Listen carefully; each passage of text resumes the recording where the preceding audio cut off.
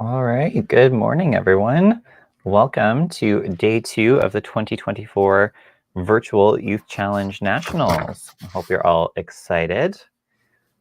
We are jumping in to match number 5 today. We have Nova Scotia, New Brunswick versus Northern Ontario. And on the commentary today, we have, or for this match, I should say, we've got Tim Hooper from Manitoba. Good morning. And we have Taylor Michelle. Good morning. From Northern Ontario. Good morning, everyone. So we will just take a quick recap for these two teams yesterday. So we have Nova Scotia, New Brunswick sitting in 7th place with a total of 8 points, and Northern Ontario is sitting in 9th place with 7 points. Tim, what do you think these two teams are looking at? I think they're looking just to get a good start today. I mean, for both teams, I think this will be a huge match. The case of Northern Ontario, I mean, they averaged 1,100 a game, so I think it's not a case of maybe playing not well. They played quite well. It's just they got kind of unlucky in who they came up against. Absolutely. Well, let's take a look at some of those teams. Taylor, I'm going to have you read out the Northern Ontario roster, if you don't mind. Sure. For the girls, we have Jordan, Emily, and Isabel. On the boys' side, we have Colton, Sean, Shane, and then coaches Phil and Natasha. Awesome. And where are they playing out of? They're playing out of Mario's Bowl. Awesome. And that is in Thunder Bay, correct? Correct. Beautiful. All right. And then, Tim, who do we got playing for Nova Scotia, New Brunswick? And for Nova Scotia, New Brunswick, we have Ellie, Amy, Addison for the girls. For the boys, Hunter, Dylan, and Alex. Coaches are Rod Nitz, Kim Howe, and they're bowling out of the North Rustico Lions Bowling Club, which I believe is in Summerside, Prince Edward Island.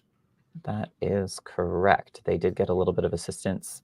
Obviously, Gagetown bowling lanes being out on the base there might have been difficult to arrange an entire weekend. Awesome.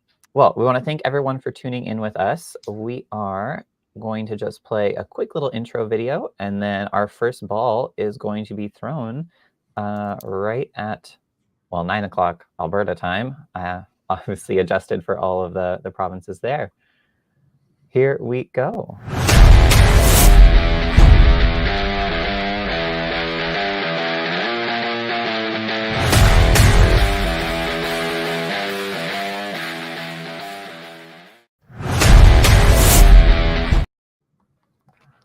Alrighty, so we kind of mentioned there today is going to be a bit of a moving team for both Northern Ontario and Nova Scotia.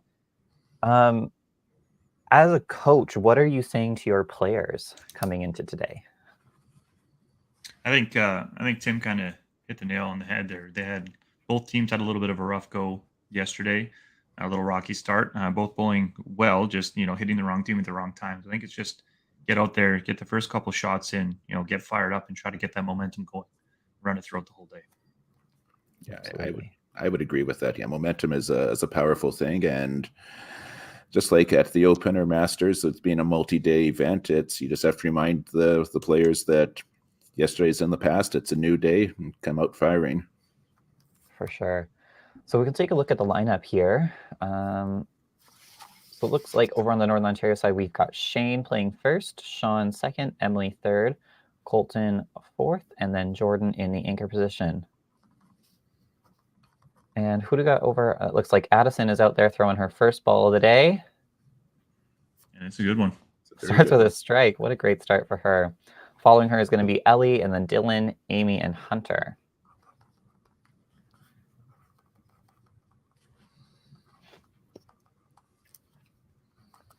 Nova Scotia side, are they doing a manual enter for their scores? They do. So North Rustico is a manual scoring house. We learned this during Pro League. So they have built a Excel spreadsheet system that they are streaming from. Oh, that's awesome. That's much nicer to look at than most scoring system screens, for sure. It actually reads out really clearly. Yeah. All right, and looks like Northern Ontario is just getting ready to start here.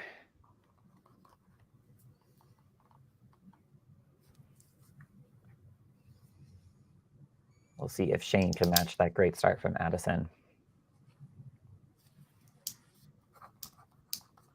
So Nova Scotia, New Brunswick was averaging 939 as a team yesterday. Tim kind of nailed it.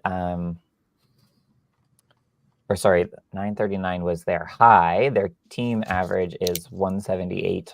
Ooh, I'm not that fast at math. If you multiply that by 5. Just a shade under 900. Just a shade under 900.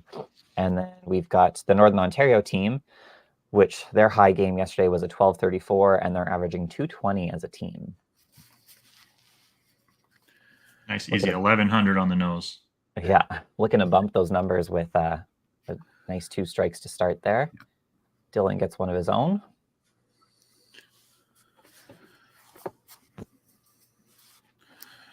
Well, there's some good experience on this Northern Ontario team too, because I was involved with the Youth Challenge Nationals last year in Winnipeg, and there's at least a couple of them were on that team. Yep. That bowled last year at Rossmere, and they had a really good tournament until unfortunately the last day. Right. And the virtual thing too is a very, very different atmosphere. You know, usually you have the other team right beside you. You kind of get some body language, get some feed off them, but doing it this way, they're just people on a screen at this point. So you really got to, self-motivate your own team and get fired up yourselves because there's nobody else there. Yeah, I think that's where the job of the coaches comes in big in an environment like this, of keeping the energy high, reinforcing the importance of every single shot, even though it may not feel the same as it did last year for some of those bowlers who are making their, next second or third, fourth appearance at Youth Challenge. Pretty decent start from both teams. Yeah. Jordan not able to get that spare. Correct me if I'm wrong. Jordan was on the YBC girls doubles team that won. Correct. Yeah. Awesome. So 2 quick nationals for her. Not that much time between the 2. Yeah, she did a lot of bowling in the last month or so. It's a bit of a slow start for the anchor bowler over on Nova Scotia, New Brunswick side. Hunter not able to clean up the sticks there.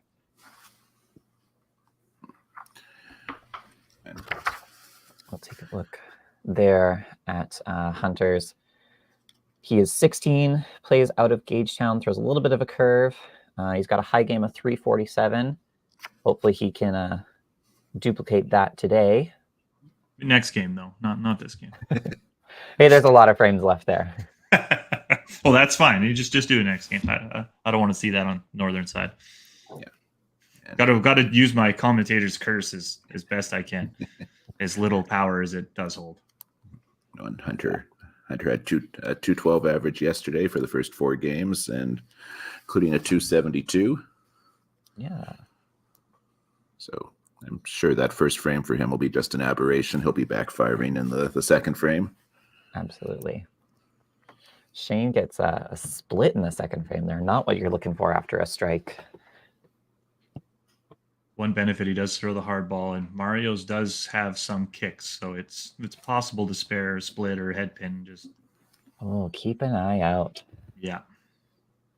Colton as well throws some heats. Even Jordan throws it hard enough to send some pins around. That would be exciting. What a nice ball by Sean. Celebrating that double. Out of Northern Ontario, we got Colton here up on the screen. High game of 336. Actually plays out of Galaxy.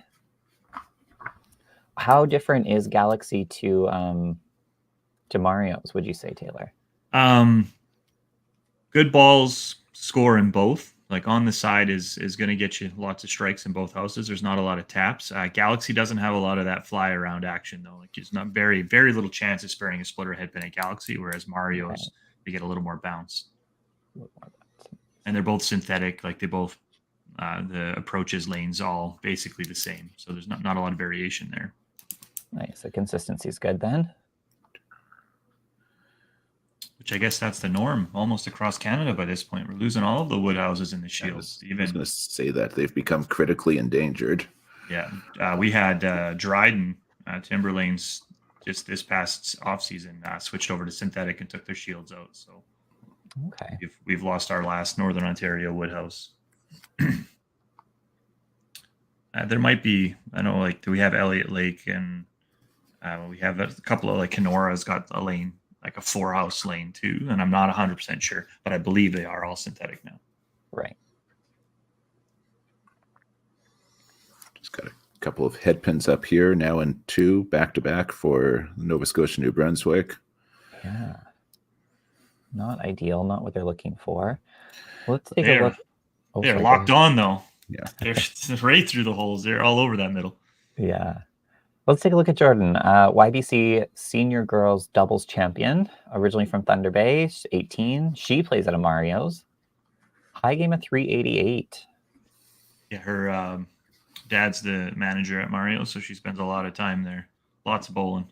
She bowls in our Tuesday night majors league as well this past season. Getting a lot of that match play experience. Picks up the spare there, and she had a good day yesterday, averaging 246. Those are some big numbers. When we look at the youth game now, especially this Youth Challenge National is really preparing them for entering that interprovincial or open stream, and really looking at them kind of developing that consistency through long tournaments. Yeah, that's definitely something that you get in the Youth Challenge that you don't really get anywhere else in the YBC field, is, you know, bowling multiple games over multiple days, which is definitely a whole different kind of beast. For sure. Hunter picks up his spare there as we move into the third frame. Addison, she is quick on that lane. Something you look for in a leadoff bowler? Personally, yes. I want somebody up there who's just going to go up there, throw a strike, put the fear in the other team, come back. Absolutely. Yeah, I would agree with that too. That's quite often one of the considerations I have when it comes to setting a lineup is, yeah, somebody who can hit the middle a lot, can throw a lot of strikes, and who comes back fired up. Yes, and a positive bowler, a well-rounded positive bowler on the top. So even if they go up there and have a rougher frame, they're coming back, you know, smiling, getting you guys pumped up, even though they didn't have the best frame themselves. Absolutely, just like Addison did there with her little 3-pin spare. She will take that and move on, especially with Shane's open in 3 there. She's going to look to take control of that match in the leadoff spot.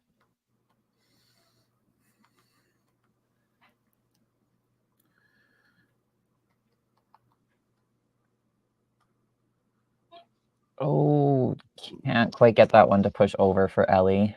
Just gets hung up on the corner. Yeah, we're looking for a big turkey here from Sean coming up next here. I'm going to switch brands. I apologize. Every time I've switched brands to pull up player cards, it like throws something at me here. We'll see if this does it too. Oh, okay, good.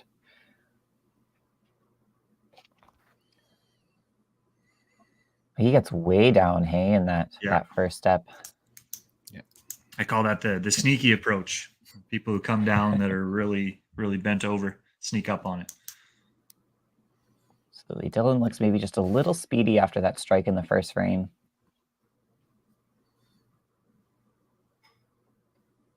A much better ball from Sean. Oh, gets burnt on the 2.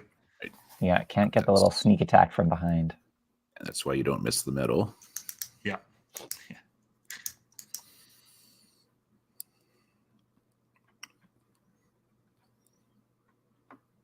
Oh, that was a strike ball for sure.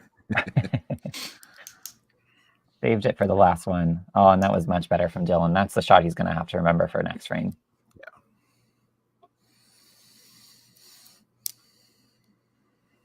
Emily throwing just a nice little simple shot. Unfortunately, a little too much in the middle. Yeah, right on the beak. Middle board the whole way, it looked like. Yeah. Now, Amy here for Nova Scotia, New Brunswick, I know she has tons of experience at Nationals. She's been on a number of their Youth Challenge teams. She's also been their YBC Nationals girls singles a number of times. I think that's a smart choice, having her in the 4th spot. Just a reliable, consistent. She seems pretty level-headed with her emotions. Yeah, it's quite often important to have somebody there to set up the anchor for a potential win at the end of the game. Yeah. Yeah, throw that 30 or 45 down should they need it going to the bottom. Exactly.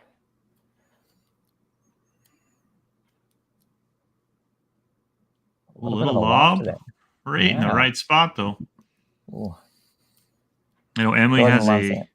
has a 145 sheet average and averaged 197 yesterday. So she was throwing really well yesterday. like I said, Mario's is a house that you don't need a ton of ball speed. If you get a good pocket shot, you're going to get rewarded more often than not. That's got to be a nice confidence builder for that Northern Ontario team, playing at a house where they know throwing a good ball will get good rewards. Yeah. Oh, nice beautiful. Ball there from Hunter. Very nice shot. Gets the 30 count. Yeah, big builder after that little bit of a misstep in the first frame there. Jordan looking to correct the right spare, and she gets it this time. Yeah. I'm interested in what the pinfall is like over in North Rustico. I know they just did a huge renovation as well. We kind of saw it unfold throughout the year. I think they changed over to synthetics as well. They changed some of their pin setters. Be interesting to see how that had changed their pinfall before to after. That looked a lot better from Shane. It was very nice. I'll be honest, I've never set foot in on Prince Edward Island at all, so I've never been in the center, but it just looking at it through the video, it looks like a lovely center. It does look super clean, nice and bright. Sean getting a little too excited after that double there. He's got to take a breath, reset. Really quick. You could see he was on that lane and he was at the foul line already. There was no time in between. So Addison unfortunately gives that match kind of right back to Shane with this open here. She'll look to kind of answer back in the fifth frame though. A nice little southpaw delivery. Good cleanup. So Sean's over there wearing shorts. Is it hot in Northern Ontario today? What's the weather like? It is. It gets warm. Yeah. Like it starts out cool. Like today it was pretty cool this morning. It was only 5 or 6, but in that bowling alley, especially like on that, they're against a far wall, so it gets humid in there pretty quick. For sure. Ellie throws a big strike in 2. And Emily gets hers there. It's a really nice shot. It's like textbook YBC coaching. 1, 2, 3 up the gut. No kidding. I never learned that. Dylan's still really fast, just getting away from, got to settle in, find the middle in that first shot. Well, lob again from Colton, but finds the front, not the side. Yeah, that one looked like it came up a little higher than last time, and maybe when it hits the lane, loses that rotation. Yeah, and then just dead end over end right at the middle. Exactly. That one looked a little more consistent with his regular shot.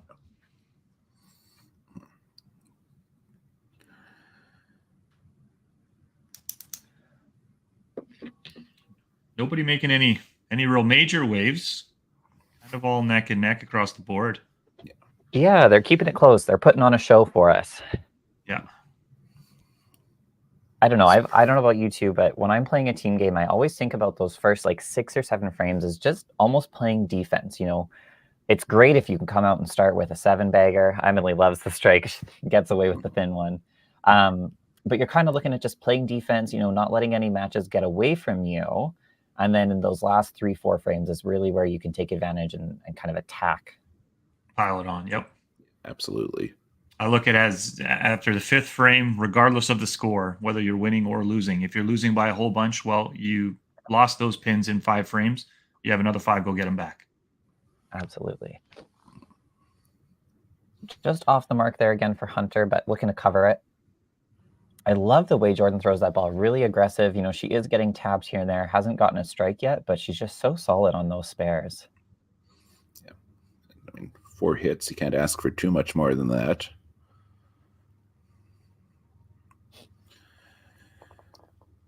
Hunter's timing still looks a little out. Yeah. Pressure on that. Now Jordan's got 3 spares in a row. So like maybe, I don't know, maybe could be feeling that a little bit, pushing a little harder, try to catch up. For sure, for sure. We'll see. Hopefully we could get a running total thrown in somewhere. I'm going to message our cameraman, our tech person, Christian Murphy, just because they don't have the running total for the Nova Scotia New Brunswick team. Tim, do you want to run us through the point format for these matches? Okay, so these matches in the Youth Challenge is the same as what viewers would have seen in the Pro League or at some of the other national events for adults. It's an 8-point system, so there's 8 points per game. 1 point for each individual match. So the leadoffs are playing each other, the second bowlers are playing each other. Those are all for 1 point each. Team total is worth 3 points. And so that is most important, of course. Yes, that is the big number that they're all looking for. And of course, the elusive half point. We did see that yesterday. Do we have some ties? BC and Quebec had one tie, which actually put BC up by half a point. That's what I was gonna say. That half a point sometimes come the final day is a huge half a point. Yeah, ironically enough, a tie is kind of the ultimate tiebreaker. Yeah. It really is. Well, Shane getting a little fast out there, 5, and then a miss on the second shot. Ellie looking to double up here. Just getting low in his shot, not getting enough lift on it. There we go. He got a little bit more out on the lane there. Yeah. Not what he was looking for, but there we go. That game again, kind of he had the foot on the gas and he slipped and hit the brake. Yeah. Yeah, I mean, looking at the overall standing, it's a tight race out there as these teams push for championship qualification. We have BC sitting at 26.5, Manitoba at 26, Alberta at 26, Ontario 21, Newfoundland, Labrador 16, tied with Saskatchewan at 16, and then we have Nova Scotia, New Brunswick at 8, Quebec at 7.5, Northern Ontario at 7, and Prince Edward Island at 6. Takes a spare. That's only through the first 4. So we have another 5 today. So it's still lots of points out there to get. Yeah, and this is a big opportunity for Northern Ontario to jump Nova Scotia, New Brunswick in the standings again, only separated by 1 point. Right. This is kind of the ultimate, as they say, like 16-pointer. It could be 8 points you get and 8 points the other guys don't get. Yep. Yeah. Emily gets a little tap there on that 2-pin on the outside, but that was a good count on her strike. Yeah. Looks like Dylan thought he could have swung that across for the spare on the split. He had the head lean in there. He's looking for it. Yeah. It's funny, these bowlers, they are young, but they know those shots as well. They feel it come out of their hand and they think, oh, maybe it's got a chance.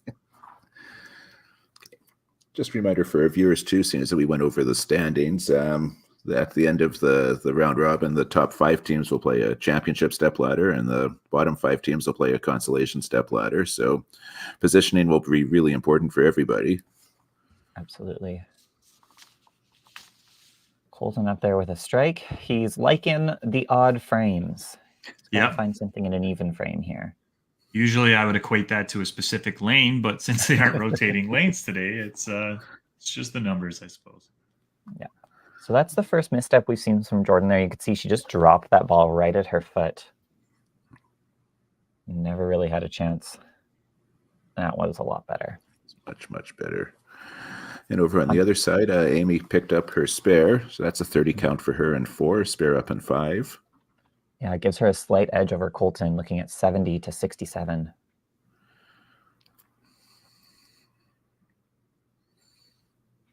That time, very nice ball from Hunter. That timing, like you mentioned, Taylor, was way better there. Yeah. His foot and his hand coming to the line at the same time. So through 5 frames, we've got a 37-point lead for Northern Ontario. Both teams on a strike and a spare. And we're taking it into the second half, bringing it home here. It is important to note that the Mario scoring system does not count the marks in their totals. Ooh, okay, good to know. So there's an extra, technically, 30 sticks in their 5th frame there on those 2 marks. Yeah. So Addison looking just a little fast. She's getting away from herself here. She's just got to kind of take that deep breath, focus on executing a good shot. We almost saw where she does her big step up and she looked like she wanted to go right away, but she almost forced herself to take that extra second. Mm-hmm.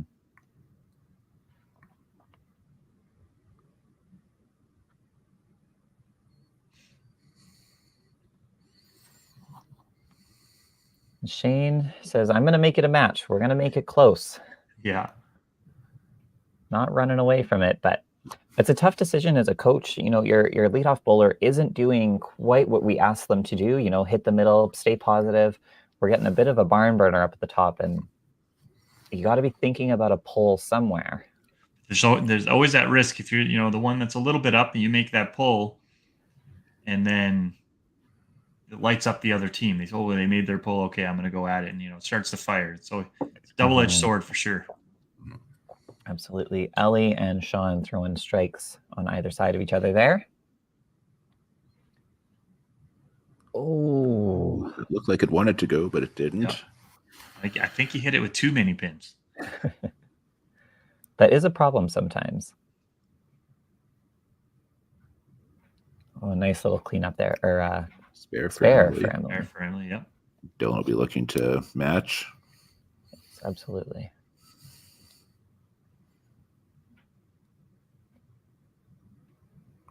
Yeah, nicely Gives done. it the finger point. He knew it was going down. Good, confident shot. I love seeing that from the kids. Experts in their skills. Oh, Colton just burying strikes in that right pocket. Look at that. That's an odd. He's got the odd frame and the even frame now. So look out. This team's starting to feel comfortable, getting back into the swing of things. Nice job, Amy. Well done. There, Jordan gets our first one. We got a match now, folks. Somebody on her team better be saying good count on your spare. Well, maybe that's what it took. Let me make a call here. Let me make sure it's happening. You know what? Sometimes that's what it takes, just a loose shot and an open frame, and you just refocus. Yeah. Another nice ball from Hunter. Little thin, but yeah, it had a chance. It had a chance for sure. I kind of seen that with Amy. That strike in 4 was a little thin. She kind of got away with it, and then she just able to loosen up, gets the spare, another strike. Seems to be a little bit more relaxed out there now. They're definitely keeping it close. Everybody's sort of waiting for everybody else. Northern on 4 marks there, and 4 marks for the other guys too. Yeah, no, Scotia, New Brunswick also 4 marks. Yes, matches suddenly come to life a little bit. Rod loves it. Oh, we're subbing. Okay. Must be. I'm assuming for Madison at the top. Yeah. Let's see if we can bring up Alex's player card. That is who we are seeing jump into the match here. So Alex, he is 18 from, I'm not going to say that home city because I probably won't get it. I'm not an Easterner. I'm just going to say Oasis. Oasis, maybe. He's got a high game of 308 and a high triple of 709, looking to take down some points here. Shane's still on the nickel train, so let's see if he can bring one back to the middle. Oh.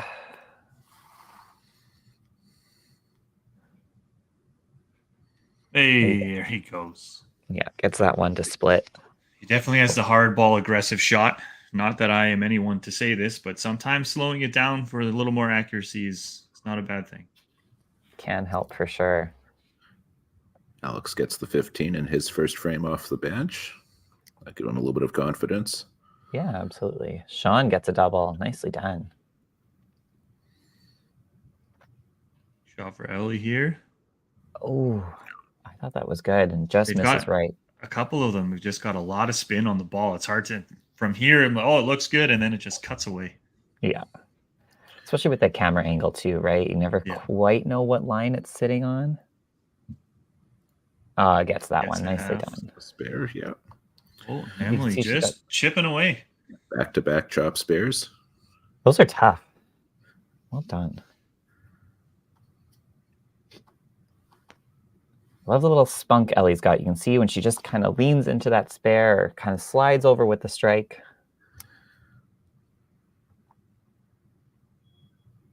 Oh, it loves it. Dylan.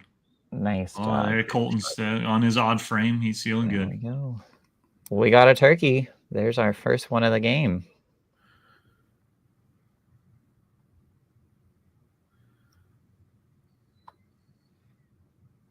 Jordan up there fast. Feel the momentum. Yeah. Yep. Oh, a falls over and gets little it. little rocky on the release, but finds the spot. Expert delivery there. Some double up there for Amy as well. Marks all the way down for Northern. Getting that momentum we were talking about. They followed up a good 6th frame with an even better 7th.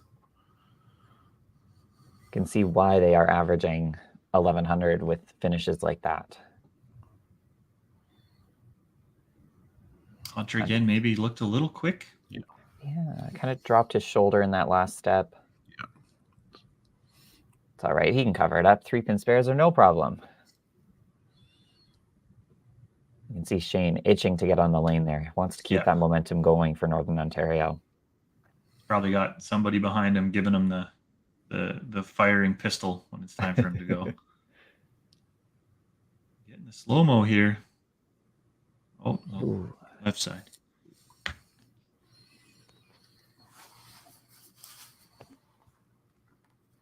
So Northern Ontario has 2 working doubles that, as Taylor mentioned, are not counting into that score. So they've got quite a few more points in that team total, despite it looking like Nova Scotia New Brunswick has the lead 586 to 557. Yeah, they got the running doubles and all 3 of those spares. Yes, it's like just some quick math. Looks like about 135 that's not into the score. Well, Alex is quick. Grabs his ball. He's ready to go. Plants his feet with confidence. And you can nice see ball. why. Oh, look at he's fired up. That's the leadoff energy you look for. Yeah. Shane answers back. Yep, nice. That is good strike. The release looked wobbly, but he was waving it off right away, so he knew what was happening. Ellie, no. Oh, can't get that 3-pin to swing around and take the 2.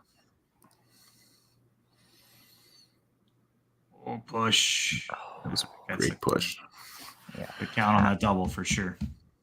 Yeah, again, the angle might be deceptive, but that did look a little high on the head pin. Yeah, a little thick. That's again if it's in the pocket, most often you're getting it, but get those high ones or the thin ones. It's sometimes you're gonna leave that corner out, but it makes the half. Yeah, so that does take that match away from Ellie a little bit there. Sean's sitting at 207 already, and Ellie's max is only 227, so she's going to be working for team total down there. Emily doing a little different approach, sparing that shot first. Can't say you've never tried that. Well, I've tried it a lot. And unlike Ellie, mine doesn't usually work out for me. Emily's shown you how it's done. Yeah. That's 3 spares in a row up for Emily. Dylan threw a great shot. Yeah, got tapped on the right side.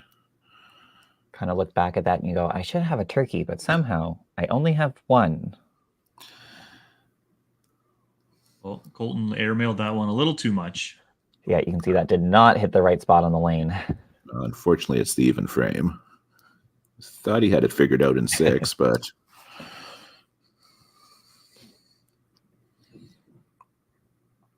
We'll see if Amy can take advantage here. Picks up the spare.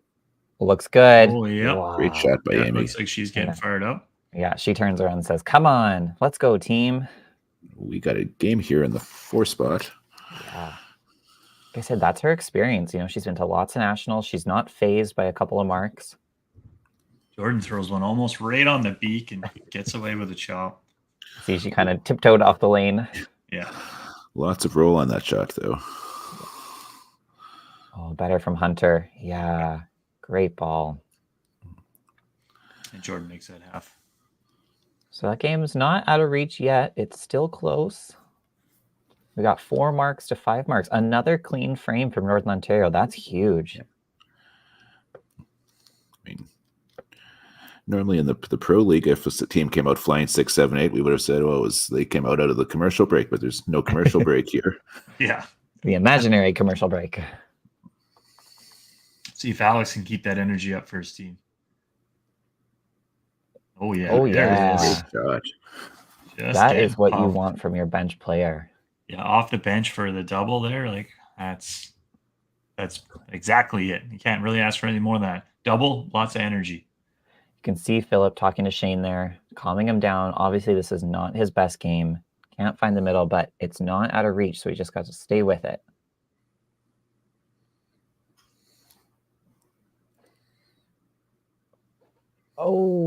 Oh, there's that bouncy pin you talked about. Yeah, that's one thing for the younger players that I know every bowler struggles with is you got to forget about the last frame, move on to the next one. Can't get hung up on what has happened and focus on what is happening. Correct. Which is a very hard lesson, and even some adult bowlers don't have it, and I would argue that there's some who never will. Absolutely. Memory of a goldfish is usually not a bad thing. Yeah. The 3 second, 5 second memory. Sean a little wide there, but he is going to take that individual point. So now he's just looking to kind of same job from both those two spot bowlers is just add as many points to total as you can here. Feeling a little quick. Yeah, you could see that one. Super speed. Arm was way behind him. And Sean, nice half there. Nice smooth ball. Yeah, and with that 18 count in the 8th frame, he's now given Emily a real chance to get back on level terms here. And she takes it. Oh, I thought she had that. Silent killer, just out there, nice and smooth. And that's a great demonstration by Sean up there of you don't necessarily need to throw 4, 5, 6 baggers for those big games. Like he's just plugging along. He's only had 2 opens, and he's already sitting at 212 in the 8th frame.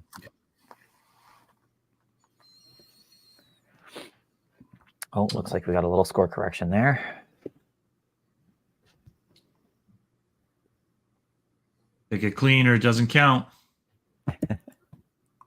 Or are they going to get somebody to set it? Oh, she's going. I like it. She's going for it. I like it. Oh, Amy looking for 4. Oh, right on the middle. Looked like she was going to go, and they've thought better of it by the looks of it. Yeah. There might be some kind of rule or something that they need to get everything spotted clean. Yes, this is still a C5 event, so they are likely going to reset and have her shoot for it. Ooh, she gets 1. By a little bit. Just tickled it off the back of the approach. Yeah, that brings that 4-spot match for Colton is a big 9 here to give himself some sway. A little bit of room going into 10. Well, there's Bill Graham there going down to do the spot for us. Oops, and just a little misstep there, but like I said, the pressure is now on Colton. He could either give himself a lot of help, or he could make us wait until the 10th frame to see what happens. As a bowler, you know which one you want to get, but as a viewer, let's see what happens.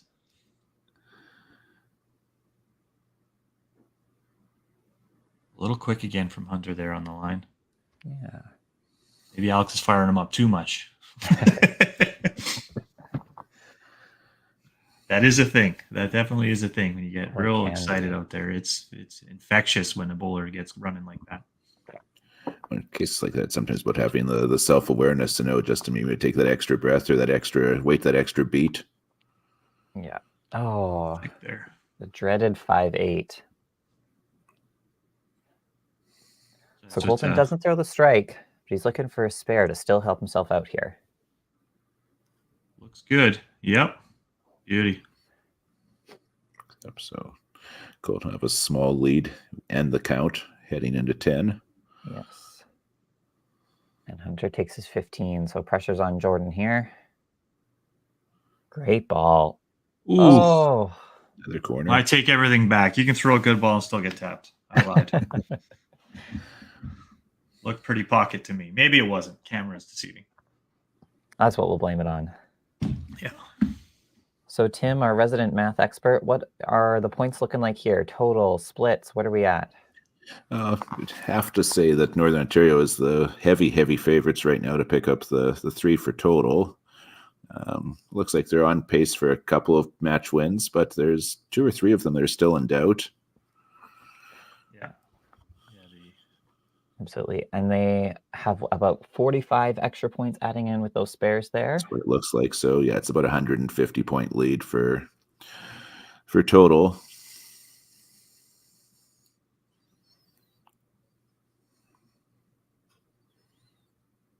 Oh, great shot by Shane. Awesome ball. Alex has a 207 up there, so Yes. Shane does have the 208. outside chance to shut him down here.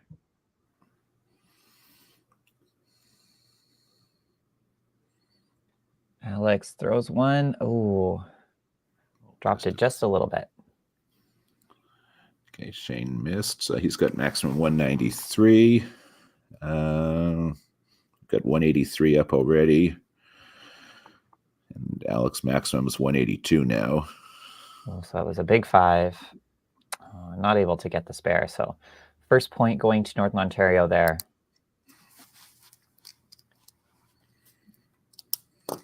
And Shane will add a 191 to his tournament scores.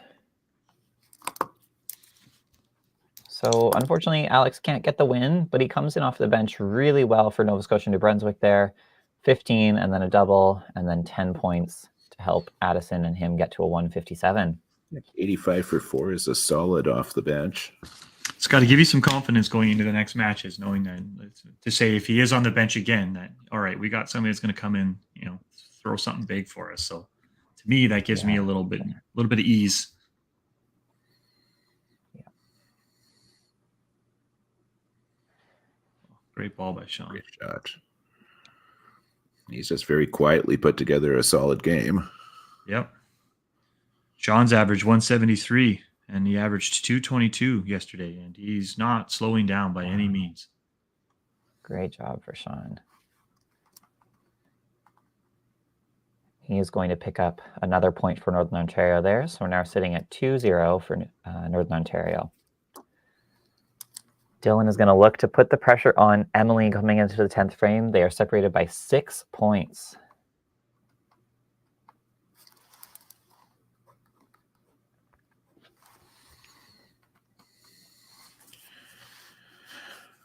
.267 for Sean.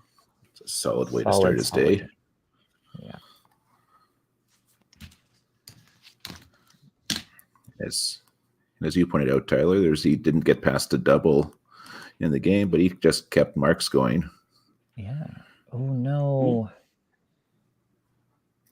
And we got maybe a little excited there. Yeah. It's Phil trying to calm her down. Yeah. It'll be interesting to see what the team's strategies are with watching the other team. Do they? Oh wow! It looked thin, but it got the job done. Maybe she did it the right way because that shot looked like it might have left the left corner. Yeah. Oh, the old clean it up first tactic again. Oh, put the hammer on it. But it is enough. It will be enough. Yeah. So 175 for Emily. That is going to give another point to Northern Ontario.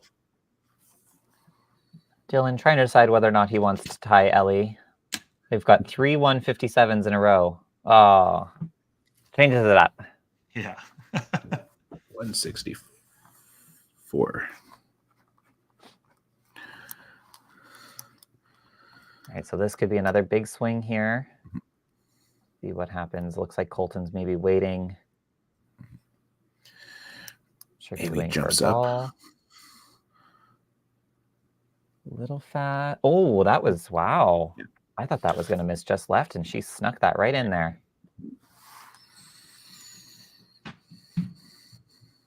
Looks good. Yeah, what a nice ball. Great shot. Well done.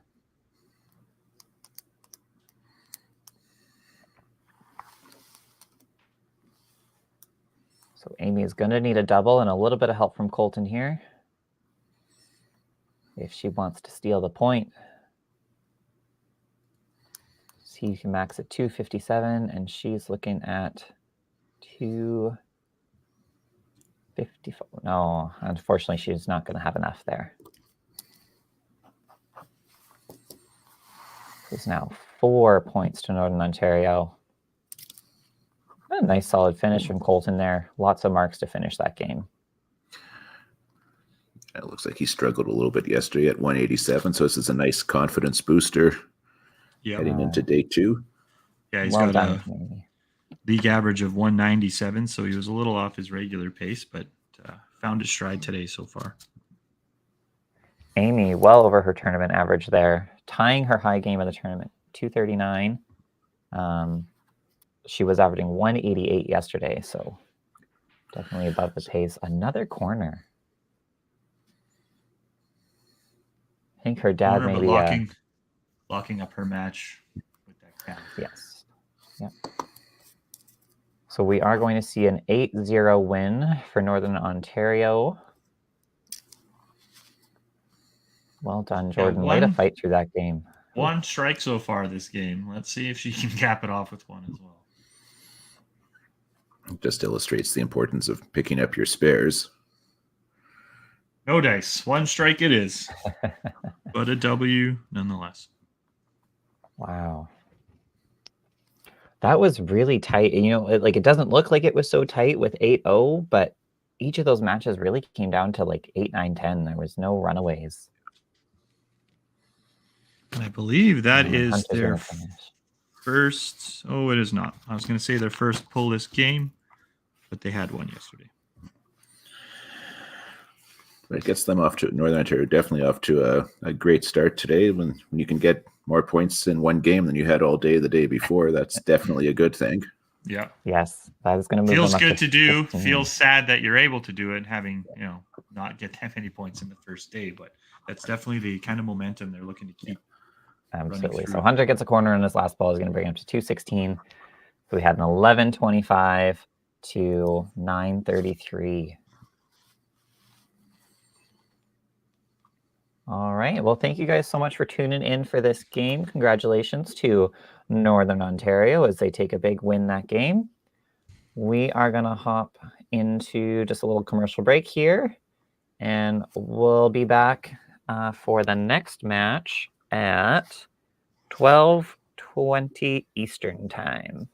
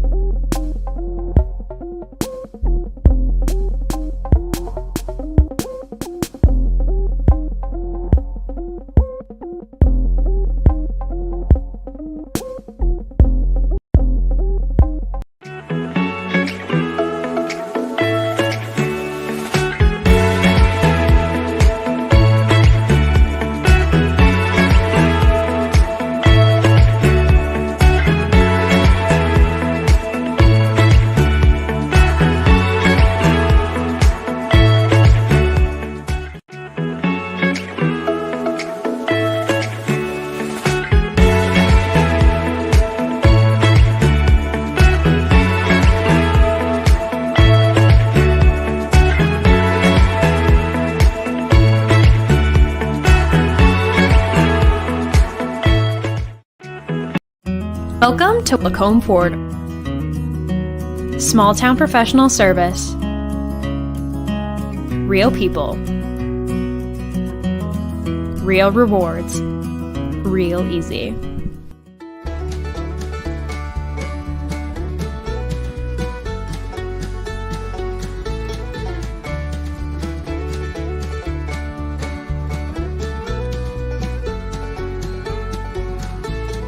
Welcome to Drayton Valley Ford. Small town professional service.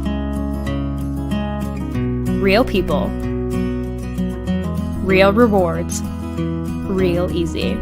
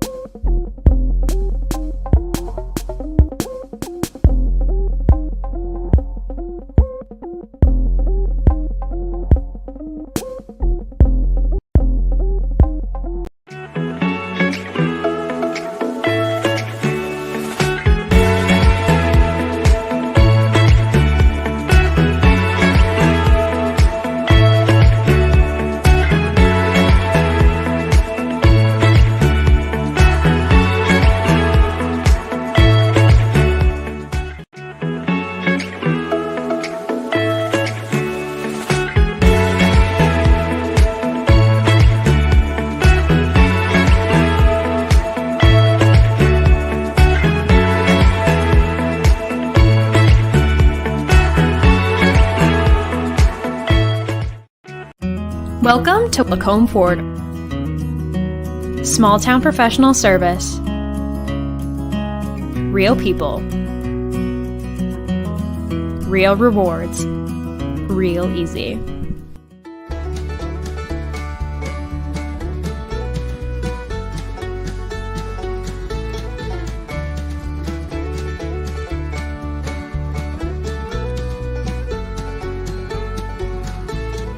Welcome to Drayton Valley Ford.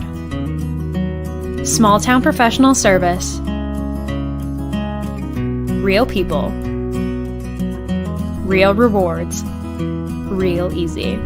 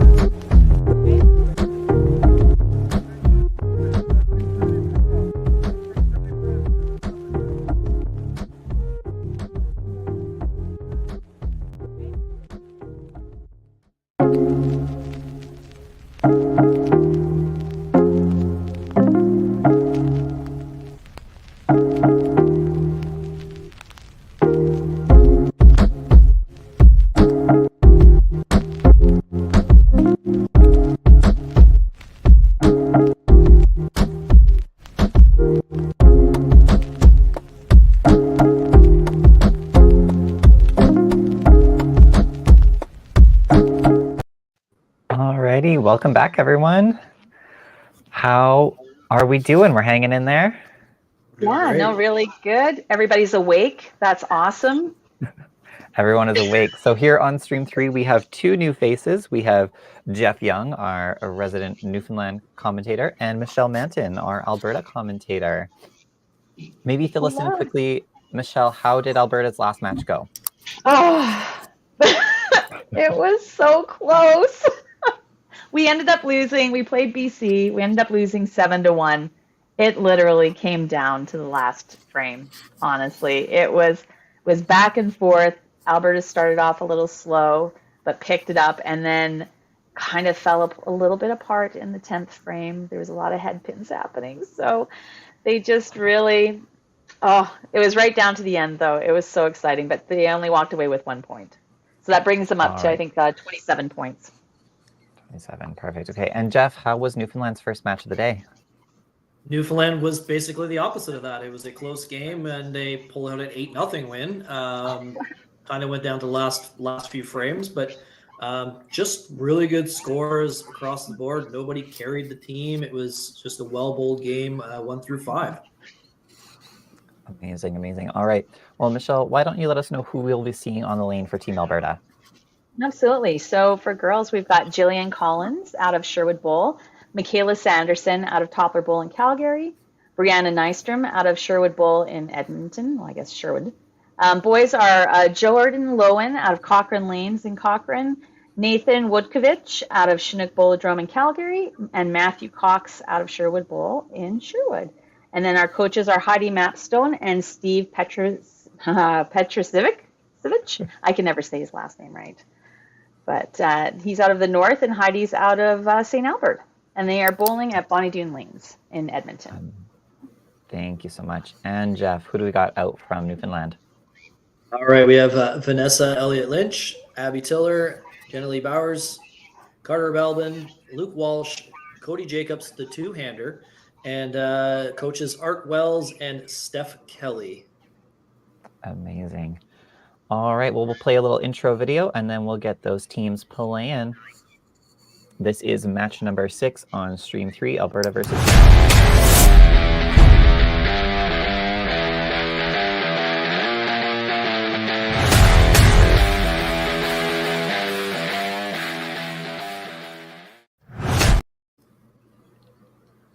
Ooh, let's get that off the screen there.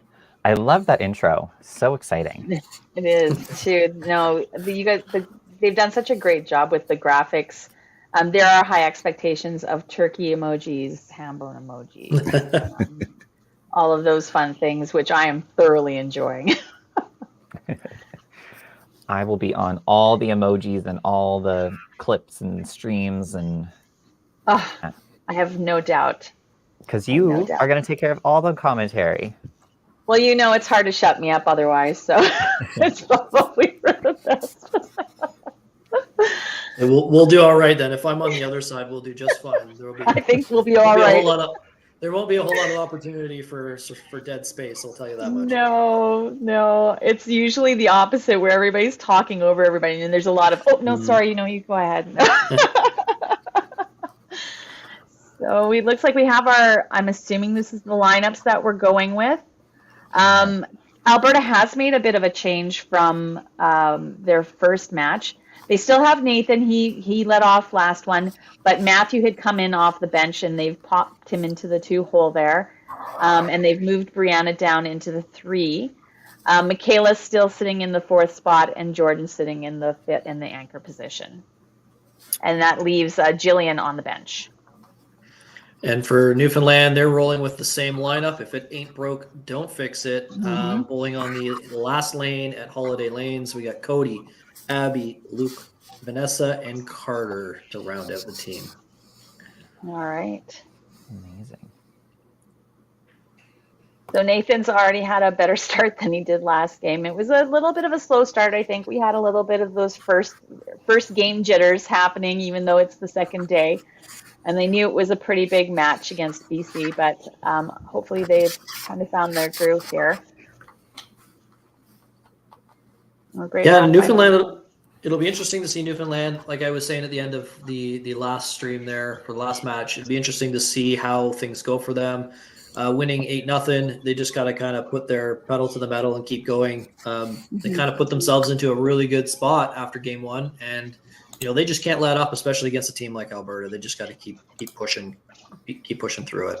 Yeah, absolutely. Alberta there's a lot of experience on this team. I think Nathan is the only one who is a rookie this year at the ripe old age of 18. But he's got so much experience on the national stage through YBC. So it's not really a new situation for him, other than, I guess, probably the virtual bowling is probably new for all of them. Mm-hmm. Yeah, and I find, like, across the board, I guess where our game is today, as opposed to maybe like when I was in YBC, there's just so much more exposure to big events where Western provinces, whether they're bowling WCBT or if they're part of a 5-pin pro league team, and in Newfoundland they're playing NBT and they're playing the very competitive pro leagues already at young ages, and that's just something that just kind of it makes them a little bit stronger mentally in the pressure situations. And we saw it with Newfoundland last game where we had some big finishes to pull out victories, and that's huge. No, I 100% agree. Like, let's look at Michaela, who's up here next. She's 17, I believe. And this year she made the cut at, I think it was 3 WCBT events and came in second with Diamond Ladies. Like, and she's been bowling these competitive events for so many years. And I think when kids can do that, it's so important, because it does make them a little bit more confident, make them a little bit more competitive, right? And they're not feeling, when they get into these situations, you've kind of had chances to work out that mental part of your game. Yeah, I found we talked about this the last game for Newfoundland, where they're in a better position to quote unquote bowl with their heroes. And when you're in that situation, you learn quicker and you learn more at a younger age. Where when I was growing up, I didn't really necessarily have that connection with a plethora of really top elite bowlers, where these kids nowadays, they're mingling right away, and that's just a benefit to their overall game. And you see it in these tournaments for sure. And that is exactly it too. And it's so exciting for our sport, honestly. Our sport needed a bit of a pick-me-up in the last few years, and I think that through 5-Pin Universe, through doing things like this, where we're streaming things and we're getting it out there and it's more accessible to other people, like even just Pro League, bringing out, different people from different areas of the country where you wouldn't normally see them or interact with them at all. It's really exciting time for bowling. I think I absolutely love where our game is currently, and I do feel like there are definitely steps that we can take moving forward to make it even better. And I have so much confidence in the people in places that can make that growth happen. And I think we're well on the way to where I'll be more satisfied of where our game is currently at the competitive level, at least anyway. No, so here's Cody bowling lead off for the Newfoundland team. Like I said, he is a two-hander. I saw that. I absolutely love this. With 10-pin being such a two-hand strong sport nowadays, it's kind of cool to see some 5-pin bowlers kind of getting into the trend. And I absolutely love it. Just a little bit of originality. Throws a great ball too. Yeah, obviously. Yeah. And it's really exciting to see. That's what I love about these virtual events too, is you get to see hey kids, there's a lot of different styles. You don't have to do a textbook style of approach to be successful. And I think that's becoming apparent, right? It's find what works for you and grow it. We don't bowl by cookie cutter, that's for sure. Nope, that's for sure. And that's important, because everybody's an individual and different things work for different people. For sure. Tim, do you want to fill us in, just as we're in the start of the match here again? What are they playing for, and how are we looking to get these teams to the gold medal? Okay, so the format for this, being the virtual event, a little bit different from how it's been the last number of years when it's been in person. Top 5 teams in the standings based on points, obviously 8 points per match. are up for grabs in the match play format. Top 5 teams in points will qualify for the step ladder. On the championship side, 5 will play 4, winner plays 3, and so on. And then the teams that finish 6th through 10th will be competing in a similar format on the consolation side, and that'll be on Sunday. Heading into this game, they've just updated the C5 site. Got Alberta in 3rd place on 27 points. Newfoundland, Labrador in 5th place on 24 points. So this is a big game for both of these teams.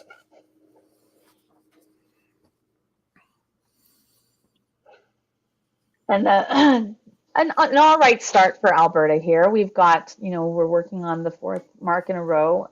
Just a couple open frames last frame, which is a nice way to start. It's nice to come out throwing some marks.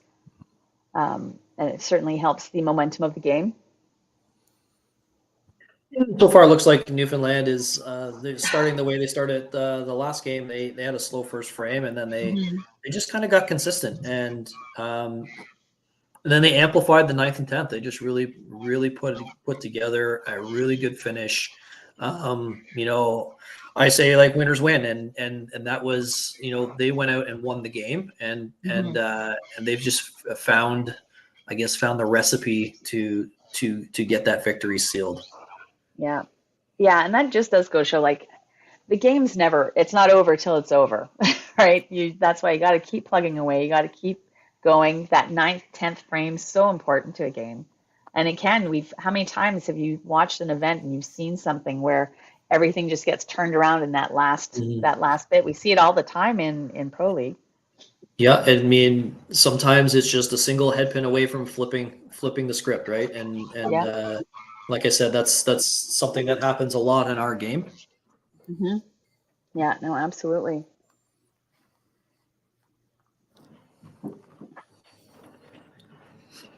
And we missed that. Michaela had an interesting aces there.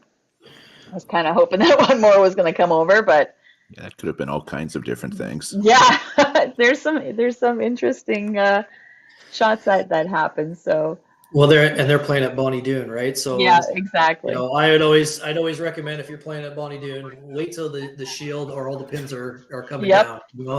Because you just never know. You never want to miss. Especially a situation like that. Like if they have a slow falling pin and you didn't see it, that could make a huge difference in the game. So if I'm bowling in a place like Bonnie Doon, I'm making sure I'm facing the pins all the way to the last moment, because you just never know. No, I 100% agree. Oh, great bomb by Nathan. Unfortunate head pin for Cody there.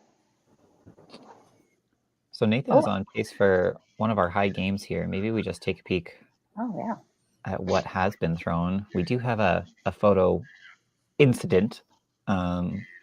Unfortunately, Nathan's photo is not showing there. But Newfoundland has Carter with a 300. Nathan has thrown a 313, a 316. Vanessa has thrown a 326. We got some good bowling all around on both of these teams. Yeah, absolutely. Those Newfoundland bowlers, that was both their first game yesterday, and they lost. My gosh. With the 626 on the bottom. So, yeah, that's just testament to how good the bowlers are in this tournament. Like back in my day, if you had 4 or 5 shoot a 600, you're pretty much walking away with the victory, and that was not the case there. No, I believe like Nathan, if I'm not mistaken, had like a 900 triple yesterday. Mm-hmm. Like it just crazy bowling. A 923. Wow, look at that. Yeah. And he wound up averaging just a shade over 300 for the day. So just super bowling. And Nathan's starting off strong this game too with a turkey.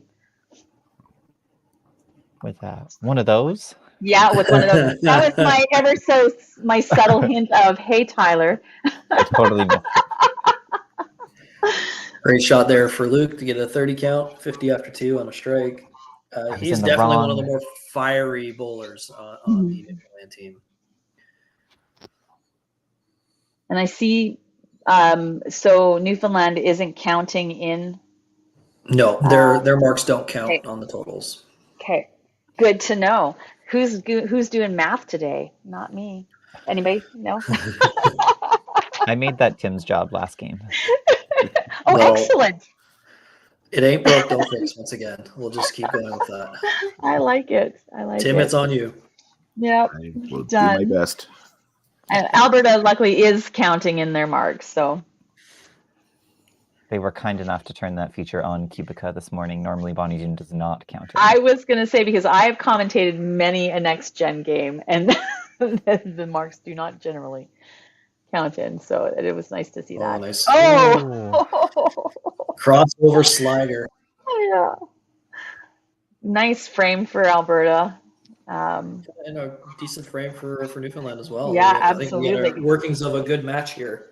We really do. We really do. I love it when they're exciting like this.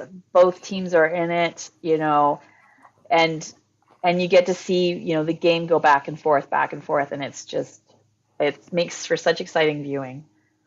I wouldn't want to be the coaches, but Yeah, they're probably a little stressed at times. yeah. Another great shot for Cody.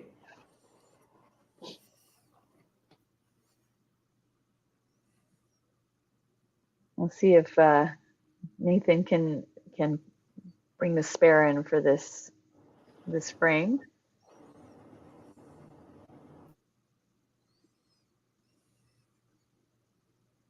And he does. Maybe fill us in. I covered Yeah, it. good job. Jeff, what has Newfoundland's strategy been with polls? We see Abby off to a little bit of a slow start here. Have they been aggressive with their polls? Have they been saving them? Well, I wasn't commentating yesterday, so I can't speak for how things went yesterday, but they didn't actually pull at all the first game. Every game that, like I said, most of the games were pretty close going down the wire, and I don't think Art or Steph wanted to, risk the team chemistry if they pulled somebody, especially when it started getting late in the game. So, but I mean, I wouldn't be surprised to see a move here if it dictates it here. Like we mentioned earlier, this is a big game for Newfoundland, and kind of try to work their way up these standings to make sure they're in that top five. They might need to make a move if the situation dictates it. Yeah, Matt's given them a little bit of an open there, but still about 25 right now. That's what he does. So a 25-point lead. Not huge, not unsurmountable by any means. But it is, you're right. Like, do you let them work it out? Do you go, okay, let's give our bench player enough time to do something with the game? It's a really interesting position to be in. For me personally, I always I try to go with the strategy of pulling early, and I know that Newfoundland does. They do kind of go along with that strategy generally, at least in the adult ranks anyway. Because if you're in a situation where you have two bowlers bowling, a little bit, having a rough game, and you're in a situation where both bowlers are kind of looking towards the coach, they're not really focused on on being successful. They're trying to not get pulled, and that's very dangerous. Sometimes if you just make that move and make the decision, if I'm doing one bowler and we're going to make that move now, the other one realizes that, hey, I'm in this now. I don't have a choice. I'm not getting pulled, and their mentality kind of changes a little bit. So yeah, absolutely. I 100% agree. Like you're sitting there, and we've all been in that situation. You're like, you're not throwing great, and you're just anticipating. You're anticipating that pull, and like, when's it going to happen? And your mind isn't on your game, right? For sure. I think you have to really look at body language. Like I said, if you've got a bowler that throws a ball and immediately turns and looks at the coach, they're not confident, and that's a big thing. And sometimes you just need to make that move. Yeah, I agree. Like, I'm sure, like right now, I'm sure Heidi and Steve, they're probably taking a look. Michaela's falling a bit behind in her match. She's been off the middle for the last 2 frames. She's just done a 5 miss. Do you bring Jillian in off of the bench? But at the same time, Michaela's a real, seasoned bowler, right? Where you feel like you could have that confidence that she's going to be able to pull it out. Where other young bowlers who don't have the experience she has, you might be a little bit like, okay, let's get them out of there. It's an interesting place to be. For sure. I agree with you too. Like you look at someone like Michaela, like you have the confidence in her to figure it out. And I always say too, for like your anchor bowler and maybe your fourth bowler as well. If I'm putting someone in my anchor position, possibly the fourth position, they're in the game. They're not coming out, because in my mind, their job is to, the fourth bowler is, and you're in the 10th frame, they're the person to throw the shots to make sure the fifth bowler doesn't have to throw a ball to win the game. And the fifth bowler is that person that is the nail in the coffin if it needs to be. And if you have those bowlers in those situations, you have the most confidence for them to throw the ball when it needs to be thrown. And taking them out kind of contradicts that theory. You know what I mean? So that's just my own personal preference. That's how I attack it. But, not everybody is the same. And the point you made earlier about Bonnie Doon, where you don't turn around too soon. We just saw that with Nathan, where it was, a chop off. Then it's a 12, and is the 3-pin going to go over? You just don't know. Yeah. Oh, Newfoundland's starting to throw some strikes together here, and so here's the dynamic that for Newfoundland that I really enjoy. So if you watch Luke Walsh bowl, he's very animated. And I made this reference to their last match as well. And then following him is Vanessa, who is the opposite. Tim would probably appreciate this. I kind of look at Vanessa to be a little bit like Brenda Walters in her in how she handles bowling. She just throws the ball, turns around, picks up the next ball, or walks off the lane. You don't see a ton of emotion from her. She just kind of does her thing with the quiet confidence of a great bowler. And it's just a funny dynamic. Watch Luke. He runs shots out. He's fist pumping. He's slapping shots out. And then it's the complete opposite the next bowler. So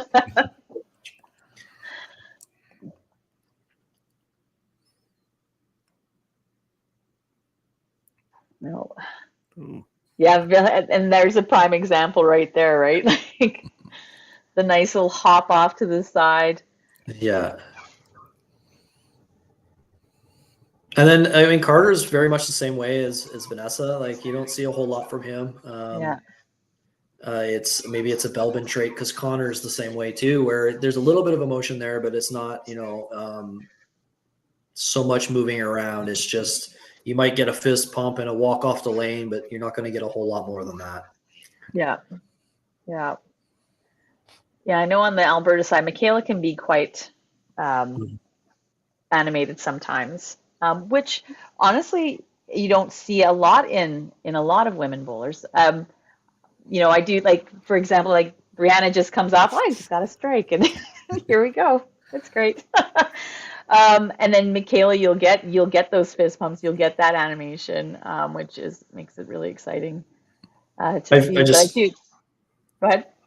I was just to say, that's just what I enjoy about bowling. It's just like there's so many different personalities, and no one's right or wrong. It's just a different way, to react to playing the game, and it's a lot of fun to see how you can be successful in so many different ways. It's like we were saying earlier about not having the same style, but same emotion as well.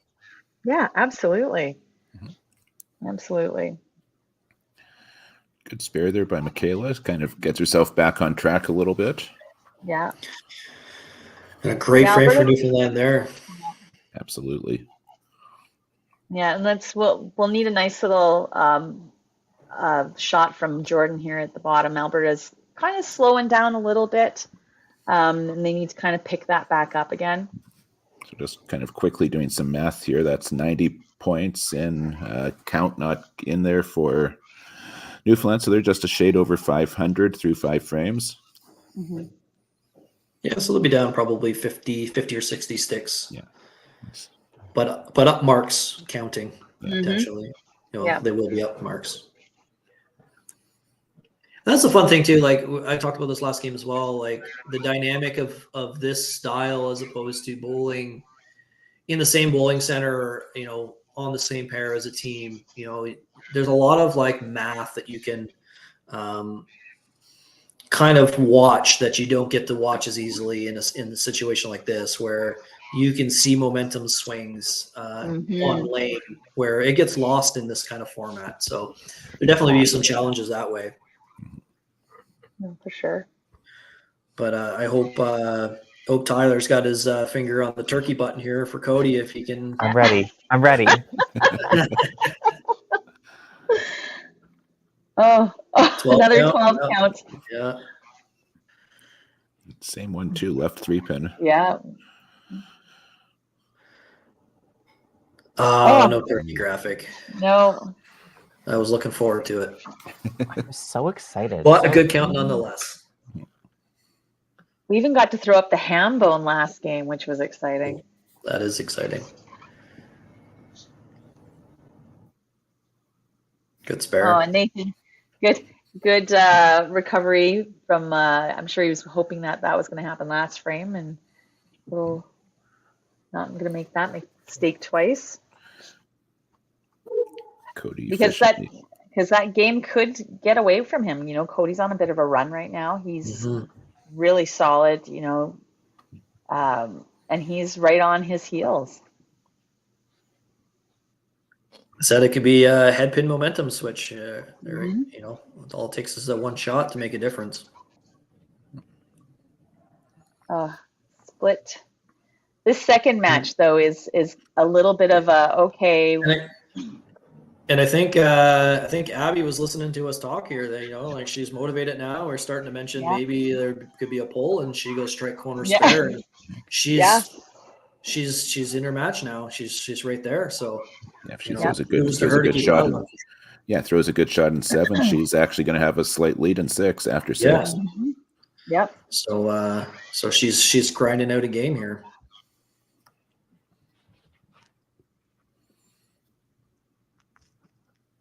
And same with the 3-hole here. You know, like you've got, you know, Brianna. She's on a strike. You know, she gets another one that could bring her right back up into the game. Sure.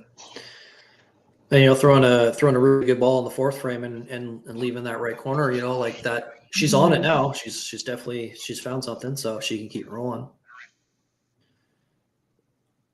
Oh, good shot. jumps the corner. But I mean, spare here looks good, right? And she's same thing we were saying about Abby. That's, you know, she's grinding out a game here and keeping herself in it. A chopped cherry there by Vanessa. Oh, and this, don't you feel like as a coach to be like, all right, kids, and this is why we practice our corner pins. Unfortunately, because they're so important, right? Yeah, unfortunately for Brianna, that's now 3 corner misses this game, and all of them on the right side.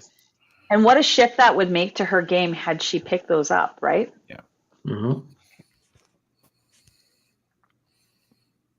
So when your coaches tell you that you need to practice your corners, don't just groan, right? It's a good thing. You know, you can't just, it's not just about strikes. That corner pin spare is huge.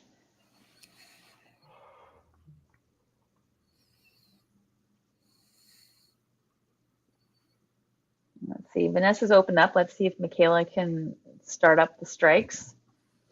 Shot. Great shot there. And I think that Michaela's coming off. Yep. Looks like they're bringing Jillian in.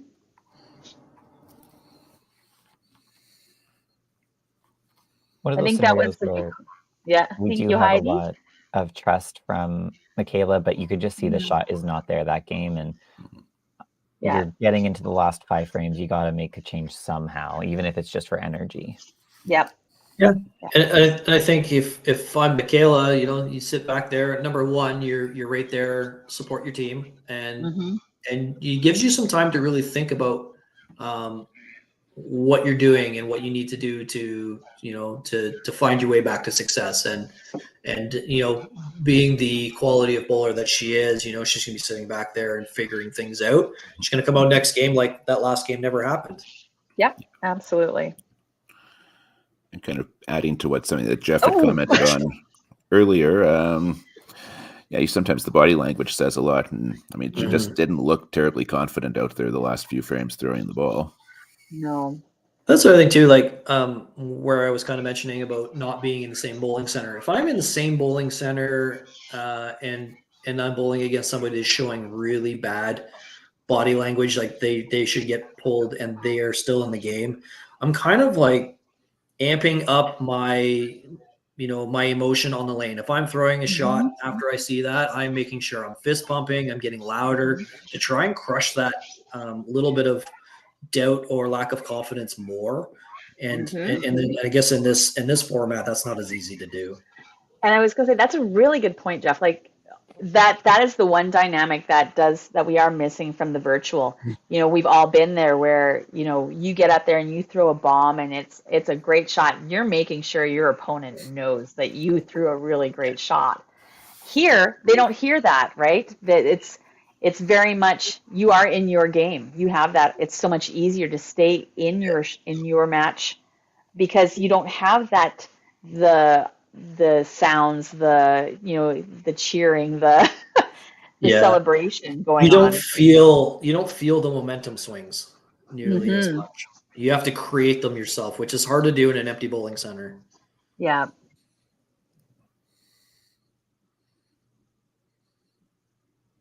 Oh, another good shot. Yeah. That's the thing with bowling in the bowling centers in Newfoundland. You don't get kicks off walls, or it's a fair scoring house. You're not going to get bonus pins here and there, and that's just something that you just make your corner spares, like you were saying, and just move on. You're not going to luck into a chop into a 12 or anything like that. You're just going to have to keep grinding.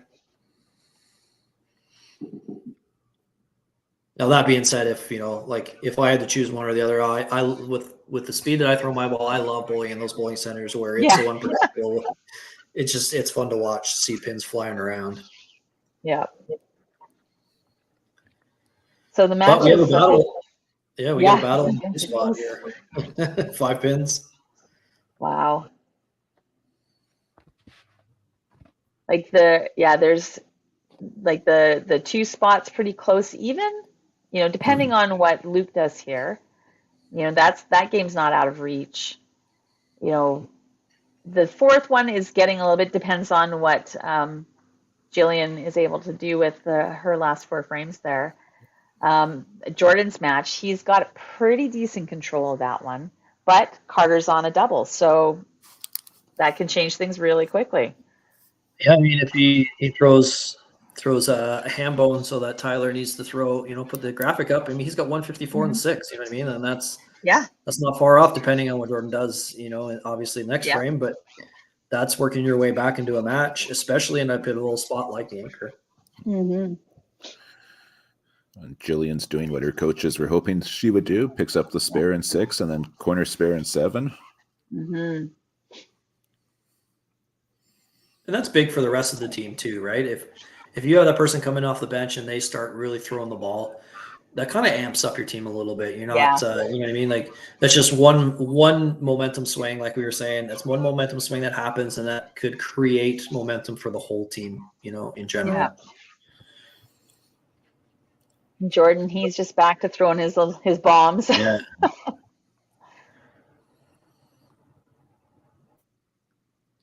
Let's see what Carter does in his 7th. Tyler ready? Tyler does not. Come on, guys. Yeah, I know. I'm ready for this. I purposely didn't say anything about it because I didn't want to jinx it like I thought I did the last time, I wasn't going to mention the commentator curse, but yeah, it's a real thing. So I was just going to keep quiet. It still didn't work out. Well, I cursed it this time. But... Jerry's the 3-pin. That makes total really close for the match here. For sure. Kind of hands the initiative back to Alberta just a little bit. Yep. They're working on 3 marks with a double in there, and 2 marks on Newfoundland side.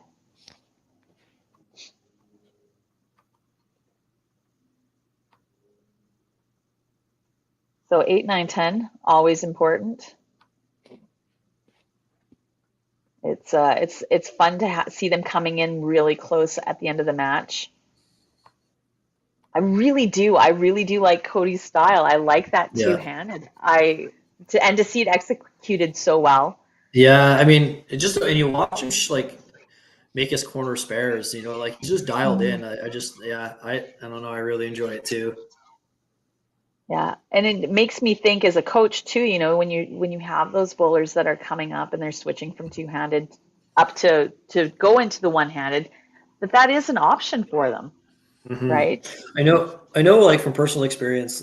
So my brother-in-law, one of his grandkids, was throwing two-handed for the longest time, Mhm. and the coaches were really like trying to get him out of it. And he said, "My favorite bowler is Jason Belmo. If he can do it, Yep. I think I can do it." And they just continuously try to talk him out of it. And I'm like, "Oh, just don't talk him out Right. of it. Let him do it." Like it works Yeah. through a really smooth ball, just like Cody does.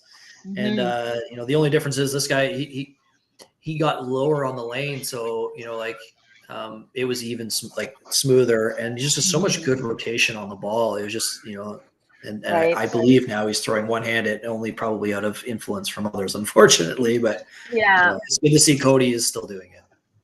Well, and that is the thing, and that is an unfortunate trap that coaches fall into sometimes, where Mhm. you have it in your mindset of this is how it should look. Yeah, And maybe it's a comfort level of this is what I know to coach, right? Instead of looking and going, okay, well, this I can see some potential in the way you're throwing. Let's see if we can work with that and go from there. Are you getting consistency out of that shot? Because if you are, well, we can work with that. yeah, it's all about repeatable process, Yeah. and it doesn't matter what it takes to get there. Obviously, less moving parts make it easier to repeat, but if Hmm. you can repeat it over and over again, then you're going to find success. Yep, absolutely. So actually seeing a little bit of emotion out of Vanessa there. Yeah. Oh, bomb by Jillian there. She's just coming off the bench so well, which is exactly what her team needs. Yeah, that's right. She did win the provincials this year. That is a big trophy. Yeah. But no, it's like neither team is letting up, and I think it's gonna be a fight right to the end. And that's what we want to see as commentators and as viewers, right? We want to be Yeah. entertained. This is an entertaining game. Yeah. Oh, there you go. Oh, Tyler you is weren't on snoozing top. that time. Johnny on the spot with the graphic. Yeah. It's interesting though, like Jordan's shots are all crossing over into the right pocket though. Yeah, he throws that big sweeping back up. I believe we kind of talked about in our last match, Cochrane is still a wood-centered house. Gotcha. So he's used to that. I think like really porous wood, lots of movement. Yeah. So it's just, and he threw, as a YBC bowler, he's thrown so many games. All he does is bowl in his spare time. Yeah. Yeah. Was trying to talk him into coming down to the Beef Bowl in September. Because he's great to bowl with too. I got to bowl with him at Heritage a couple of weekends ago, and he's just so even keeled and just he's kind of a quiet kid, but he's so supportive, right? Like he's great to bowl with. Oh, Well, that head pin miss. headpin through the hole is going to keep that first match kind of interesting, especially with Cody getting that double. Yeah, I mean this is what Newfoundland did. Their first game today came down to needing a finish in a game, and they started throwing up some marks. And so far, let's see how it pans out. But I mean, they're doing it again, and they're giving themselves a chance in this game. Yeah, there's the 90 points in hidden count for Newfoundland. So this match is virtually tied at the moment. Yeah.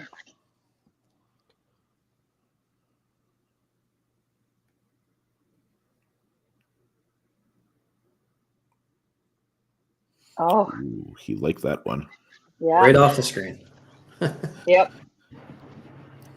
But this exactly like Newfoundland's in there and they're throwing great shots, and Alberta, and this is kind of what happened last game too. They in that ninth frame, I don't know, they just really tightened up, and you're getting those head pins and those misses and leaving these open frames in the ninth, which are so important to lead you into the 10th to give like we're missing that building block of the ninth frame. That's kind of a comment that Tyler had made on the previous match on this stream, is that like six, seven frames, the first 6 or 7 are all about setting yourself up. It's what you do at the business end of the game that matters. Yeah. Well, hopefully, you're just building. Yeah. So you're just building yourself a foundation. It's all you're doing, and you still need to put the building on the foundation.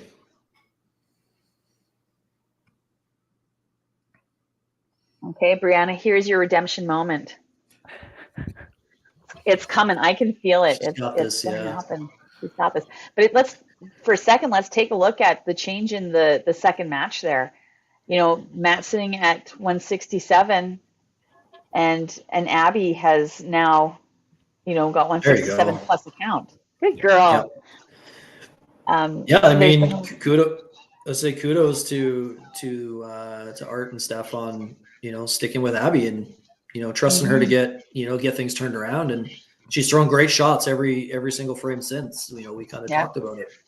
Yeah, absolutely. Yeah, you really look at it too. She's only missed the middle once. She missed the first frame, and aside from that, she's been on it. So you just put your trust in the bowler and the ability, and she's gonna throw a couple strikes and make some spares, and so far she's proving right. Yeah, absolutely. It would have been very easy to make the pull in 4 there, or even same thing with Carter on the bottom. Would have been very easy to make a pull in 4, and they've stuck with it.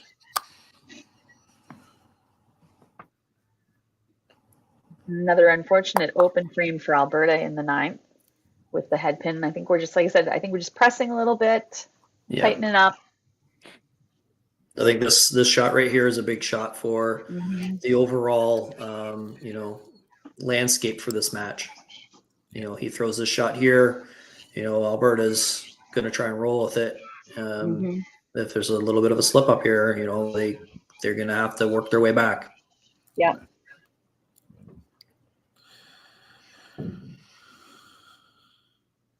You don't want to say it's a gotta have shot, but it kind of is. It's getting close to it, yeah.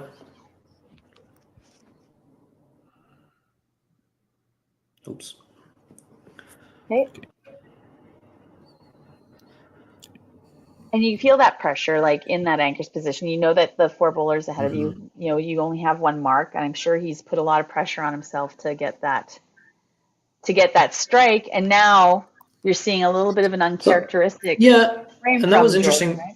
That second ball there, he's absolutely rolling through a bunch of strikes. He misses the middle to the right, the first ball, and then he changed his line the second ball. Yeah. And I don't know, like for me, I don't know if I would change my line. I would just be like, I'll just throw my strike ball. I've been throwing so many of them. And I just think that little bit of a difference, gives you that opportunity to overcompensate, which is exactly what happened there. Yeah. So we've got 90 points of count for Newfoundland. So they're a little behind, but they've got a whole schwackload of marks up there. Yeah. That's a bad spot for that. Yeah. So that gives Nathan kind of pins for the bottom kind of thing situation for him, or he's just going to try and throw some marks here and help out, for totals, which she does right there. So great celebration. 1 point to Alberta there. Yeah. That's a big shot for the bottom. Try to build some momentum through 10 for Alberta.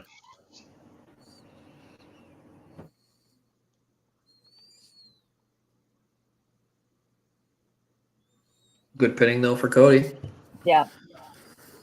That was a definite grinding 226. Yep, it sure was.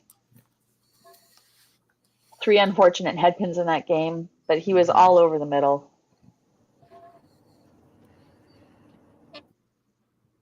Oh, another great shot by Nathan.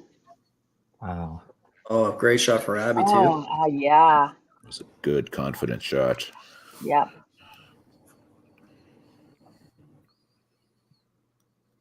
I mean, the good news for us when we get down to the anchor bowler, both bowlers are they're working on an open, so we don't have to worry about trying to do any extra math. We'll know what needs to be had by that point. That was also something that happened in our last game. Is BC's scoreboard camera went out in the 10th frame, and we were like, okay, where are we now? But it'll be nice that we'll be able to know into that final player. Great finish for Abby. That is impressive. Yeah. And she did same thing last game. She threw a great 9th, 10th frame and came back and won her match, and she did it again. Yeah. So Matt's just got to get some points for the bottom. 3 solid shots or a head pin is another way to go. I thought that was a good ball out of his hand. To be honest with you. Yeah. So I mean, if Luke throws this one here, there's going to be some running out, some hand slaps. We know it for sure. Yeah. So. Oh, now and this is where it's so important to make sure that, those second and third shots you've got, because that's 5 pins that we've missed for the bottom that I think are going to end up being important. But pinning's just as important as strikes and spares. Not how Matt would have wanted to finish that game, I'm sure.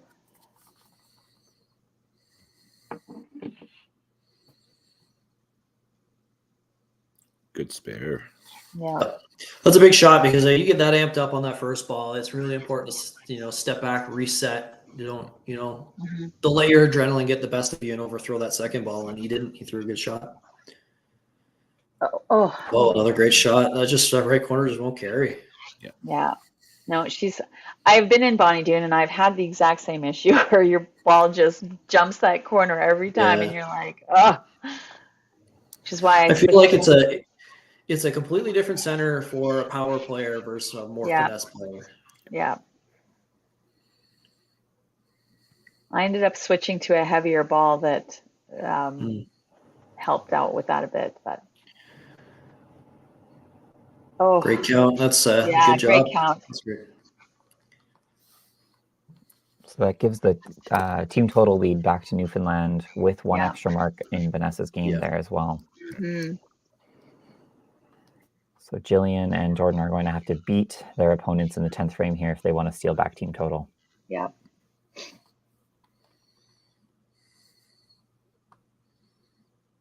Great shot. And Vanessa's like, just watch me. Yeah. She is such a dangerous bowler, I'll tell you.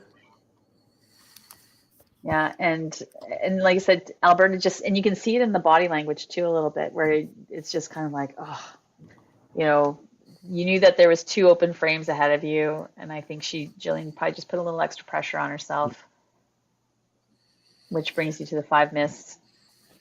Yeah, and this is what I was mentioning earlier. Your 4th bowler trying to set it up so your 5th bowler doesn't have to throw a shot in 10, and I mean, this has been a team effort for Newfoundland to make sure that happens. But Vanessa throws that first shot and puts a little bit of distance, and now the totals is locked up. So they're just So you're looking at a 6-2. Basically throwing balls. Yeah. Because Jordan absolutely has his game in hand. There's no way for Carter to get it. So you're looking at a 6-2 final.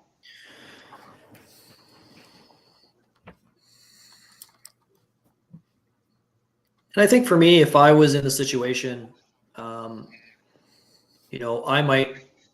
might take Carter out that last frame, get Jenna Lee in, just because she never bowled the first game. Right. Get her some game, or get her some balls that get her feel for it, so that if I need her the next game, she's going to be engaged into the next match a little bit better. Yeah. And if I'm the Alberta coaches, after the second game, I'm absolutely having a little powwow with my team because this is exactly what happened last game in the last 2 frames. We just really tighten up and we really start putting pressure on ourselves, and we're losing it in the last 2. But it's tough. It's tough. Yeah, because it's so easy for this to start to snowball once you get in on that train. Yep. Yeah, but at the end of it, it was a very entertaining game. It really was, again, right down to the end. Yeah. Super close. This 6-2 win for Newfoundland is going to take Newfoundland up to 30 points. And Alberta is going to move to 29. So Newfoundland jumping Alberta. It'll be interesting to see what happens with Manitoba and Ontario's matches. as they were playing each other, and those are the other two teams sitting in the stepladder right now. Saskatchewan was about 7 points behind, so we'll see what they did against BC, potentially stealing some big points off the leading team. Yeah, absolutely. It's exciting. You gotta love nationals. So exciting. Well, Michelle and Jeff, thank you for joining us here on stream number 3. Thank you. Thank you. Congratulations to Newfoundland again. Yeah. Our next match is scheduled for 1:40 Eastern Time. So we're going to take a little break, and we'll be back after that. Okay, thanks, guys. Thank you.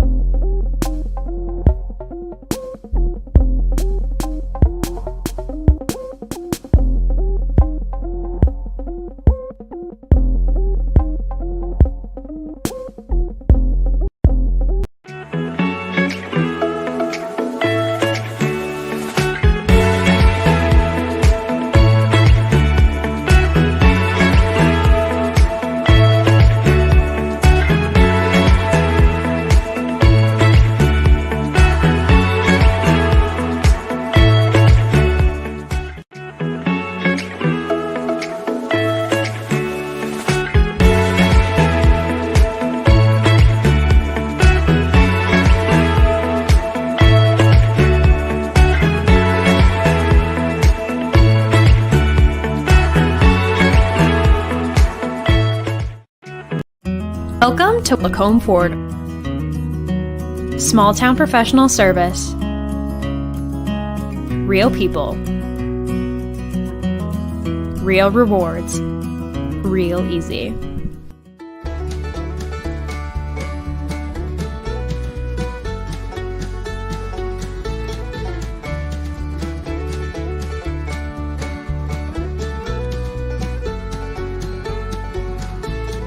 Welcome to Drayton Valley Ford.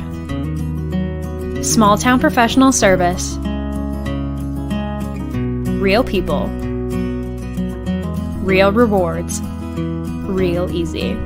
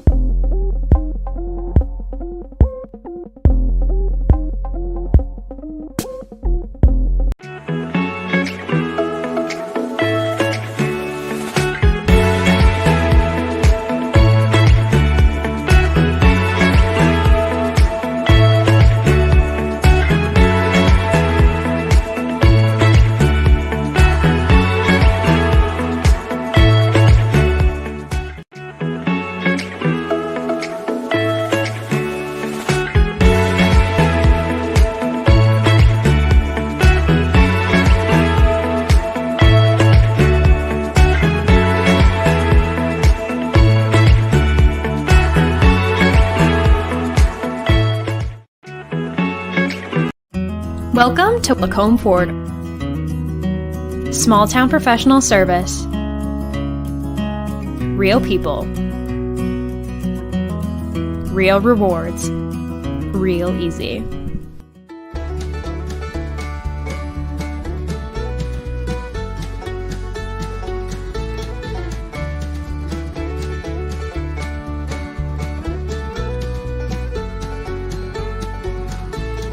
Welcome to Drayton Valley Ford.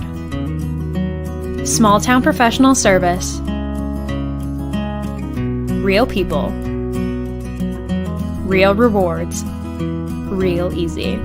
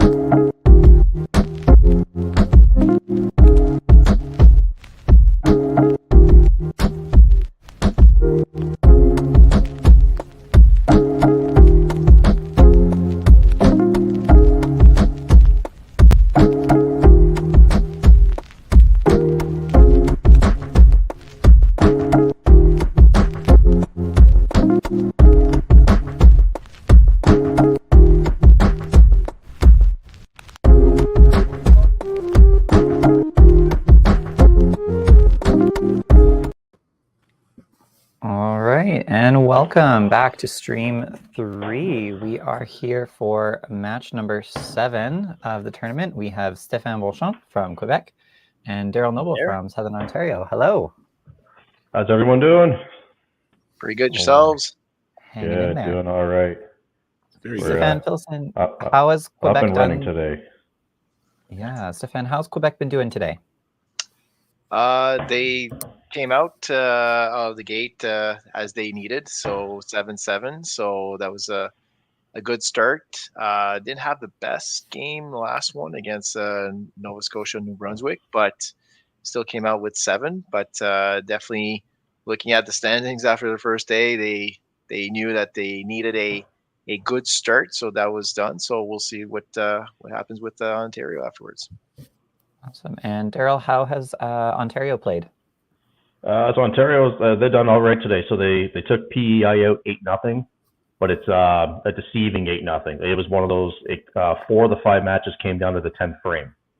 Wow. So it was very, very close. So it's one of those, when you're just looking at the standings, you think, wow, what a start. But it was potentially a couple misses from PEI stopped that, probably going to be 4-4. And then they just took out Manitoba 6-2, but it took 4 strikes and a spare in the 9th to finally chase totals down. They were chasing the entire game. So 14 points in 2 games, but it's been an earned 14 points. It hasn't been whitewashes. Yeah, exciting. All right, Stéphane, can you read out our Quebec roster for us, please? Sounds good. So for Team Quebec, on the girls' side, we have Rosanne Nadeau, Catherine Lafortune, and Callie Sinnott. On the boys' side, we have Michael Mador, Antoine Nadeau, and Johan Donny. They're all bowling out of the YBC program at Salon Quai Grébert. And the coaches are Céline Saint-Onge and Guy Charon, and they will be playing today at the Donny Bowling Center. Amazing. And Daryl, who do we got over there for Ontario? All right, so for our ladies, we got Kyla Wallace out of Grattan Lanes in Smiths Falls, Raven Haymaker out of Sunset Family Fun Center in Port Elgin, Kaylee Milner, fresh off junior gold at YBC Nationals out of Marcin Bowl in Sarnia. For our boys, Eric Berg out of Sunset Family Fun Center, also in Port Elgin, Ryan Luker out of Echo Bowl in Brantford, and Colton Stewart out of Ingersoll Lanes. Coaches, Amazing. Jennifer Hager, who is out of Windsor, and Matt Wallace, who is out of Smiths Falls. Bowling out of Mountain Lanes in Hamilton. Wicked. All right. Well, we'll play their little intro, and then we'll flip to their cameras here, and we'll get on with this match.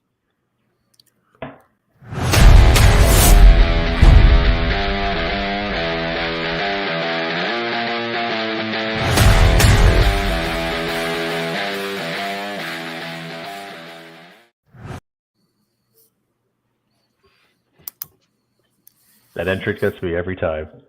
They're so exciting. I love it. I love it. Get you pumped up for this game. Exactly. Oh, so we have a bowling center with shields. You don't see those too often anymore. Yep. Yeah, still have a few bowling centers here that have it with the wooden lanes. Well, Donnie is essentially half and half, so want to protect those those lanes. And for sure. those that don't know the rules, well, essentially, if you hit it and stays in place, it's all good. It's a regular ball. If you need to replace it in its mooring, so either fully off or even from one side, it does become a lost ball. So it's a count of 0, and pins have to be put back on the lane. It's like if you combined high jump with bowling. That's right. Has the shield been hit yet this week? Not yet. Not yet. So, no. yeah. So kind of crossing our fingers that it'll stay that way. But the team has been practicing, at Donnie for quite a while. All together, being everybody in Gatineau. So they're used to it for sure, and as well as other bowling centers. So yeah. Nice. Maybe fill us in. You said Kaylee just won junior girls singles gold. Singles gold, yes. So Kaylee's 14. Sorry about that. Yeah, so she's one of the younger bowlers that's actually here for the entire tournament. So bowling as a junior with the seniors right now out of Sarnia. We didn't get a ton of information on her profile. I believe her goal when she does get older was to be I'm going to mess this up. An X-ray technologist, I believe, is what she wants to be when she gets a little older. She's only in grade 8, so good for her. Reach for the stars. Amazing.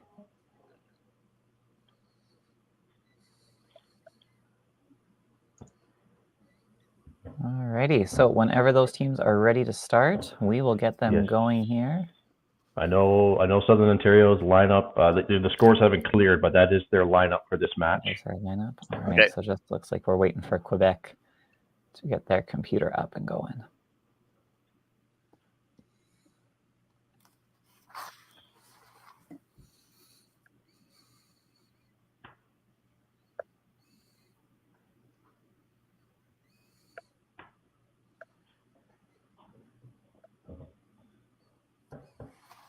And I'll probably just send a quick text to sit in to say, okay, let's go, guys. Come on. I'll send one to Ontario. You're good to go. I know that some of the parents are listening to the stream in the lane. So if you're listening to me, you're good to go. And like we did the last game, I know I had some people that were texting me and messaging me about if they had comments or we had a bit of a trivia game going on. Reach out in the comments on the live stream. Like Daryl Bradley said, make a comment, we'll make you famous. We had a little trivia last game. I got the answer, so I'm not going to give it out. When did personalized bowling balls become allowed in 5-pin bowling? Oh gosh, that was a question through discussion between myself, Daryl, and Cam, and we asked the question to the 5-pin universe, and we got an answer. So it's so I wonder if anybody's listening to the stream right now. Ontario people, if they were listening, they know the answer. So I wonder if we got any Quebec bowlers that are listening to the stream right now. When did personalized bowling balls become allowed in 5-pin bowling? I bet you Tim knows. I actually don't know the exact. I know the rough time frame. I don't remember the exact year. Yeah. But I would argue that it's probably the most significant rule change in the last half century. Mm-hmm. Yeah, I guess the counter pin would probably be the only other significant at that point. It's I guess a hint is it's not as far back as you may think it is. Yeah. I guess we'll leave it at that. But it is significantly before the year of birth of any of the players we're going to see today. Yes, that is very true. There might be some parents watching who may have been in the Youth Challenge Nationals this particular year themselves. There you go. Okay, so I gave Ontario the text message that they are good to go. So I don't know if they're just doing a same last minute cheer. I got the response that said okay. And well, maybe lunch arrived. On my side, I was told like, yeah, we know. Okay, well, let's get this going. We got a schedule, folks. Yeah. So a little side note about Southern Ontario's lineup. So we're in game 7 now. Quebec is ready, correct? I'm just getting a message from Ontario asking if Quebec was ready. Yeah, it looks like they know, but just waiting for that lineup to show up on the scoreboard. Oh, okay. So so this is game 7 for Southern Ontario, and this is the 7th different lineup that they've put out there. Wow. So we are. I know I know talking to the coach last night and a little bit this morning. There's a couple bowlers that she wanted to make sure that she got into the lineup today to try and sort of see if they could figure out a couple of the issues they ran into yesterday.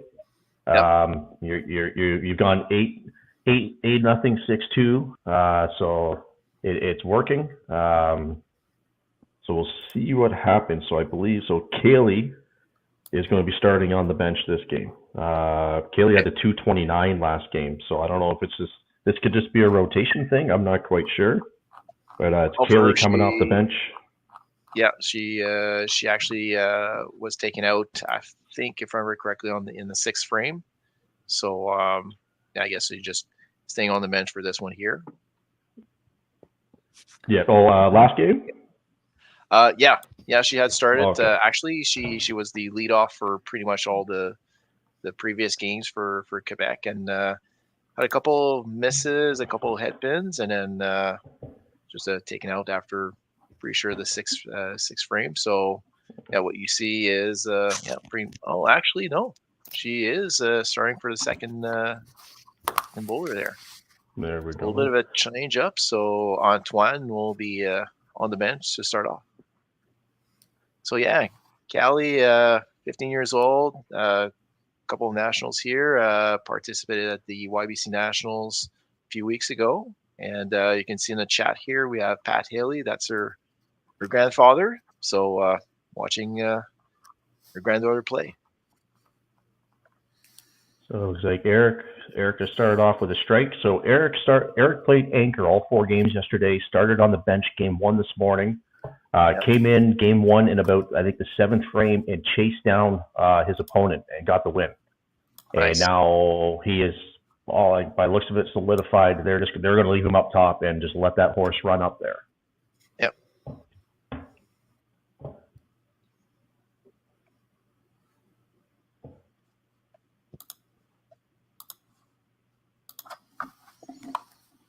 Looks like another another strike for Colton. Ooh.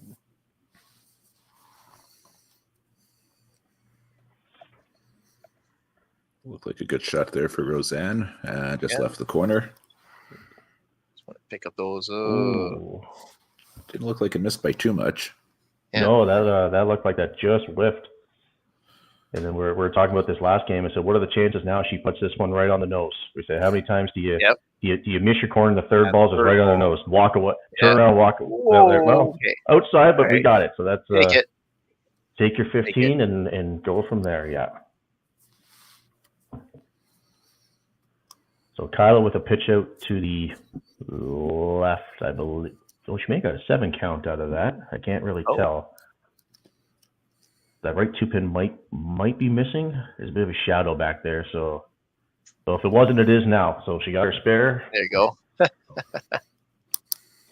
I love that Quebec has the graphics going. I don't think I've seen graphics yet on any of the screens.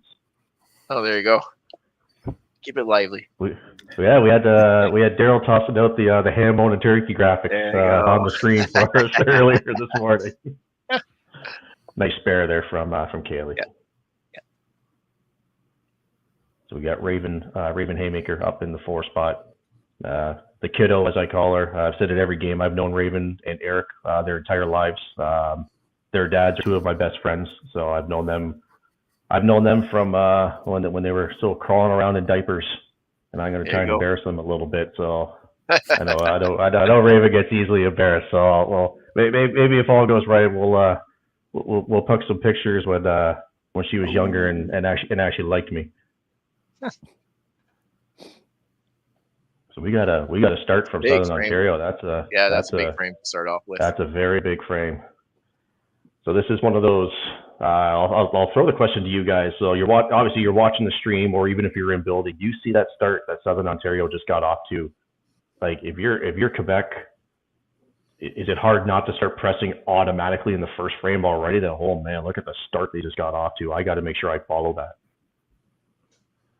I think it does play in your head a little bit. Like you don't want it to let it like run away from you. So it's really honestly a motivation factor. Like, okay, let's get into the game here, guys. If not, it's gonna be one hell big hill to climb. But I mean, it is the first frame, but it does give an indication to the team like, okay, we need to stay in this game. So yes.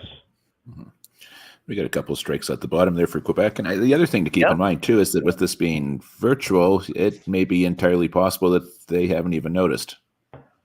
That's a very good possibility. Yep. Yeah, I know. Yep. So I was in the building yesterday for Southern Ontario, and they have a big 48-inch TV literally right behind them.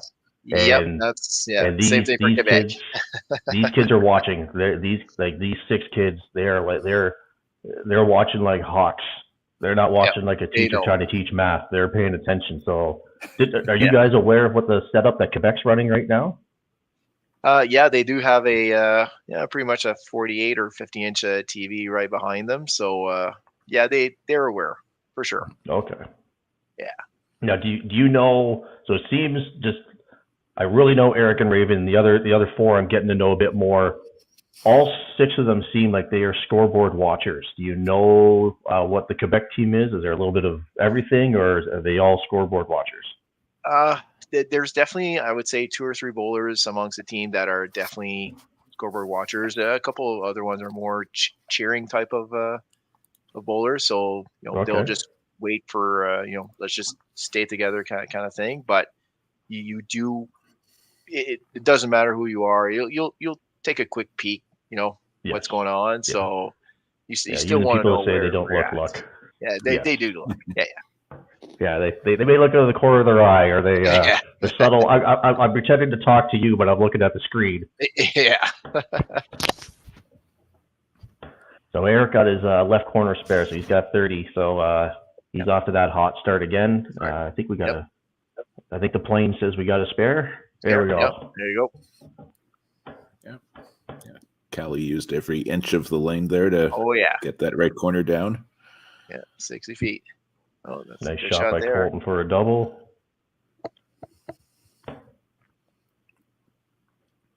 So Mikael is a big lefty. Like, does their coach? Are any of their coaches left-handed bowlers? Do they have a lot of left-handed bowlers they work with? Sometimes that can be a big challenge. We actually don't have that many left-handed bowlers, and funny enough, his dad, Marc Mador, very, lots of national championships for him as a bowler, as a coach as well, and he's a righty, so it was fun to watch Mikael, grow, starting from even peewees and bantams as left-handed. So a little bit of a challenge for us coaches, but very very technical, very smooth bowler. So only 2 lefties I can think out of that area would be Steph Lepense and is it Bernie Menard? Is he a lefty? Yes, actually he is.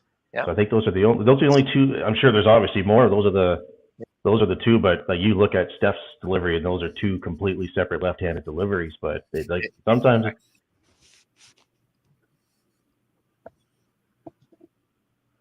So Johan, he got his 30 counts. That's always good. Catherine coming up.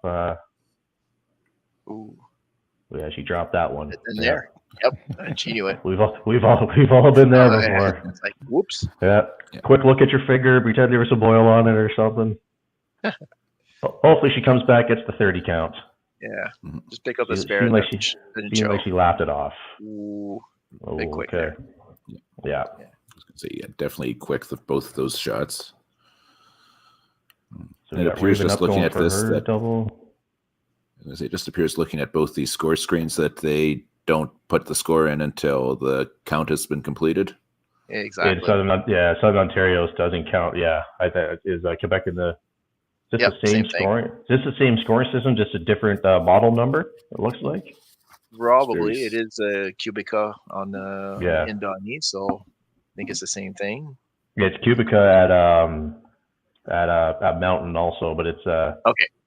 It's the double keyboard Cubica. It's not the single keyboard one. So Okay.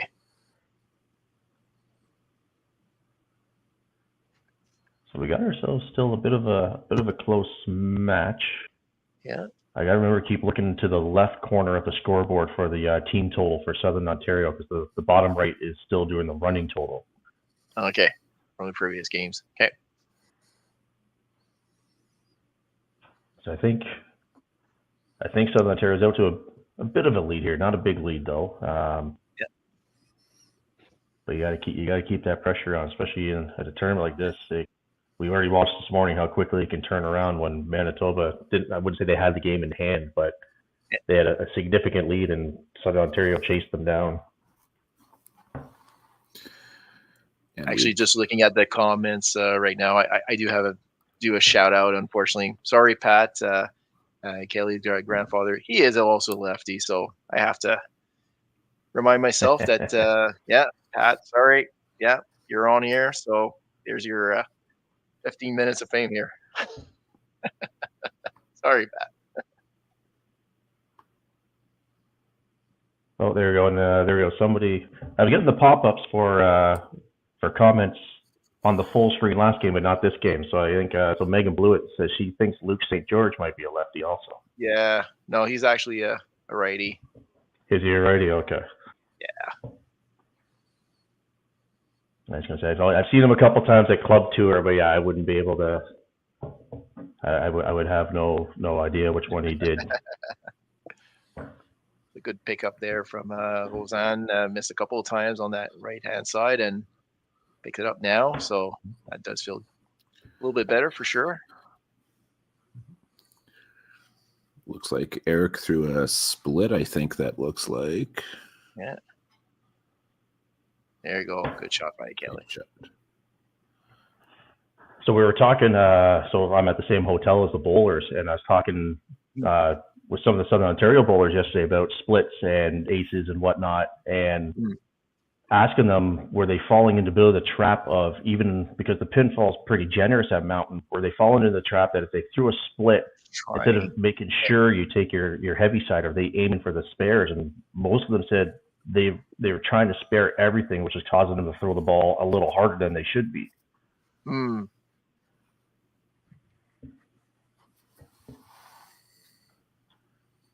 Nice spare. That is a very nice delivery for a lefty. Very nice delivery. Yep.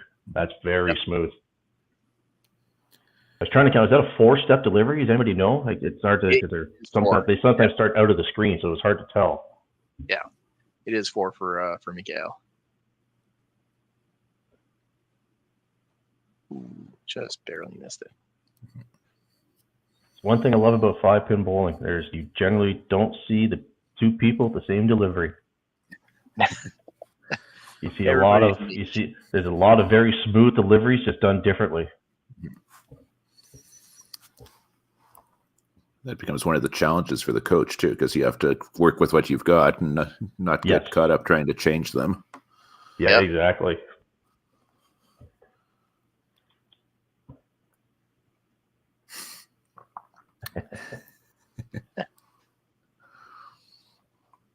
Is that Sean Haley's dad? That is Sean Haley's dad. Yes. Okay, I haven't seen Sean Haley in years. I saw Haley. I was like, I don't think I've seen Sean since I think when he was bowling men's majors in Oshawa. So that's going back quite a few years. It's been a minute. Yeah, and he is Callie's uncle, so Pat is her grandfather. So okay, yeah, coming from that family, definitely a big family of bowlers. So we got. I don't know if we've got a pin reset going on Southern Ontario side. I think so. I think we just had a pin. So Catherine, the head pin, go get your 5 count. Clean up your wood. That looks good. Good shot. There you go. That's what you want to do. All you can ask for on your head pins. Yeah, we had so yesterday the game Ontario lost to Alberta, I believe it was. We did quick math, and it was. I think they lost totals by maybe about 30, 35 pins, and just doing quick math, they easily left 80 to 100 pins on the deck. Oh. And in match play team totals, that's almost a cardinal sin to leave that many on the deck. Yeah, absolutely. So I think, we're still trying to get that 12. I think we're trying to get that right 2 pin out of there. Here's Colton Stewart. So from out of Ingersoll, which is out around I believe the Barrie, Ontario area. He throws a hook. He throws the ball pretty hard, so it's not one of those big 4, 5, 6 board breaker hooks. It comes out like a hook. If you get the lanes dry enough, it might move a little bit. But as you can see, he's had some pretty good scores for a 16-year-old. I'd never met Colton until this weekend, but he's a really nice kid, really outgoing. And he's like a lot. I guess all these kids there. He loves 5-pin bowling. Yep.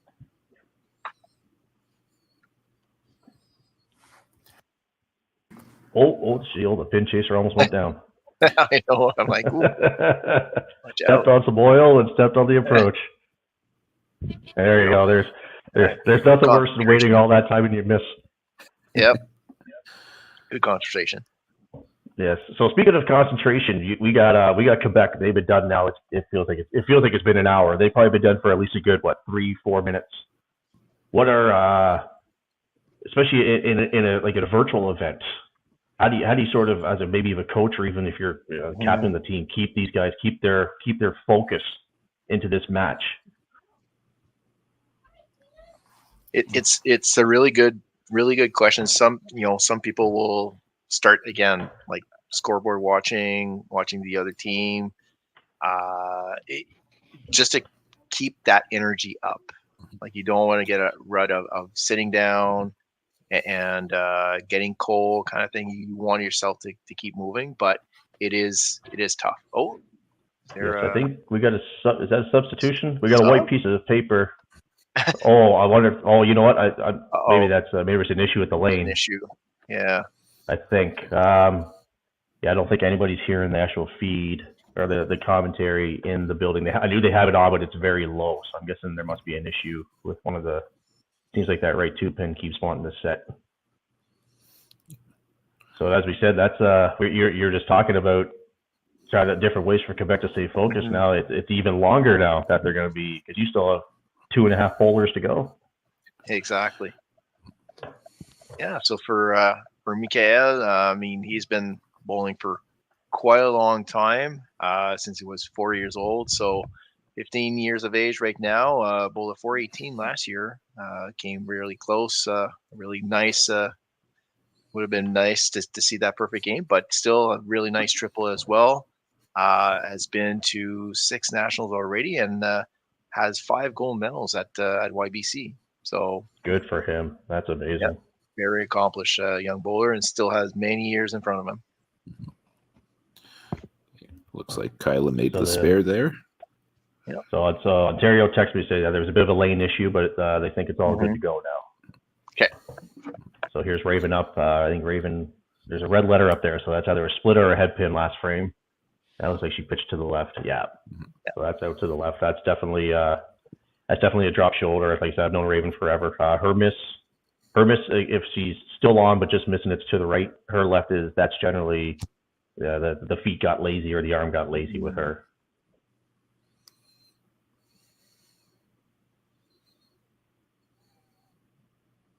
There we go. Got your spare. Yep. I think. Yeah. So a quick question for both of you. Something that was discussed in our previous match on this stream. What's the coach's styles here? Are they ones that tend to be quick on the substitution, or do they tend to wait a little bit? You want to go first? Yeah, definitely. On the Quebec side, we'll definitely see later substitutions than early. Quite a few of the substitutions so far have been, pretty good. Sometimes just, missing out in the last minute, but they're more patient than anything else than, the third or fourth frame. But looking at the circumstances, you never know. But so far, it's been, a little bit later in the game. Okay. Yeah, for Southern Ontario, so Southern Ontario has made a poll every game so far, and it's generally been in between the 5th and 7th. I don't recall seeing anybody in the 8th or 9th get pulled. I think it's all really been in the 5th or 7th. Maybe just as an outsider's opinion, there's maybe a couple times where they may left them out for maybe one too many shots, but it hasn't really caught up to them yet. But again, I'm not the coach. I could have just a different poll theory than their coach does, and that's quite all right. Yep. And that's a lot of the fun with this. It's we get to sit back here and second guess and exactly. Hindsight's 2020 when you have a headset on. Exactly. I know I discovered that the first time that I coached the Open in 2006. Watched it for 3 or 4 years before that, and I always knew all of the right moves when I was in the bleachers. And it's a lot harder when you're in the pit. Exactly. Yeah. That's a slider. Wow, that was a very big slider for Mikhail there. Yep. Take that. So I think Colton's working on a spare. I got a bit of a blurry scoreboard going, but I think 12 he's on a spare. Yeah. Oh yes, if this was a delay spare, yes.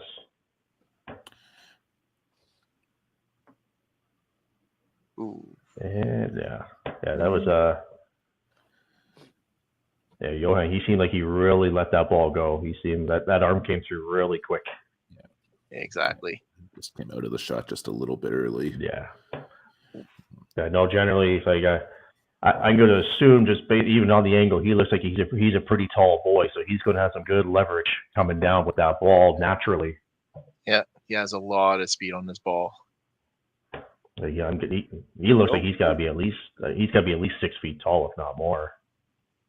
He is. I believe he's probably around the 6'2" kind of thing, and so that's still pretty young. So 18 years old, and still has a couple of years left in the YBC, but yes, quite a few nationals, 8 nationals so far for him. So his second consecutive U Challenge. So lots of experience. Good for him. Now, your YBC bowlers, do majority of them also bowl in some sort of adult league? Honestly, not that many. Okay. They will participate in cash tournaments though, just to get that experience. But looking at the list, honestly, Johan and Catherine are playing in adult leagues, but the rest are essentially just bowling YBC. That's it. Yeah. Practicing a lot, playing in cash tournaments, but. And it seems these days YBC it almost seems like every second weekend there's some form of YBC tournament now. So it's not like they're still getting their games in.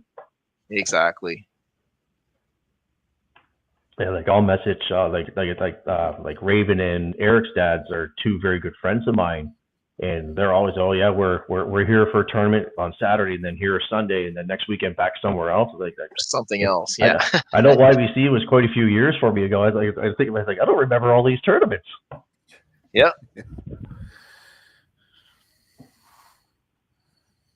So Ryan can answer back. So Quebec had a very good 4th frame, and Ryan. Yeah. So Ontario answered right back. I think. Yeah, it's so a nice. They get 5 marks there. Yep. That's 5 marks. 5. Yeah. So that's 4 strikes. 4 strikes and a double for Quebec. Yeah. So we went 10 for 10 in the 4th frame for everybody there, and Johan just had the unfortunate head pit. So really good frames all around. Yes. So we're having a pretty good game here. Yeah, so we're talking about what the Quebec bowlers and coaches be doing when they were done and waiting. With whatever they did, it worked. Something worked, yeah, exactly. Oh, just barely missed it. Yeah, I just saw her wipe her hand on her leg there. That I was gonna say she seems like she's back a bit. I wonder if she did go to the towel. I do notice you see a lot more YBC kids and overall bowlers definitely go to towel, like have the towel over the shoulder a lot more now. Yeah. Oh, that could have been. I mean, just and we know that the lanes were conditioned a little bit there before the start of the tournament. So again, that feel of that little bit of oil on your fingers. Sometimes that ball is just coming out a little bit quicker because of it. So yes, yeah, you do want to clean that up. Nice shot. So Colton. So I believe it was Colton yesterday. It could have been Ryan, but I'm 90% sure it was Colton. He opened up a blister during game 3, I think it was yesterday. Game 3. Yeah, so he still had to get through the one more game, and then today. So I don't know if they had some liquid Band-Aid or if they just took the old cement. Oh, turkey! We got turkey wash. There we go. There you go. Gobble, gobble, so gobble. I'll be interesting to see, especially for a guy he throws that hard hook. If I'm going to guess that it's probably on his ring finger or middle finger, and if it's going to snap open at one point. Do you guys? Oh, we got a substitution. So we have Kyla coming out. So Kyla's coming out, and Kaylee will be going in for Kyla. Yep.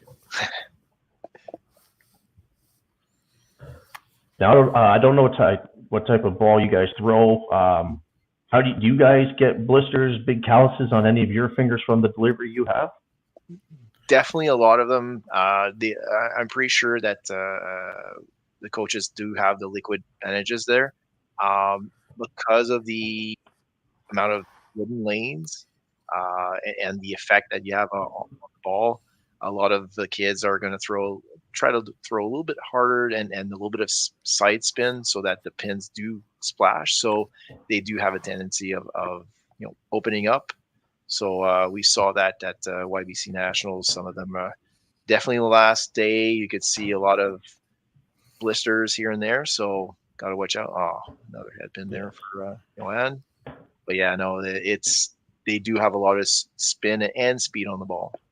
Yes, yeah, we see that for sure. Are the pin decks wood also?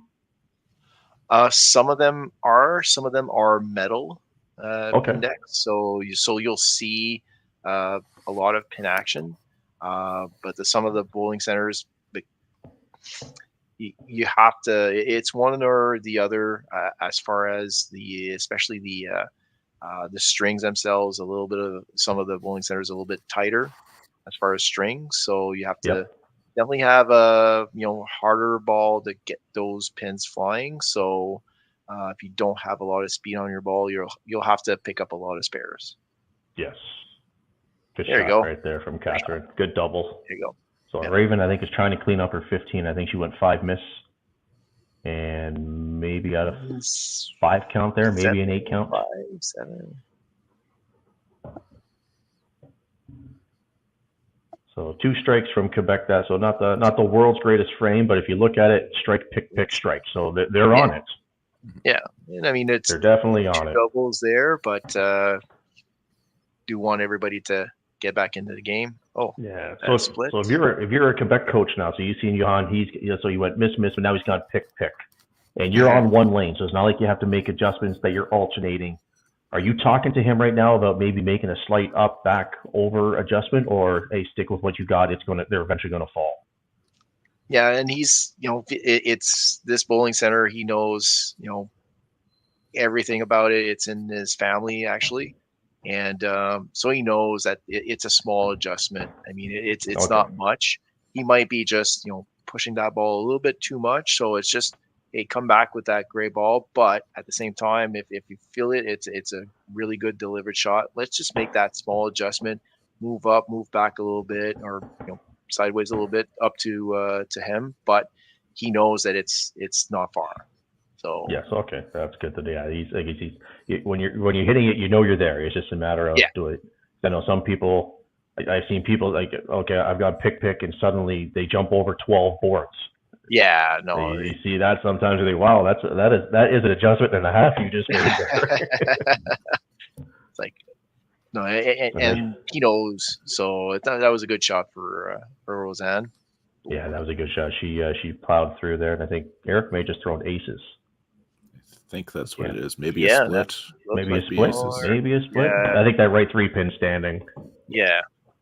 But this is so somebody, it may have been Eric. Somebody spared the split last game I think in the 10th frame. Actually, maybe Ryan did it. So it's definitely there. But we talked about the trap.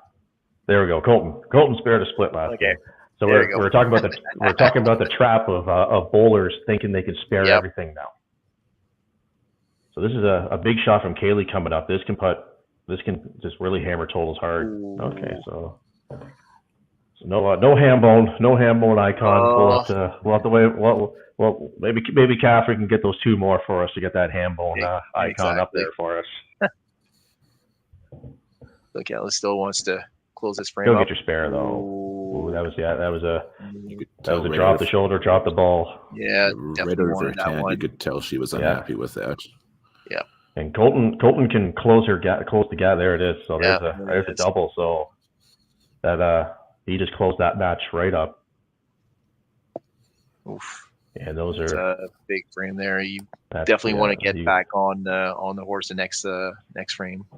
Yeah. You guys got that's one of those short memory frames. You got to really let that go and remind yourself, hey, I just went spare triple. I had a bad frame. Let it go. As I like to say, have the memory of a goldfish. Absolutely, exactly. Another good shot by Mikhail. Yeah, there's a lot, like even just from watching a lot of the teams, there's a lot of deliveries that like they're gonna stand the test of time. Some of these deliveries, like you don't see 20 years down the road that a lot of these people are gonna have sore knees, sore backs. They just have those smooth slides. Exactly.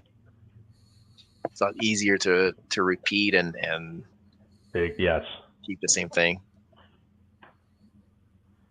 So are we in pole territory now? Oh, wow! Oh, what a bad break! Whoa! What a bad.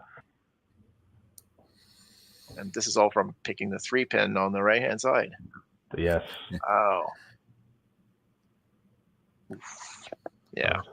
I was just about to say before we threw that, are we into substitution territory now with Johan on this getting match? close. Yeah. I don't know if I would want to play armchair coach, but I would, speaking as a coach, I would be thinking about it. Yeah, I think we might be. I haven't seen him come back up. I think we're there. I'm expecting Antoine to come up. Oh no! Okay. Maybe he just got a little talk from the coach there. Just hey, I'll take a breath, calm down, sort of thing. And I talked about this last game with the gentleman I was with. Like in this case, I'm not picking on Johan, but he's having a struggle game at the moment. What's like as a coach or your mindset going up when you know the hook is hanging over you? How is a way of getting that out of your mind? Thinking if I pitch, I'm out. I know I'm out, and then that negative reinforcement. It can be really tough with that one. Speaking as a player, you just have to deal with it as the coach. It's part of the business. But also situationally, like despite the struggles, Johan's only down 11 points in the match right 11. Now, and for some coaches, that does play a role in their thinking on that. Exactly. Yes. And while we were talking, Catherine's got us. We saw the turkey pop up, so she's got us. Turkey there. Get the ham bone icon ready, and let's hope it's there. Yeah. So we got Eric. So Eric's on an open. Roseanne's she's on a spare. So Eric's got a lead, but she's got the shot right now that can sort of close that gap. Ooh, take the two. No. Wow. So and Eric throws his that was flash a five in the pit. Big shot. Yep. Yeah. That was a big shot.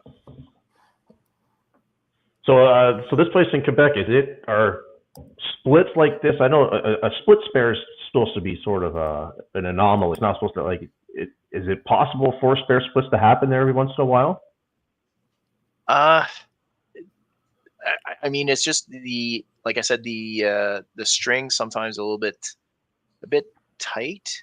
But in this bowling center here, there is some kickback action that could happen.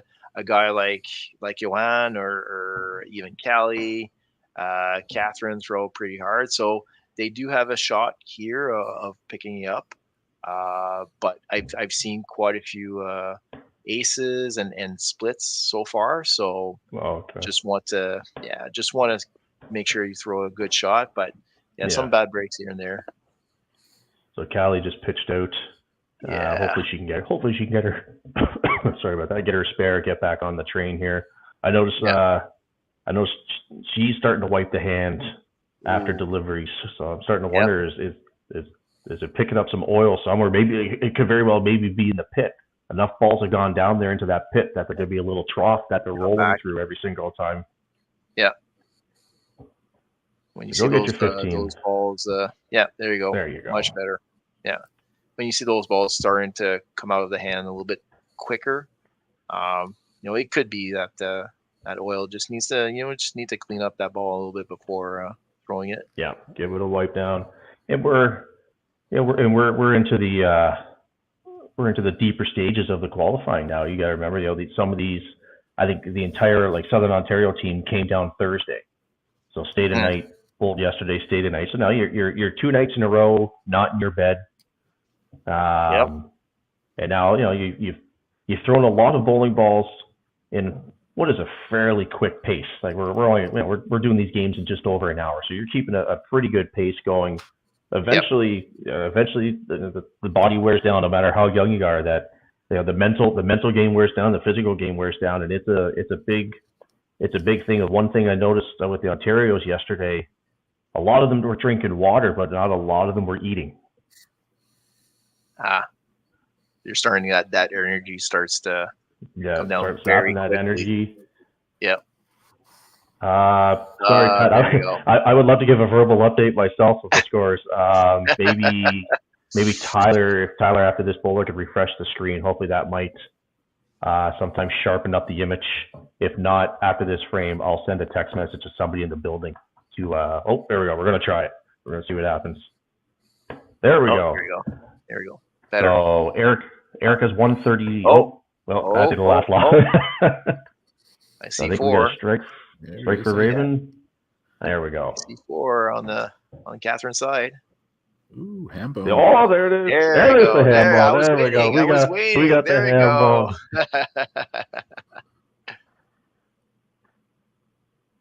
I think somebody in the building must be hearing me because I think I'm getting a picture right now of the of Southern Ontario scoreboard being sent to me. Okay, so Eric has 137 after 6 with a strike in 7. Colton has 202 after 7.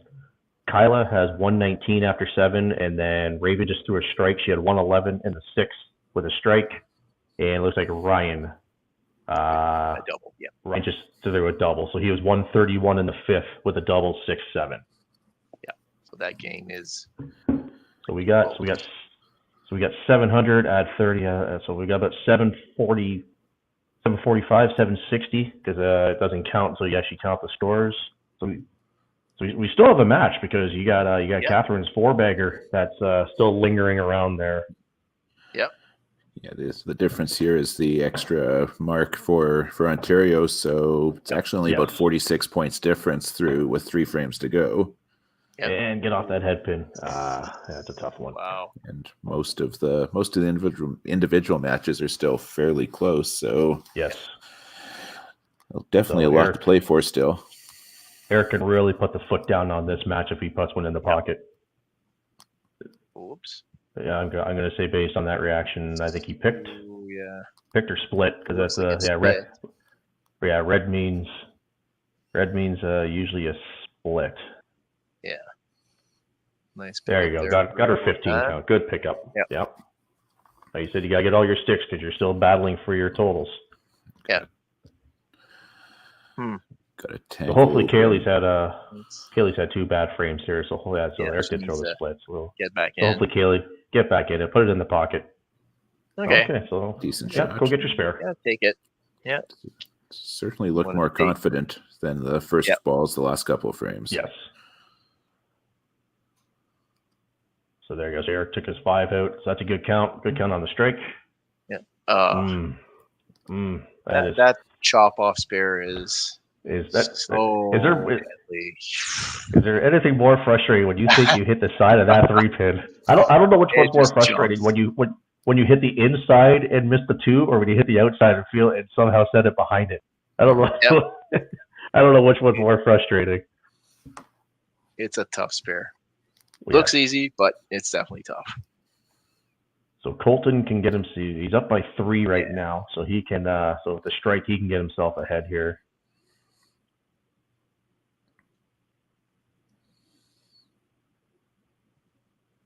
Yeah, so right now, 4 of the 5 matches are nice shot. There you go. Good break. Good fall Nice over right break there. Yeah. So 4 of these 5 matches are very, very 1.5 balls difference. Exactly. Eric's got a bit of a gap going on right now, but this is pretty much a carbon copy of what Southern Ontario did this morning with Last PEI. game. Everything Yeah. it came down. They won 8-0, and it very well could have been 0-8 or 4-4. Yeah. So Colton needs this. 5 miss. He definitely needs. Put it on the inside. Yeah.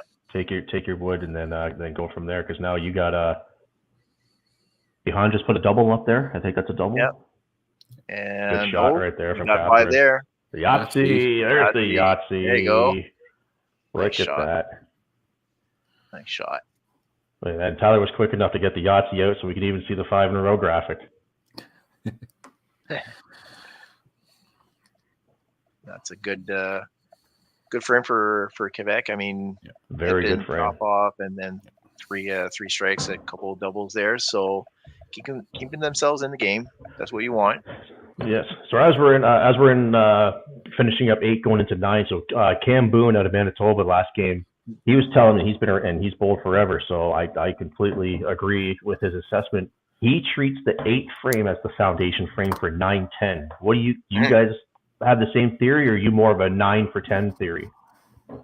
Definitely 8, 9, 10 for sure. Actually, for any of the teams that I coach for nationals, I do practice the 8, 9, 10. I mean, it's where you want to. Okay, let's go, gang. If you're a little bit behind or a little bit in front, just to kind of kick it into gear, like. It's not just the last 2 frames. To me, it is 8, 9, 10. So I do actually tend, to practice it. Yep. So I think that's where, you want to start putting that pressure on. So yes, that's a good way to look at it. I know Megan Blewett. She's out of Ontario. She messaged. The coach she had in YBC used to do the same thing you would do, 8, 9, 10 practice, because that's it was 135 sticks there. Exactly. I would agree with that, John. Very much an 8, 9, 10 focus as well, to the point of actually doing 8, 9, and 10 drills if you can. Yep. Yes. Yep. So we got there's a quick bio. Raven Haymaker out of Port Elgin, Ontario. Sunset Family Fun Center. So her dad actually owns the bowling center. So she was literally born into a bowling family. She is she has picked up a bowling ball and thrown it since probably she was able to. She was. When she was a small kid running around in her diaper and a t-shirt, she'd be bowling on the pool table with billiard balls. That's how long she's been doing it for, and she's gonna be so angry at me tonight when she hears that one. So, so I think she got all her sticks. Yeah, good job. Yeah. So I'd say that match is very close, because Jan still has to get he still has his count going. So he's a $130, so he's 145 before he even throws a ball. So he's taking the lead. So Raven needs a big 9-10 finish. Ryan needs the triple here, because they gotta. There you go, because you got the there's the turkey, because the total strain is starting to be Quebec's starting to chase down totals here, and. Yep. Those bottom 3 bowlers for Quebec, those are especially on 2 doubles. That number is going to jump big time if they go side of the pocket. Yep. Let's see how it goes here. Big frame. Big frame, yeah. Big frame for everybody here. Not just for your match, but for your totals. Oh, that's maybe a another head pin, split? maybe another I think split. it's a split. Yeah, that's a red. Wow, yeah, quite a yeah, few so here. That's a split. That's He's three on this it. game. I mean, it's just He's probably had at least, I'm gonna guess he's probably had about 10 splits this week in these 2 days. Wow. He's pounded in the middle, but just maybe just that little bit off, like too much on it. So Roseanne's gone miss, and that's miss. Yeah, so that's being able to take advantage a little bit, but Yeah. unfortunately just missed and out. I think a little Eric, bit. I think I think he made Eric the just spare. spared the Oh. split. I Is think that- he spared the I think split. It went a little fuzzy there, but yeah, I think he. that was it. I saw him Nice. throw the hands up in the air, and I thought it was out of frustration. So there's a celebration. It's another chop off for Kaylee. So hopefully she can get her Yeah. spare here. It's one of those, and there's that mindset of I just went side 3-pin last frame and sent it straight back. So do I try to go a little Yeah. thinner? There you go. There you go. There you go. That's much better. Okay. Strike on Colton's side. For Colton. That game's going to go to that last frame. Yes, that's going to be a very close game. Yeah, so we're looking at the possibility. This has the makings of one. It's going 5-3 one of these ways. Most This is the way likely. it seems like. Oh, And it's over. and down. Very Very late good Nice. shot. And Kylie just put hers in. Yep, Yep. There we go. So there's a good 30 count. Yep. Yeah. So this is Everything to throw some really good shots here. So these are this is pretty big shots here for Joanna and Catherine. Ooh. wow, what a kick. Ooh. Ooh, that's this should be interesting. I don't think it was over, but I don't know.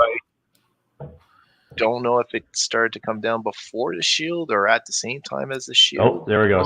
So we got Tyler saying not down. It Yeah. was close, but as a judge of Yeah. play, I don't think I would have ruled it down either. Yeah. So maybe you guys might know. I've wondered. I said, are leaning pins self-policed in this tournament because you are streaming? Well, there should be a there are some play direct. Each province has their own judge of play. Yeah. Oh wow. There's the handball. We got a handball. Yeah.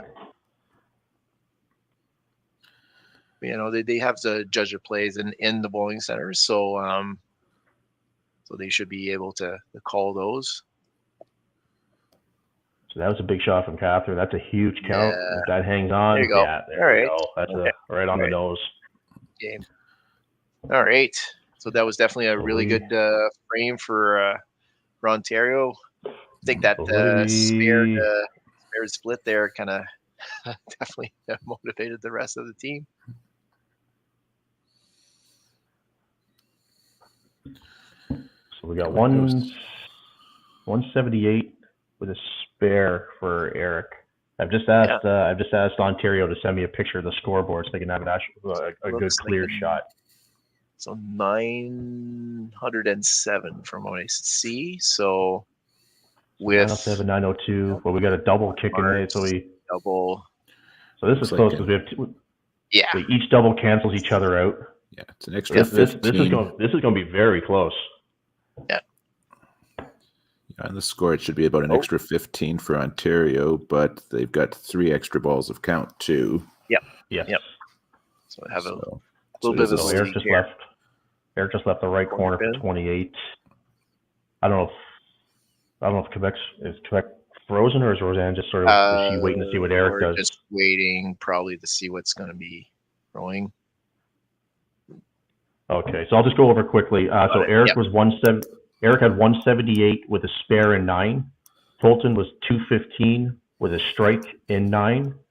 Kyla was 149 with a strike in 9. Raven 144 with a strike in 9, and Ryan's 221 after 7 with a double 8-9. Yeah. Just in case we happen to blur out it quickly again there. So Eric can finish with a 236 here if he puts it on the side. So clearly won his match, but now again you're going for those total. That's we got to change. Are we doing a substitution in the 10th here? Yeah. Change up. Okay. Is that Yeah, with Antoine. There we go. Okay. All right. So coming into the 10th frame, maybe looking at the games already out of hand and making sure that throw some balls before the next game. Stay loose. Yeah, good. That's a good call. Yeah. And you're still, you're definitely not conceding totals. Like obviously, you're at this tournament for a reason. You can still count 30 count. He can get a spare strike, but you have your marks coming. Like you said, keep them loose. Just barely missed it. Those look like he's throwing. I missed the bio. Looks like, is he throwing Aramis? Yep. Yellow Aramis. So funny because do have a chance to coach him in the YBC, and he tends to try. He does have a few other sets of balls, and he just seems to always go back to these yellow. Goes back to those. Yes, exactly. What was that? Spare on the 3? Right, oh, so nice. That's a big spare. Big spare. That's spare. That's very big. Yeah. So that so he's 260, 229. So yeah, he put one on the side. 275, 229. So if he throws a strike, he shuts out by 1. Yeah. Ooh, okay, so I think he's got it now, anyways. Academic now. Yeah. Yeah. So that's. Yeah. But again, you want your totals. Chop off, maybe? Yeah, chop off, yeah. Chop off, yeah. Or split. Looks like a split of some sort. The red. 268. So 268 to 219. Yeah. Kaylee gets all her sticks. There we go. So okay. Not the finish she was looking for. She started off quite well, but hopefully she'll bounce back next game from that. It's a good shot there by Kyla. Very good shot by Kyla. Yeah, so they've.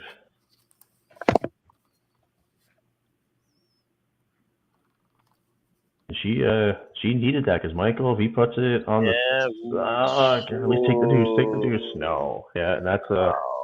That's a big.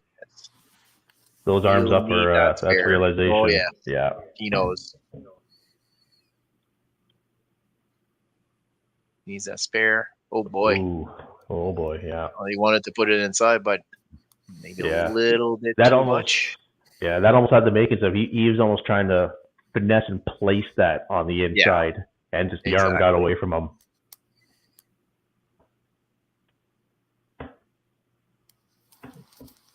All right, not the finish you want, but you shake that off. Yeah. So 214 for Kyla. For Kaylee. Sorry, Kaylee made the substitution. So 214 to 181. So put Southern Ontario up 3-0. Yeah. Their totals are looking good, but stranger things. Power chop. Stranger things have happened. That was really nice off the bench for Kaylee too. 128 for 5. Yep. So I think once that spare, big spare, because Raven get to 2. Raven can bang up to win by 4 still. So there's the first one for Raven. So waiting for a delay there a little bit. Sihan definitely wants the strike, put the pressure on. Yeah, 220, 234. Good shot. Very good shot right there. So she pressure to get the next one. So she still needs to hit the side. So we got 174, 189 before we throw a ball. So yeah, we definitely need the side of that head pin if she wants to take that 4-0 lead. I think it's actually a strike. There's a strike. Yeah. Needed the strike. Big punch there unfortunately for Catherine. So we'll see what Ryan can do, but see what Ryan does. So she'll want to pick up all the wood. There we go. Yeah, just pick it all up and put that little bit of pressure on. Yeah. Good shot, good cleanup by Raven for the 209.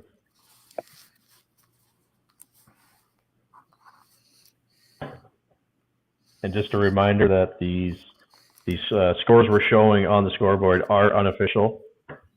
Yep. If you want, the official scores are on the Youth Challenge 5-pin Canadian 5-pin website. Again, these are unofficial, so do not take these for gospel that we are correct. 284. Hit a pin. Yeah, basically hit. Yeah. So he's got, go he's got inside. 276. There you go. 25. Yeah. 281. There you go. So we got 7-1. an unofficial 7-1. So if that's the case, that's 21 points today for Southern Ontario in 3 games. So you gladly take that. This was like their match. Great game alert. There we go. So this was just like their match they had against PEI. That this was close until the 9th, 10th frame. This could have very easily gone 7-1 the other way with a couple breaks. Just leave those scores up there for a minute so that the coaches can write them down. But thank you, Daryl and Stefan, for jumping in the stream here. Congratulations to Ontario, another big win. For sure. Thank you very much. Big game. That was a very big game. Yep. And that was match number 7. So we've got 2 more matches left today. Our next match is scheduled for 3 o'clock Eastern time. So everyone take your bathroom breaks and we'll be back at that time. Sounds good. Thank you. Have a good one, guys. Thanks, everyone. Same to you. Bye. All right. Thanks, guys.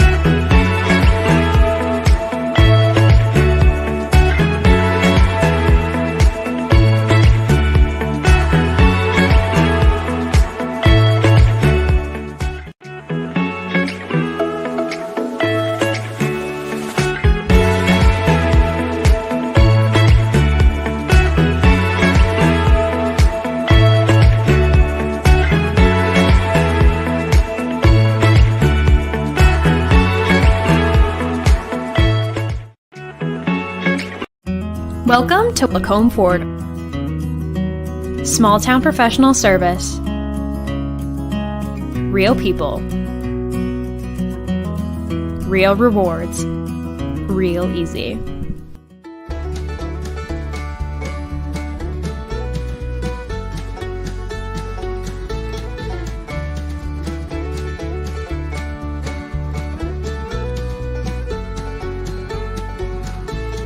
Welcome to Drayton Valley Ford. Small town professional service. Real people. Real rewards. Real easy.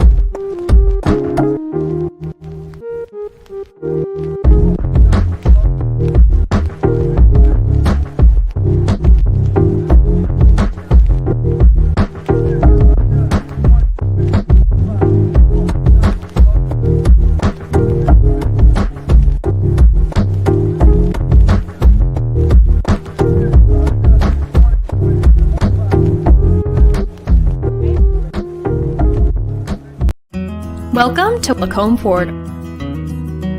Small town professional service. Real people. Real rewards. Real easy.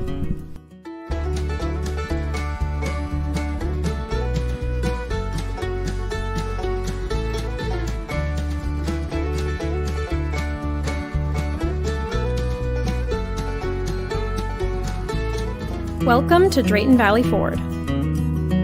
Small town professional service. Real people. Real rewards. Real easy.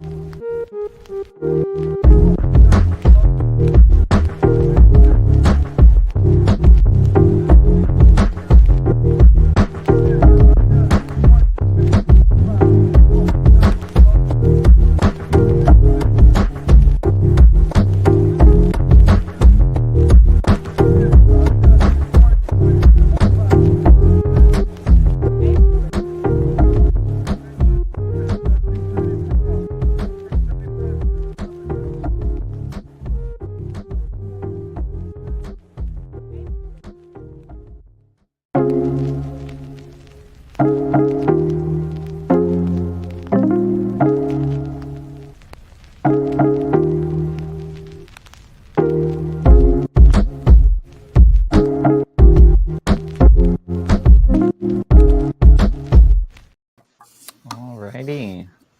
Welcome back to stream number 3. We have match number 8. As he's been here all day with me, we have Tim Hooper. From Prince Edward Island, we have Bev Campbell. Hi, Bev. Hello. And then just off the screen, looks like they've taken a short step away from the camera. We have Tracy and Krista from Saskatchewan. Bev, maybe in the meantime, fill us in. How has PEI's day gone so far? PEI is not having the day that we really would have expected or hoped for. I'm not sure where we started off with the day because I was busy working. But the last 2 games, I think we've only got a point, maybe 2 points. So here's hoping for better games the next 2 matches. Fair enough. There is, unfortunately, not everyone can win every game. So hopefully they can turn it around and get some wins for themselves. And we've got Krista and maybe Tracy. I can't see. Yes, hi. Yes, hi. Sorry. We're having a good time over here. Sorry, we were dancing with the kids. No worries. Fill us in. How has Saskatchewan's day been? It's been good. They did their last 2 games. They won both of them, which were big matches to win. And yeah, they're just having lots of fun. We've got the music cranked and going, and we're just lots of laughs today. So amazing. Awesome. All right. Well, let me pull up our team cards here. Bev, we're going to have you start introducing the Prince Edward Island team. Sure. For the girls, we have Chastity Campbell, Summer Kelly, Emily Gallant. On the boys' side, we have Trey Wedge, Jeffrey Ferguson, and Landon Harvey. And our coaches are Brenda Carr and Steve Kneebone, and we are playing today out of North Rustico Lions Bowling Center. Amazing. Thank you so much. And Tracy and Krista, who do we have from Saskatchewan? We have Taylor Kerr, Marissa Gaiori, Haley Anderson-Nilsson, Trevor Cox, Braden Akers, Charlie Spitzak, and our coaches are Karen Kirkland and Sean Hilborn. We're playing at Minto in Prince Albert. Amazing. Thanks so much. All right, we'll play a quick little intro video here, and then we'll get that first ball thrown right around, 1 o'clock my time. But I'm sure for all of you, it's a little different. It's so here we go. Not so much in PEI. Here. No. Yeah. All right. So here we go with match number 8 for the day, or for the tournament.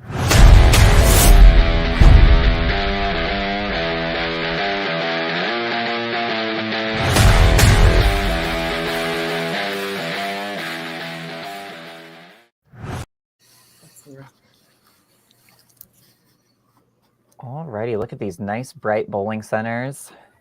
Cameras are clear. Oh, I am looking forward to a good match. I can see Karen bouncing in the corner of the screen there. Tim, fill us in again. What are we playing for? What are the teams looking to make? How do we get to the gold? Okay, so again, this is match 8 of 9 during the round robin. 8 points up for grabs. Each match, leadoffs are playing each other for 1 point, seconds for 1 point, and so on. Team total is 3. At the end of the 9 games, the 5 top teams in terms of points will advance to the championship stepladder, where 4 will play 5, winner will play 3, and so on. And it'll be the same thing on for the teams that finish 6th through 10th on the consolation side as well. And this is a big game for everybody because you gain a place or a couple places. You can certainly help yourself out for tomorrow. Absolutely. Bev, why don't you just read us out to the lineup there for Prince Edward Island? Sure. So starting off, we have Trey Wedge, followed by Summer Kelly, Emily Gallant, Jeffrey Ferguson, and then in the last spot, in the anchor spot, we have Chastity Campbell. Nice. Is that the lineup they've been playing with for most of the tournament or most of the day? Most of today. Yesterday, Trey would have been in the anchor spot for a good part of the day. So I think we're just trying to figure things out and play around with the lineup. Yeah, nice. And Krista, what do we have out for Saskatchewan? We have Haley in leadoff, Trevor in second, Marissa in third, Taylor in fourth, and Charlie in fifth. This has been our lineup for most of the day, except for we switched Charlie out for Braden in the anchor position just to give him a little bit of a break. For sure. You can hear the noise from them. They love the strikes. Yes, we apologize. They are getting very loud out there. Don't apologize. It's so we are exciting. in a different room, but You guys are good. Like, yeah, no, you're easy to hear. Okay, good. Oh, Yeah, but it's- darn, not able to get the spare. Yeah, and it's great that they've got some noise and some atmosphere. It's a lot better than bowling in a completely empty bowling center. It is, yeah. That's one thing we tried warning them about just from the Maniac experience of bowling. And we've told them, like, be loud, have music going. Otherwise, it's dead quiet in here and all you do is think. Yeah. For sure. So just kind of recap the standings for the qualifying round. After 7 games, we have British Columbia in first place at 43.5. Ontario's all the way up to second place at 42 points.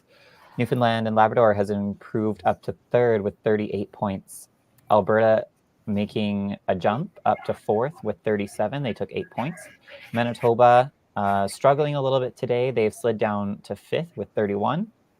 Saskatchewan hot on their heels with 28. Quebec has 22.5. Northern Ontario at 22. Nova Scotia, New Brunswick at 9. And PEI looking to turn things around as they sit at 7. Saskatchewan off to a hot start here. Looking at 3 marks, looking to add a 4th. And Jeffrey wants to put one up there, but does not get it, unfortunately.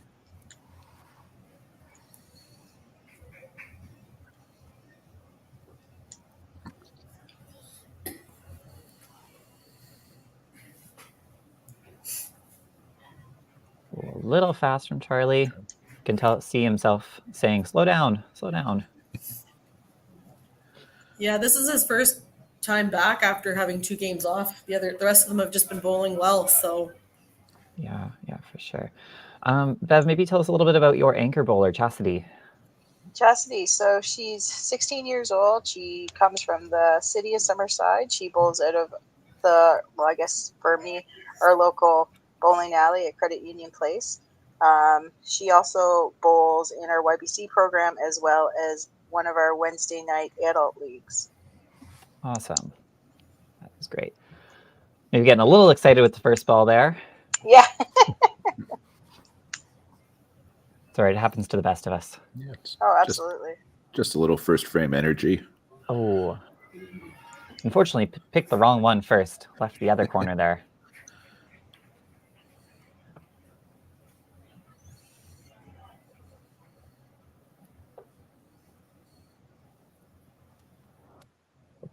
Great. Cleaned it up. Maybe we'll take a look at Taylor. I know she is hot off the medal from YBC Nationals. Tracy and Krista, what else can you tell us about it? yeah, she just threw a 363 last game, 2 points away from her highest ever. She was really trying to beat it. She had a great game. Yeah, she's a great kid, and her future just looks amazing to me. She bowls out of Regina. Awesome. So PEI not scared of the middle, just has to find the side of it here. Haley gets a little corner on her 15. It's a nice side by Trey. Trey has lots of nationals experience. He was their singles for, is he senior or junior, Bev? Do you remember? He was our senior boys bowler this year. I feel like he's been at so many YBC Nationals, I can't keep track of them anymore. Oh, right. Well, and he was at the, I love that. yeah, and he was at the youth challenge last year in Winnipeg, and he was like fiery. He got his team up and going. Like leadoff is probably his spot in the lineup to get his team fired up and going. Awesome.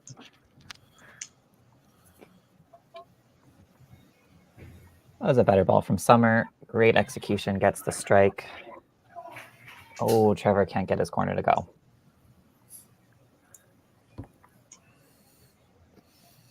So we know that Saskatchewan's got music playing, they're pumping. PEI is playing in the same center as Team Nova Scotia New Brunswick. Do you know, Bev, have they been kind of helping each other out, pumping each other up? How's the energy out there?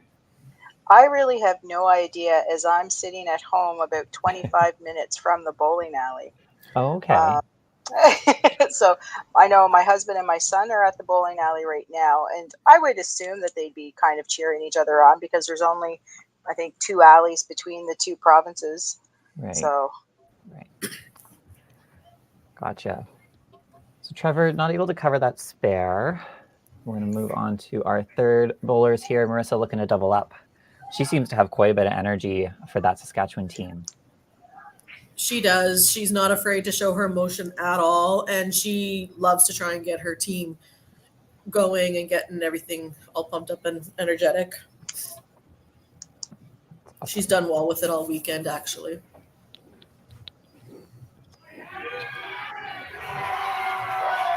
Oh, that's the double. Nice shot. So Emily Love takes the the spare. Yeah, so fun. Emily puts her 2 spares up there, which keeps her right on pace with Marissa. Mm-hmm.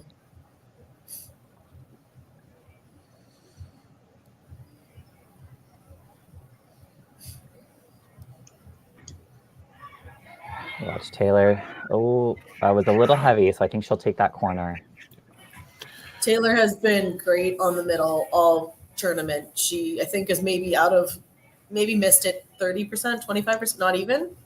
Yeah, wow. Maybe 10%. Like, she's doing awesome. So good. Great cover. Bev, maybe you could tell us, what's the pinfall like out at Rustico? We know they had a big renovation this year. It looks like, I think they swapped out some of their pin machines.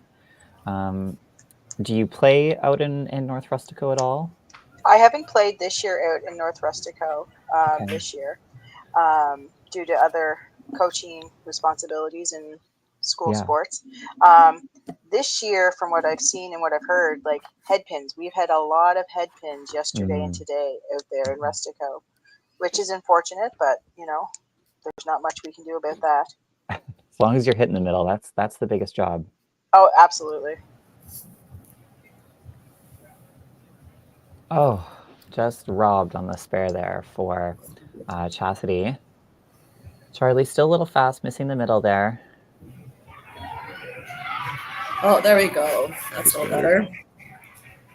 Makes the correction and gets the spare. And Krista, obviously you are from PA. You must know Minto well. How is your pinfall? What are the lanes like? I think it's fairly decent. If you throw a good pocket shot, you will get decent pinfall. You might get the odd corner. Throw a little heavy, you'll be looking at probably a chop split or a head pin, you know. Approaches seem decent. We did clean it a little bit today because the kids were complaining that it was a little bit sticky, so. Yeah. But I think it's pretty average and standard. It's pretty fair. Yeah.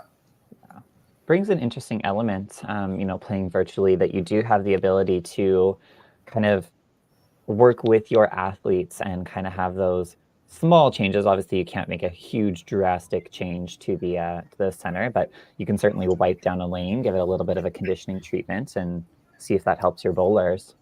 Definitely, yeah. You're able to cater to them this way, what you need to. So our leadoff bowlers, slow start, but that match is so close, 43-40. Keeping it interesting. sometimes those barn burners are almost more exciting to watch because it's back and forth and back and forth. They are. Summer looking for a double. Oh, good shot. Great job. Oh, just about. Tap. So another corner. I don't know about you guys, but that's what we say. You miss your corner. It's not going to go down until you pick it. Right? Yes. I agree 100%.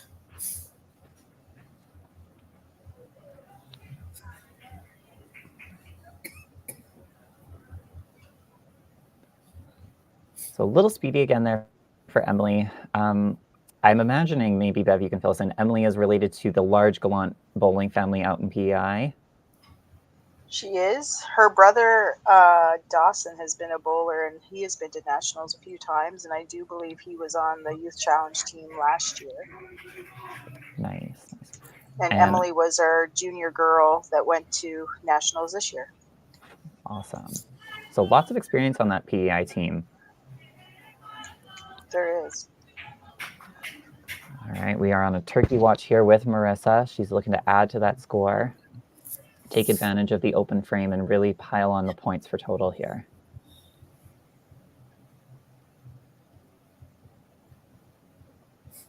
Yeah, Marissa was our senior girls single representative this year. Amazing. And maybe a little overexcited with that shot. Yeah. Little brain fart. It happens. It happens. And there is another one of those dreaded head pins that Bev told us about that seem to be everywhere out in PEI.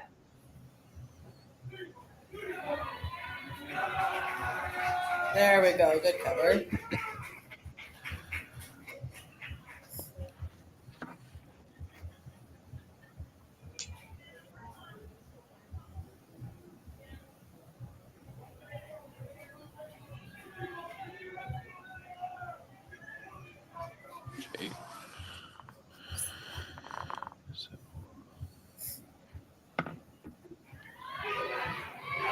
Taylor adds one to the team, kind of helps turn the momentum around after a slow start to the third frame here. Chastity gets that ball out there. Oh, but cannot get. Left corner to Good go. shot, though. Really nice ball. Mm-hmm.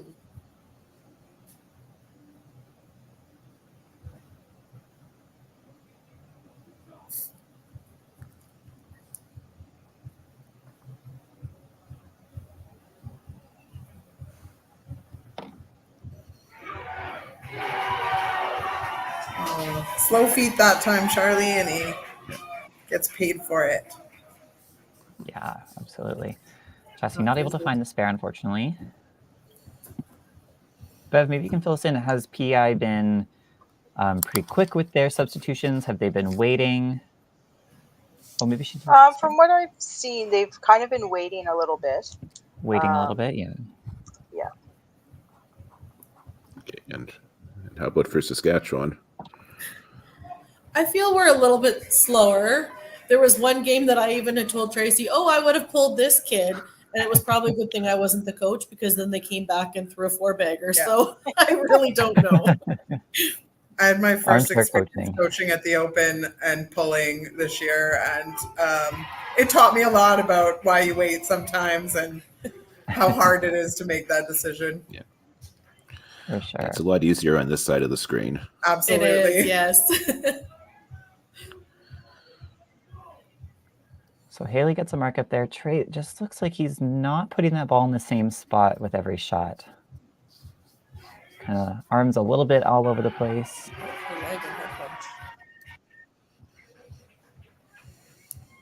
Looks like we may need a score correction there. Looks like it. Yeah, that certainly looked like it went down. Yeah. Bev, you coached Trey at the Nationals this year, is that correct? You were one of the... I coached the girls team this year. The girls. Okay. Yeah. Gotcha. So Trey was never far away, just wasn't on my viewpoint. Fair enough. he has that botchy, or some people call goofy-footed approach. Is that something that he developed on his own? Did he work with someone to kind of develop that approach? Do you know? No, I think he had that from the get-go, from the longest time that I've known him. At one point, he was doing it with a two-handed push-off from the waist, and then eventually got to the one-handed. Yeah. Gotcha. Marissa gets her little spare out there, and we move on to Emily, looking to turn things around and kind of get the jump back on Marissa here. That's a better shot. Finds the middle. Off. Well, that's a great delivery from Taylor. Really aggressive. She has such a beautiful, smooth delivery. And consistent. Yes. Like the same all the time. Yeah.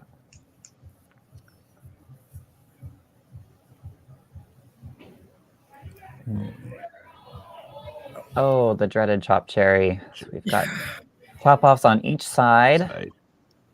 Neither of them picked them up.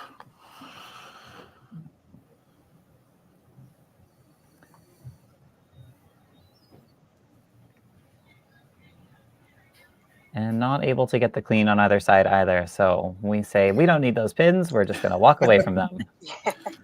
An interesting approach, but we'll see how it works out for them. And let's take a look at Saskatchewan's anchor bowler here, Charlie.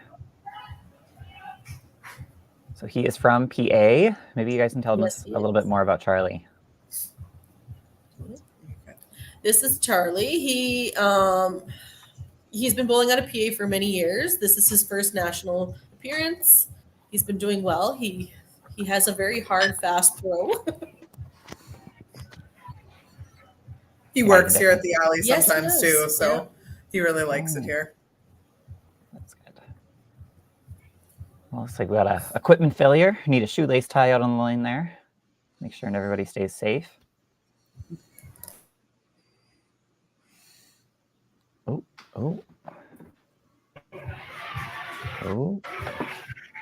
Maybe we had a phone camera die.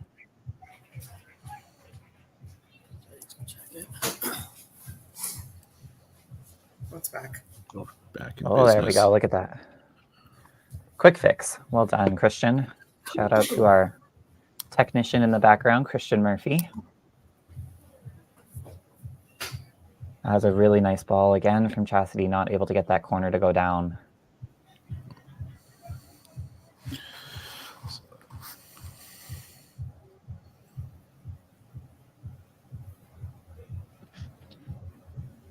Oh, good hat. Oh, she had that.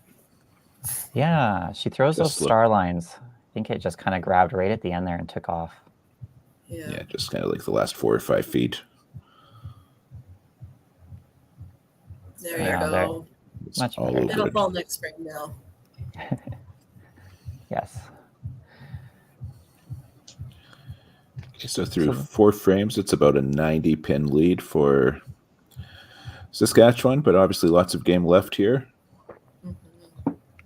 Yes.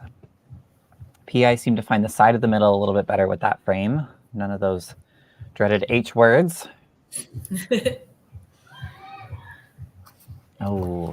my bad, Haley. That's my bad. It's all your I thought I fault, was Tyler. sneaky. I thought I was sneaky. Sorry. So Trey's still working away over there. Bev, what would you be saying to Trey right now? I think he just needs to relax. He seems, maybe his shoulders are a bit uptight, and just Trey's one of these ones that probably few on our team that would really excel from like the old school youth challenge with the noise and the cheering and the yelling. Like, you know, he gets amped up, but I think he also thrives on being amped up. Right. We So have this Braden environment. going in for Haley on Saskatchewan side. Braden in for Haley. Thank you for the update. We appreciate that. Pull this up here. Braden Akers recently got signed to a basketball team, I believe, in Yes, in Manitoba. Yes. Providence? I think so. Yeah. He is phenomenal at basketball, just like he is bowling. Just seems to be a natural athlete. That's awesome. Definitely good to take advantage of those other sport opportunities when you can, because we all know that bowling is a sport for all ages. And when you're maybe done with a basketball, soccer, hockey career, bowling will be there again. Yeah, Absolutely. definitely. He's hoping while he's at university he could still play. So That would be nice. we'll see. We might still see him around. It should be possible, but Providence is in Otterburn, which is about half an hour south of Winnipeg. Oh, Okay. okay. I didn't know things existed Hopefully. that far south of Winnipeg. I shouldn't say that. Actually, my family's from that area. So Trevor gets his spare there. Nice little 30 count for him after that strike.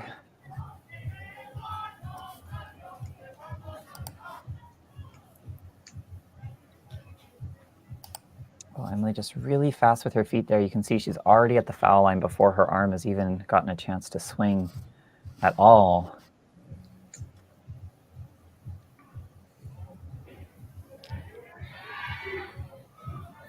Just missed.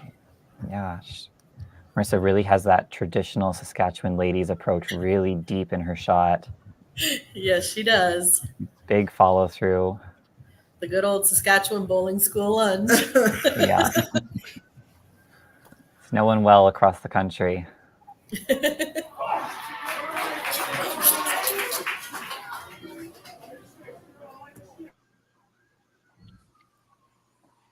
Right, so through 5 frames, PI again off to a little bit of a slow start. We'll see if we can get them to turn that energy around. I think we need to transplant some of Saskatchewan's energy over to PEI. I agree.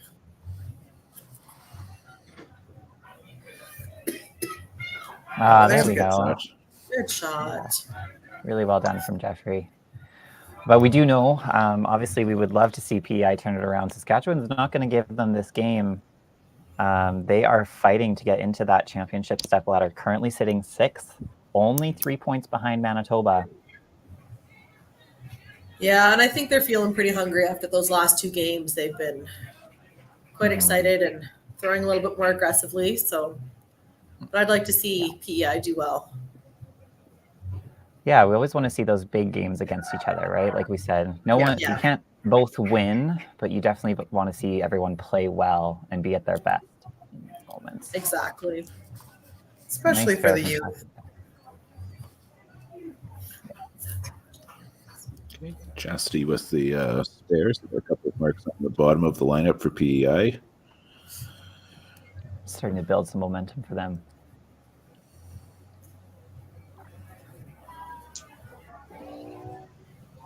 Charlie's looking to give Saskatchewan 3 marks and hopefully another 30 count on his spare here.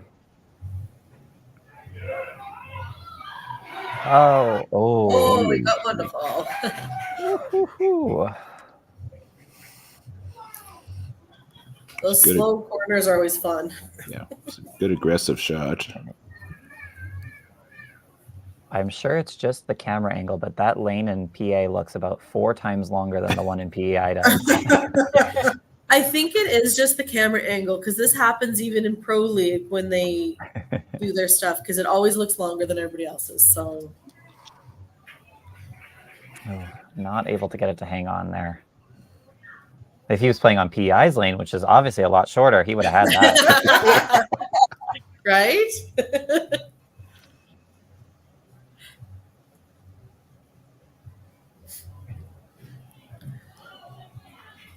All right. Well, short memory for that frame, and we're moving on to the second half of the game here. Tim, do you want to update us on pinfall or team points? Okay, so looks like for the 3 points for total, it's about 135 is the difference. Both sides on 2 marks. Looks like we've got a substitution coming in for PEI, for Trey at the leadoff position. First couple of matches look like they're pretty close. Could go either way. Obviously, lots of game left, but matches 3, 4, and 5 are somewhat in favor of Saskatchewan at the moment. And yeah, we've got Landon coming in. Bev, fill us in about Landon here. So Landon is another one of our Summerside bowlers. He bowls in our YBC league, as well as he also bowls in our Wednesday night adult league. And this is his first time for a youth challenge. Awesome. Good for him. So Braden gets a strike. Trevor is not able to put another one. Well, what Tracy and Krista, what would you be saying to Trevor? He started out really hot, 4 hits on the middle. Now we're slowing Feet down. look a little fast there. That last ball wasn't really square at the line, so it's better. That's better. He just maybe needs to take that extra breath that first ball and focus.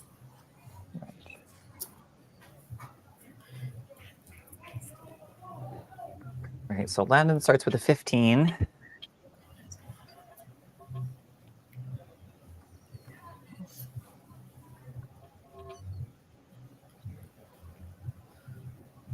Great ball from Summer. Shot. Oh, it Right corner really looked like it wiggled. wanted to go. It wobbled, was it good. rolled. It did everything but fall down.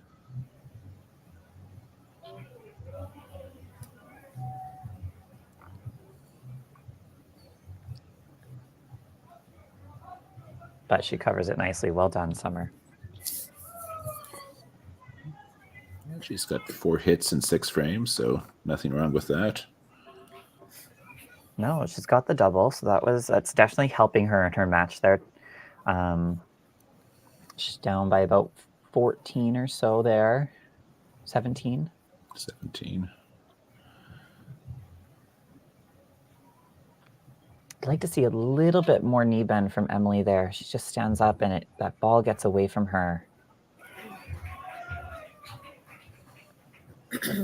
Marissa seems to maybe had that excitement from the double get into her head a little bit.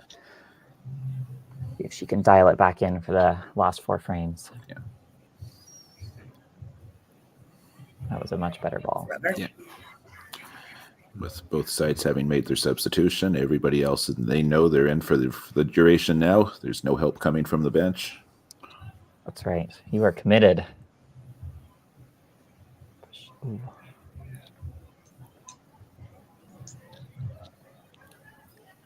Taylor looking to find the middle again. She was just off last frame there.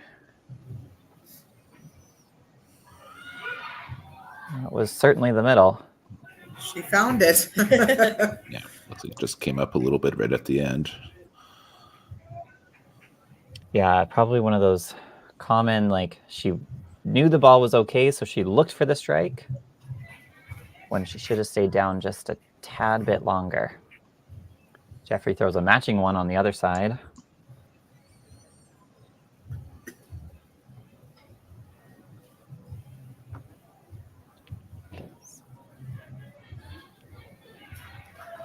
All right, so Jeffrey's going to look for a big 2-point gainer here.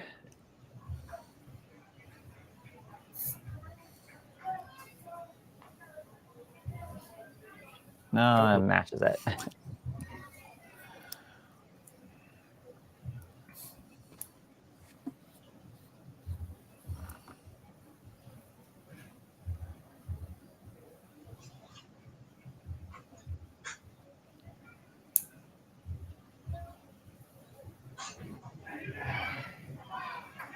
Oh, that was a better darn shot. corner.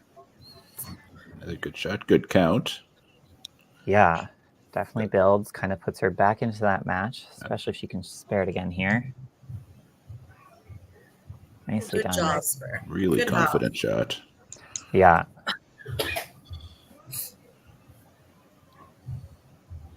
Ooh. See, laid that one down a little bit. Might have been afraid of that chopped cherry, so tried to place it, and it just got away from him a little bit. And with that open, that anchor match has now become interesting. Yeah. Yes, a lot closer now.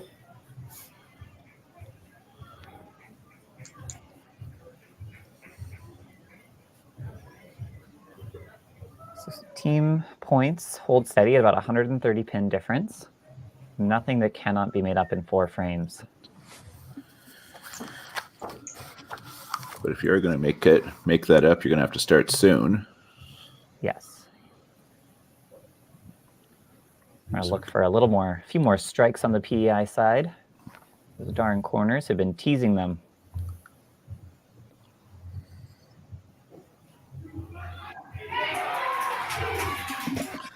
Braden coming in well. It's exactly what you want your bench player to do. Yeah, 2 strikes off the bench.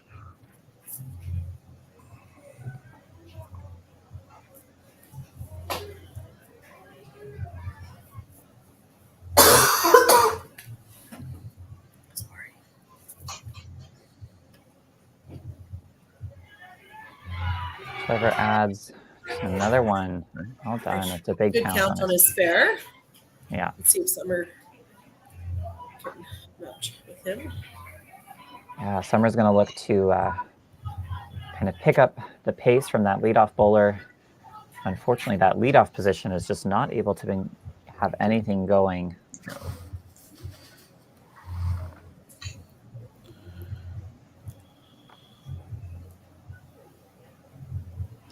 Nicely in the middle of the lane. Oh.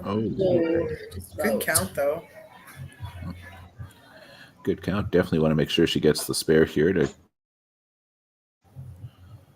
keep pace with Trevor. Amy did leave a comment earlier that there are lots of corners in Rustico, and we are seeing them in full force here.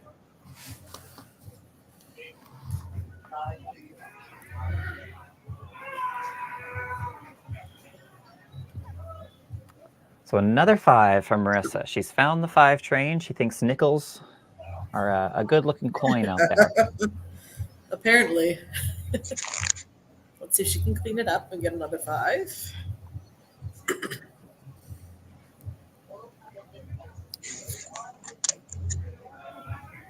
Why not, hey? Definitely see that Emily just dropping that ball right at her foot. Needs to get it out in front of her a little bit more, find that target on the middle.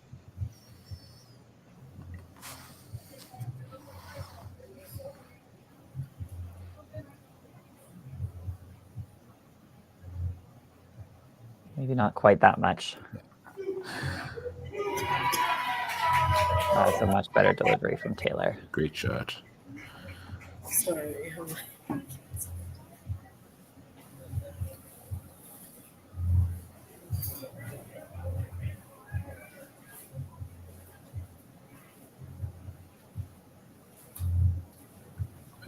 Much better from Emily. Yeah, I just had to get the hard ones out of the way first. Bev, how often are your YBC bowlers or your young players competing or participating out on the lanes? What's their schedule look like out in PEI? Usually, for the most part for YBC, we just have our usual Saturday morning bowling. And we don't do a whole lot of tournaments besides the usual YBC tournaments and whatnot. It's something that I think a lot of us would like to get more into, but it's also trying to get some of the lanes to agree to it as well. Yeah. A lot of our lane, like right now in Rustico, they don't have a YBC program, so our 2 centers that have programs are Summerside and Charlottetown.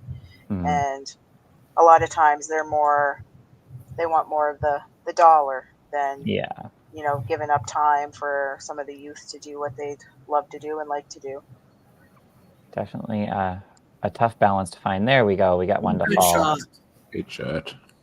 Nice. So those anchor bowlers, those 2 bottom bowlers for PI, holding them in with 2 marks again.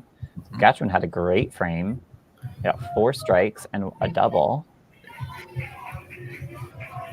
Got my little turkey emoji ready here.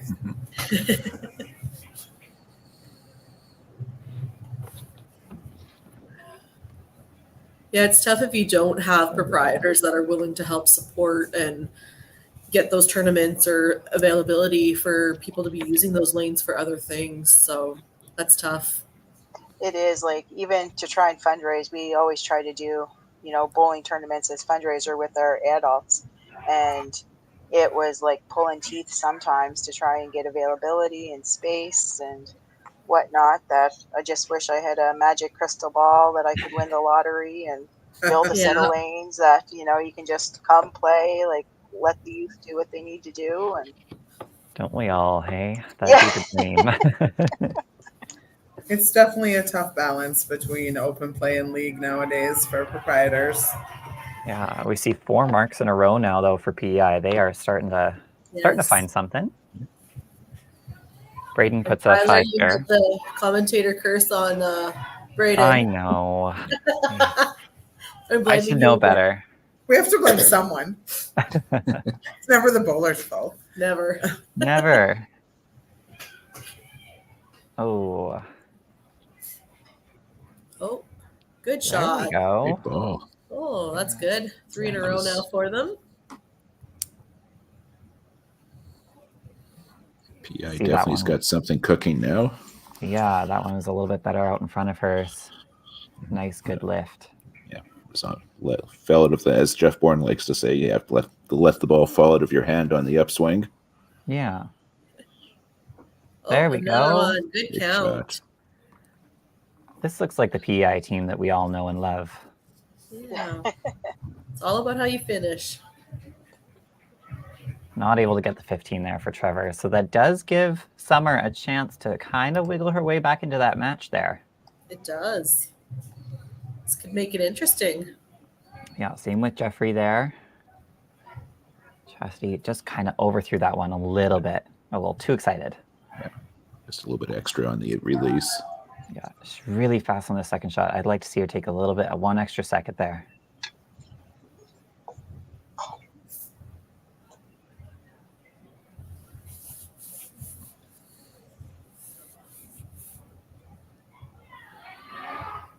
Oh, She found the middle. sticking with the 5s. Sticking with the 5s. All right, so Chastity does end the PEI string of marks, but nothing wrong with 6 marks in a row from that team there. Absolutely. Got 3 strikes and a spare for that frame, so they're building towards 9 and 10. So a little bit of context for our Saskatchewan fans here. We just got a message that both Nathan Woodkovich and Michaela are on the front 7 for Team Alberta playing against Manitoba. So if Saskatchewan can steal some points here, they've got a chance to jump back into that championship step ladder. And it also looks like Addison from BC has also had the front 7 and then through a left corner. Oh, good for them. Wow. Nice shooting. That is awesome.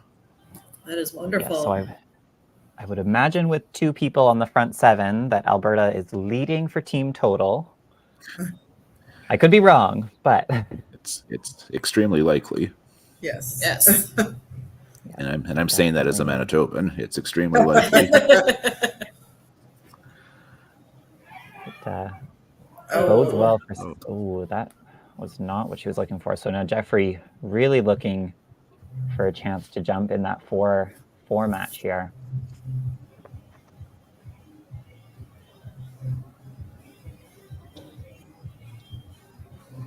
I just saw there that Alberta is over 1,000 through 7. So yeah, I would think they're probably leading and probably substantially. Yeah, I would imagine. Maybe that fills in on Jeffrey as he takes or has a look to see if he can steal the 4th match. So Jeffrey Ferguson bowls out of the alley in Charlottetown. He's 18. He was our senior bowler last year to nationals. Nice, that's awesome. So a little bit of experience there for him. Yep.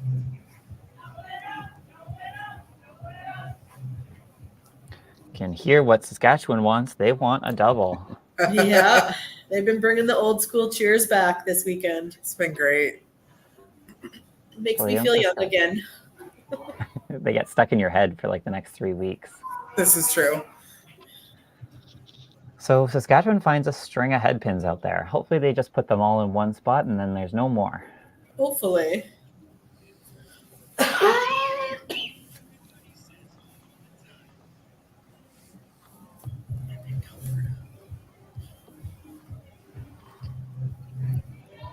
Oh, I can't. I think he was surprised by that one too.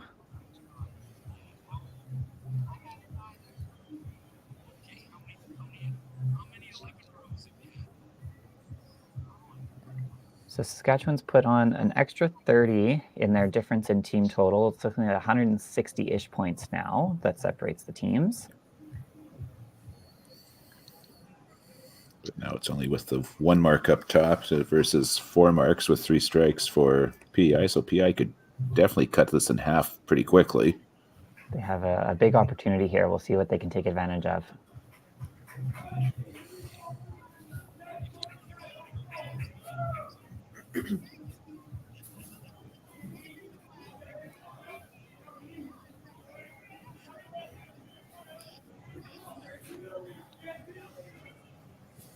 So we're at that point in the tournament where, especially for these teams who are looking to give themselves all the help in the world getting into this championship in the consolation round to have a better seeding, every single point here is going to matter.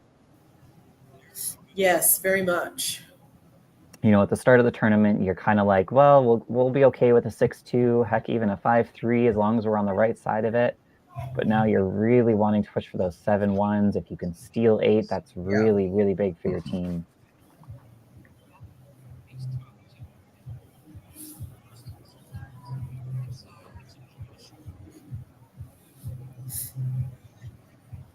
Braden gets a little fast out there, kind of misses right again. Throws his ball so much like his dad, hey? A little bit, yeah. Very much so. It's more like the little hand gestures when he's telling himself to slow down or that. It's exactly the same as Lonnie. Another very experienced, very talented bowling family. Yes, very much so. Starts with Braden's great-grandfather, actually. Yep. Wow, quite a history. Yep. Summer takes 5, a little 20 count. Brings her within 22 points of Trevor. See if she can drop that one in the right spot. Gets away with it. Nicely done. Oh, A nice good shot. shot. Good shot for Trevor. Good half for Summer. Really important spare here for Trevor going into the 10th frame. Yeah, just to keep a bit of an advantage.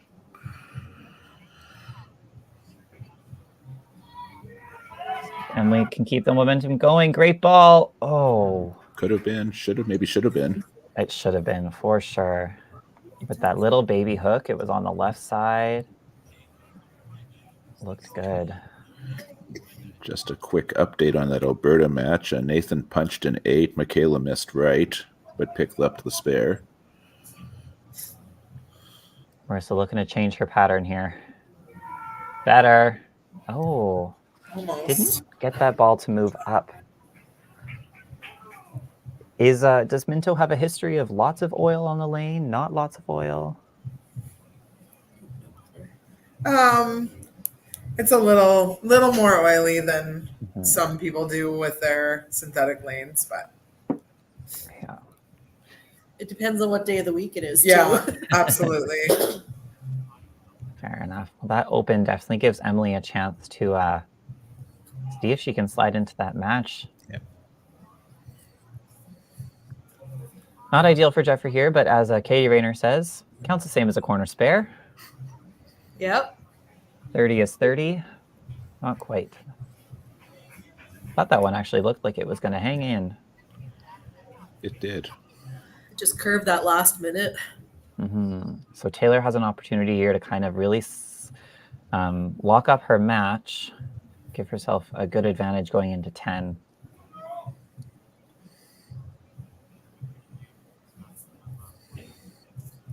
That's a really nice delivery. Wow. That is the shot of someone who's got lots of experience and lots of confidence. She does. This is actually, I want to say, her 3rd Youth Challenge Nationals, and she's still only a junior. Wow. Good for her. And then she was our junior girls singles representative this year. She came back with a silver medal, and she's actually made it to nationals since 2019 every year, whether it was singles or on a team. So good for her. Yeah. That's very impressive.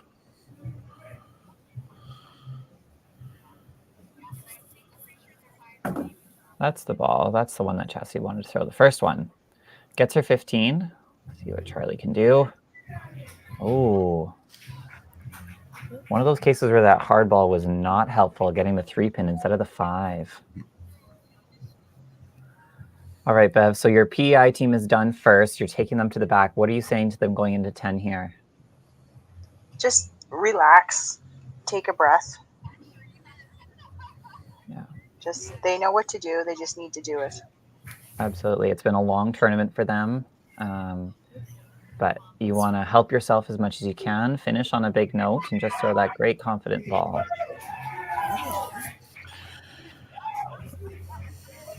Charlie makes the big spare there. Yeah, huge.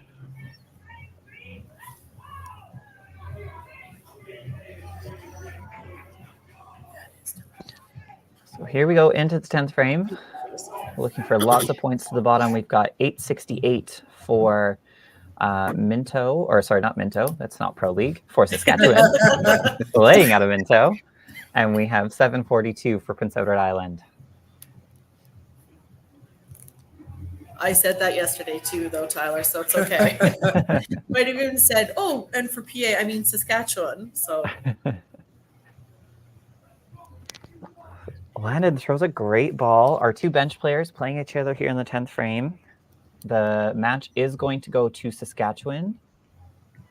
But a big spare for Landon. Braden gets a spare too. Braden showing where he's from, throwing the PA spare. Known as our PA special. 2 in a row. They're both from PA.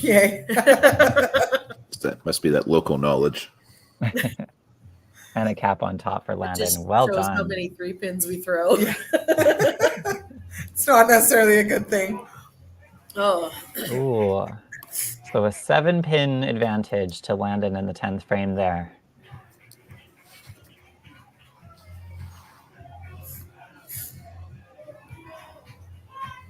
Summer, great ball. Gets that one to go. Gets the strike. The pressure is on for Trevor here.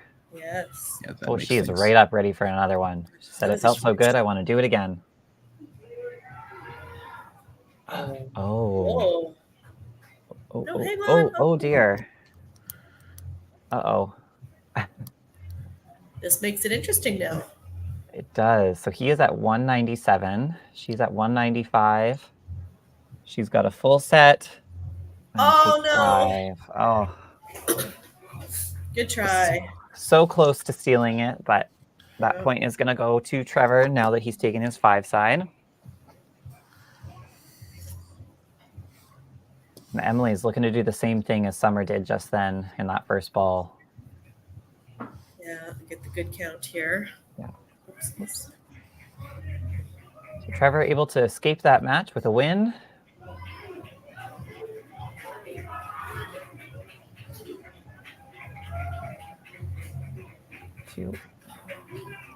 Another little 20 count there. Those are the 144. Going to need the spare here for sure. Mm-hmm.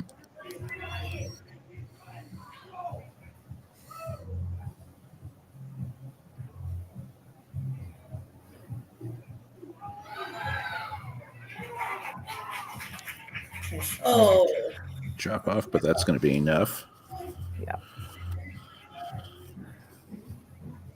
So 3 fast points to Saskatchewan there. We'll see those bottom 2 matches. The marks are in favor of Saskatchewan, but they're still close games.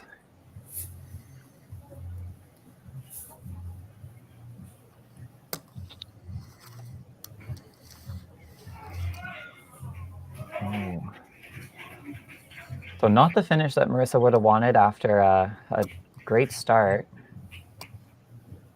We'll see if Saskatchewan maybe has a little bit of a change in their lineup going into the last game. What do you think, Tracy and Krista? I have a feeling they probably will. The coaches have been changing it up if they need to. They're not scared to. Yeah. Yeah. As we all know, sometimes we don't follow up a big game with a real huge game either, unfortunately. Mm-hmm. They had quite a big game last game, so. For Saskatchewan, we'll have Ontario for their last match, and Ontario's fighting for position in the championship side as well.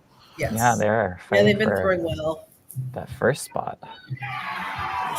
Oh, great ball. So Taylor's going to take that match.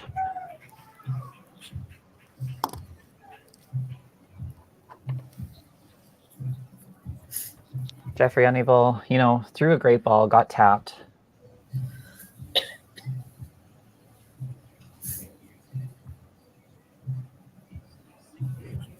Oh. No.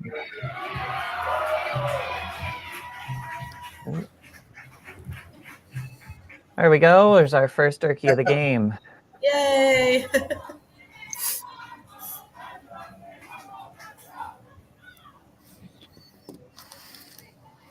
As a reminder, Ontario is only a 1.5 back of British Columbia right now. And Saskatchewan is 3 points back of Manitoba. Manitoba was facing that monster game from Alberta. Yeah. And so Chastity finishes with a 167. Charlie is sitting at 160 without throwing a ball. He's going to need 5 or more.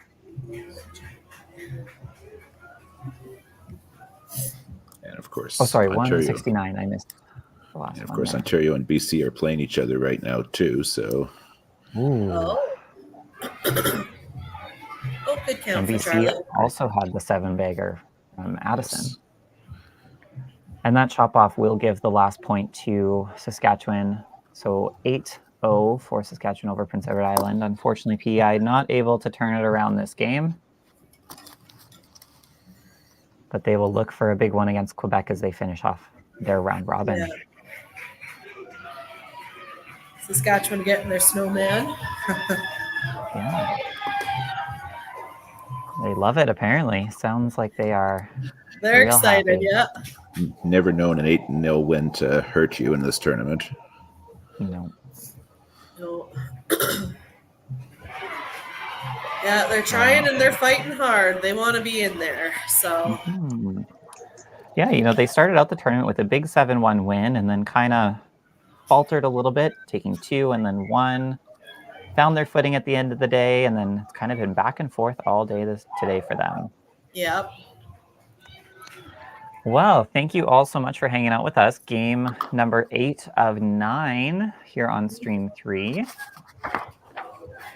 Congratulations again to Saskatchewan. Best of luck to you and your teams as you move on to the last game of the round robin. Yes, thank you, Tyler. Thank you. Awesome. All right, you guys enjoy the rest of your day. I'm going to play our little transition. I'm just going to leave the scores up for one more moment so we make sure the teams can write them all down. And we'll see you all back for our final game of the day, which, let me pull up my schedule here. It's Alberta against Nova Scotia, New Brunswick. It is scheduled for 4:20 Eastern Time. So adjust accordingly. All right, we'll see you all back then.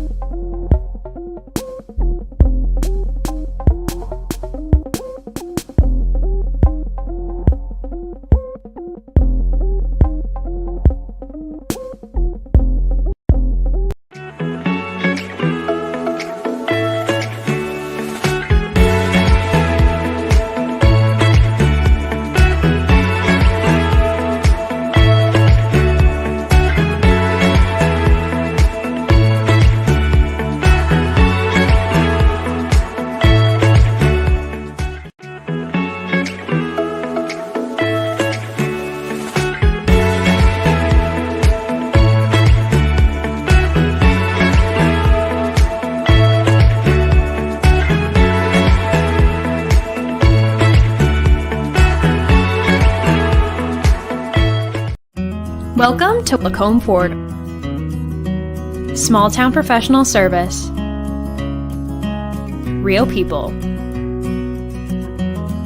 Real rewards. Real easy.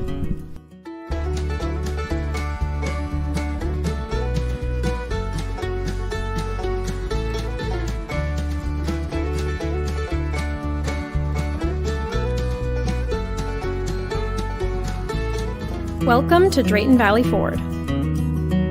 Small town professional service. Real people. Real rewards. Real easy.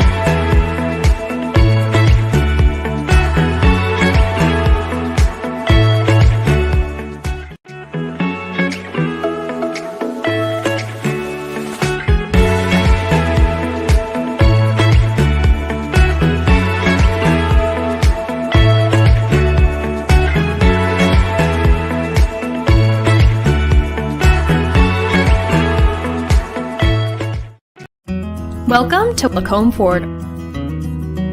Small town professional service. Real people. Real rewards. Real easy.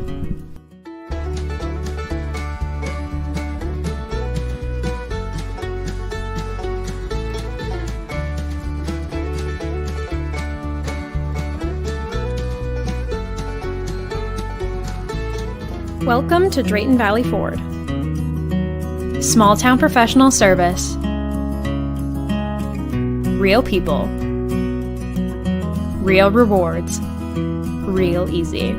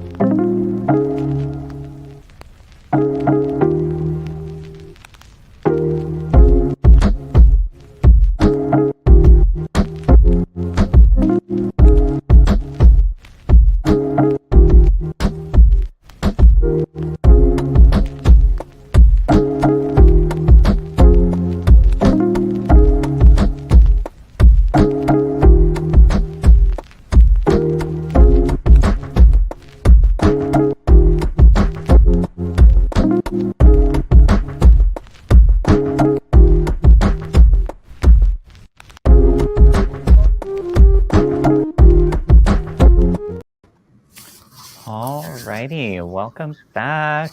Stream 3, match number 9, last game of the round robin. We have Tim Hooper and Michelle Manton, familiar faces to the stream here. Welcome back, Michelle. Thanks. First off, let's talk about Alberta. What was that last game? Oh, wow. Wow. That was amazing to watch. Honestly, it's not that Manitoba bowled poorly, let me tell you. They had 3 games that were so close to 300. But to watch Nathan and Michaela go 7 right off the gun, and then you've got sneaky little Jillian in there in 4 spot, who you don't really ever tell is doing as well as she's doing, but she's killing it. I think she had a 4-bagger, maybe a 5-bagger, maybe a 6, I don't know. But yeah, honestly, 1607.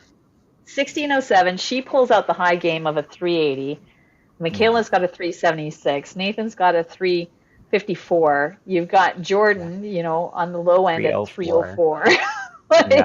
Honestly. It was an amazing game to watch. I'll be honest. I was commenting on the Saskatchewan PEI game, but I had the Alberta Manitoba game up on my phone. It was just an amazing thing to watch. It was amazing. It was really amazing to watch. But I did dub Manitoba the Trash Pandas of the Youth Challenge. Because they've had some big games thrown at them today, and that just happens, as I well know. But no, it was exciting to watch. And we've got this last game, and it really changed, Alberta doing 8-0, 8-0 for the last 2 matches. Yeah. Certainly. We'll jump to that in a second. First, let's look at who makes up that Alberta team. Michelle, do you want to read it out to us? Absolutely. Girls, we've got Jillian Collins from Sherwood Bowl, Michaela Sanderson from Toppler Bowl, Brianna Nystrom from Sherwood Bowl. And for boys, we've got Jordan Lowen from Cochrane Lanes, Nathan Woodkovich from Chinook Bowladrome, Matthew Cox from Sherwood Bowl, and our coaches are Heidi Mapstone from St. Albert and Steve Petrovic from HJ's in the north. And they're bowling out of Bonnie Doon. Bonnie Doon. And Tim, who do we got from Nova Scotia, New Brunswick? Okay, so for Nova Scotia, New Brunswick, and I'll get this out of the way right away. They're all playing out of Gagetown Bowling Lanes. Oh, excellent.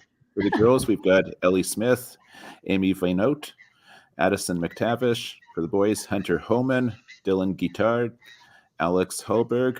Coaches are Rod Nitz and Kim Howe. And they're bowling out of the North Rustico Lions Bowling Center in North Rustico, Prince Edward Island. Oh. Yes, and sorry, that was Addison McIntosh, not McTavish. Okay. A popular Edmonton Oilers coach once upon a time was McTavish. Yes. Yes. Don't think they won much with them, though. No, I did not. Wasn't Alrighty, he a then a coach? But anyways. Let's play our little intro video here, and then as we get the team going, we'll chat about these standings, because, oh boy.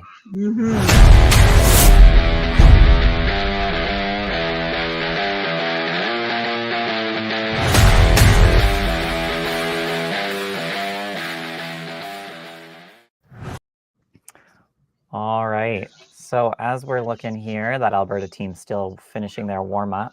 They do have 2 minutes until game time. Tim Hooper, math man, run us through these crazy stats. Okay, so heading into this last game, we've got BC at the top of the standings, 48.5 points. Newfoundland, Labrador in second at 46. Alberta and Ontario tied for third and fourth at 45 points, with Alberta having the advantage because they beat Ontario earlier in the tournament. Saskatchewan is in fifth on 36 points. Manitoba sixth on 31. And then Northern Ontario 27 for seventh place. Quebec 25.5 for eighth. And then we've got Nova Scotia, New Brunswick with 9 points, and Prince Edward Island with 7. Wow.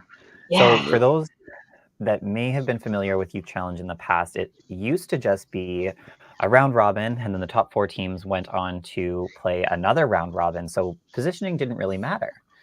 But this year they're playing a step ladder. So that top spot is so important. Yeah. Spot, so we have spot 2. Yeah, every position that you can work your way up that step ladder, one less game that you have to play is Yep. really life or death in this scenario. And we have British Columbia sitting on top of the leaderboard, needing 6 points to solidify the number 1 seed. They've only lost 1 team total so far to Saskatchewan, and they only lost by 30. They are playing Manitoba, sitting at 31, 5 points behind Saskatchewan, who are clawing their way back into a championship spot. They are the defending gold medalist. But both Saskatchewan and Manitoba, tough games ahead of them, right? You've got Manitoba, like we just said, against BC, who's been sitting first all day long and has been bowling phenomenally. And then you have Saskatchewan, they're bowling, if not mistaken, Ontario. It is Ontario. This game, who has also been doing very well. And they're in that pile of teams that are all within 3 or 4 points of each other. Yeah, so it's looking a little dicey out there. Definitely some exciting. It's like it's going right to the end. It's going to be exciting. You've got multiple screens. Obviously, pay attention to this stream, but if you've got multiple screens, put them all up. Yeah. So what we can tell you right now is that BC, Newfoundland, Labrador, Alberta, and Ontario are 4 guaranteed teams into the championship round. Saskatchewan and Manitoba are the 2 fighting for that last spot. Unfortunately, Northern Ontario is just out of reach. They are 9 points behind Saskatchewan, so they won't be able to catch that. But they could catch Manitoba and take that top spot in the consolation stepladder. Yeah, that's it's gonna be exciting. Youth bowling is just so. It's been such an exciting day, guys. Like honestly, watching these guys bowl has been amazing. We started off a little, and we had a tough couple of first games, but they didn't bowl poorly. You just couldn't pull it out at the end, and then they came back in the 3rd and 4th game today to just dominate. Absolutely. So. And then on the other side of the screen here, we have Nova Scotia, New Brunswick looking to play spoiler. They have an almighty role in determining how high up that stepladder Alberta can place themselves here. Yep, absolutely. We've seen it before. These teams that, their hopes of a medal, unfortunately, no longer there, but they just play so loose. There's no pressure on them anymore, and they oftentimes will steal big points. Yeah, absolutely. So, Michelle, is this the exact same lineup that Alberta came out with the last 2 games? This is the exact same lineup that was last game. They have made no changes because they didn't bring Matthew in at all last game. The game before, Michaela had come in for Matthew. Okay. But the lineup itself really hasn't changed for 4 of them. Michaela's been in this spot, since last game. So. Well, and realistically, if you shoot 1607, speaking as a coach myself, I would not be changing the lineup after a game like that. No, absolutely. You don't want to play with that, chemistry that they've got going on. Keep that going. That's for sure. I'm just trying to figure out what happened with this Nova Scotia New Brunswick bowler. Apparently he went 3-2-1, which I'm aware is a score you can get in bowling. Give that kid either another point, and I wasn't watching. I will be honest. I think I'm assuming this is a spreadsheet that the scoreboard is. I know that Manitoba was doing something similar, and I suspect somebody's just put something in wrong. Yes, I have messaged our control center, our headquarters, if you will, and we are investigating. Although if they did get 1 point, I would love to know how. Me too. So it looks like maybe Alberta is just trying to come down from the adrenaline of their 1600. Yep, absolutely. As coaches, how would the 2 of you navigate that? I mean, it's not like you are at the Nationals with all those other teams that you just played. Like you gotta do something to change the energy. Yeah, like obviously he's pressing a little bit, right off the bat here. Brianna, honestly, that's about how she was playing last game. She threw a 193. But Nathan, he's coming off of that high, and you can see that he's just kind of starting to place. I think you just, you pull him aside, just, have a nice little Well, me personally, as you know, Tyler, I'm a silly person. So I would probably just try and do something to try and kind of loosen them up a little bit. Personally, Michaela, it doesn't seem to have affected her at all. No. And same with Jillian and Jordan so far. So Nathan, it would just be like, okay, let's just, don't bring a lot of attention to it. Just let's try and loosen things up a little bit. That's mostly what I would personally do. Yeah, I think I would probably approach it much the same way. Obviously, one of the things a little bit different with this being virtual is there's a significantly more downtime between games. Like I think they would have finished about 20 minutes before we started this game, whereas face to face, you probably have at most 5 or 6 minutes before you're right back at it. Yep. Yeah, you're right. A little downtime, definitely. Yeah. I don't know. That might make Ellie it easier. over It there might make goes- it harder. Yeah. She goes 2 spare and then a strike to put the pressure on Brianna, who's got 2 opens there. Yeah, Brianna's so I been did struggling a confirm. little. Go ahead. Sorry, we did confirm that he went 3-10, so they just missed in the scoreboard. It should be 15, so we're working on getting that corrected for everyone. Excellent. Because he would probably really like those extra 9 points. I would imagine. I know I would. Ooh, Jillian gets away with a slider. Yeah. Yeah, if I'm Alberta coach right now, I'm kind of keeping an eye on that third position a little bit because she great did ball. struggle. She did struggle a little bit last game, but she's on the middle, so see if she can work it out.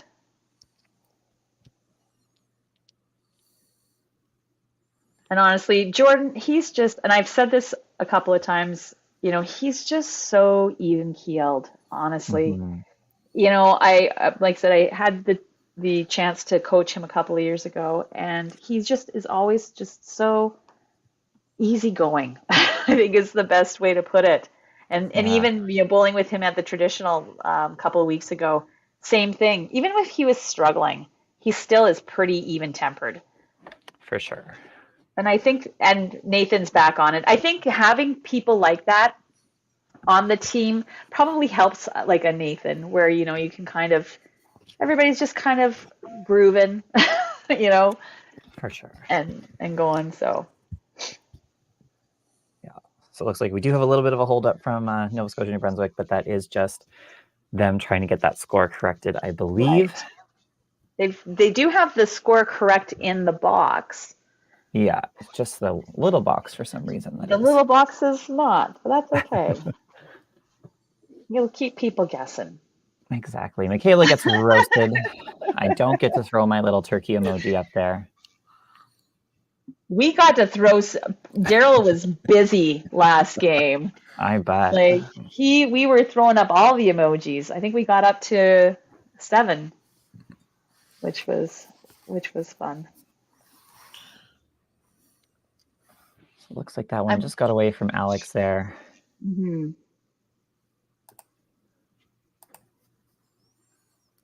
That was a better shot for Brianna. Very nice shot. I'm going to put my coach. Okay, Brianna, you just need to take your time on this corner and get your ball out to it. Poor Brianna has been struggling a little bit with her right corners today, but let's see if my coaching worked. My coaching worked. Excellent. You were welcome. We did watch her last time on this stream miss a few of those, so it's glad to see her correcting. Whoops. Yeah. A little bit of a misstep there from Addison. This is a long day for some of those young bowlers. Oh, yeah. Let me just pull up. Oh, look at that. Alberta and Nova Scotia are on the same page here. I can just pull them all up one at a time. Little Addison is 13 years old, playing in a nationals event, so this is a long day. Yeah, absolutely. At 13, right? Like, you're throwing a lot of games. You're not used to that. And you get to the end and the energy probably is just coming out a little bit, right? And it's hard, they're a lesser experienced team. And it can be, you come up to teams like BC, actually any of them, BC, Newfoundland, that are throwing these big games against you. And that can be a little disheartening too, right? Well, When you think about the time change too, it's coming up on Oh, dinner time yeah. out there too. Right. Yeah, that is a huge thing to bring into play too. A little misstep there. It gives Brianna a chance to come back in that 3-spot match. Ellie starting with 2 marks in a row. Same with Dylan. They actually had 3 strikes in a row on that Nova Scotia New Brunswick team. That which is a great frame. And they had 3 marks as well in the first frame. Yeah. But Alberta, 5 marks on the board. Yeah. And 9 in a row for them. 9 in a row. Yeah. They are looking for that top spot on the step ladder. You have Heidi Mapstone as one of the coaches on that Alberta team, and she is one of the most experienced national bowlers here in Alberta. She has been in her fair share of step ladders, so she knows just how important it is to finish high in the seating. Yeah, absolutely. Like, what a great person to have in your corner, honestly. And she's so calming, and she is so just even keeled as well. And I think that probably really helps. So even keeled, but has that underlying fieriness that in those moments is just so special. Yeah. Dylan takes 8 that frame. Mm-hmm. A little fast, a little speedy. Yeah. We're going to look for Hunter to ease the bleeding and get a mark on the board for Nova Scotia New Brunswick this frame. Yeah.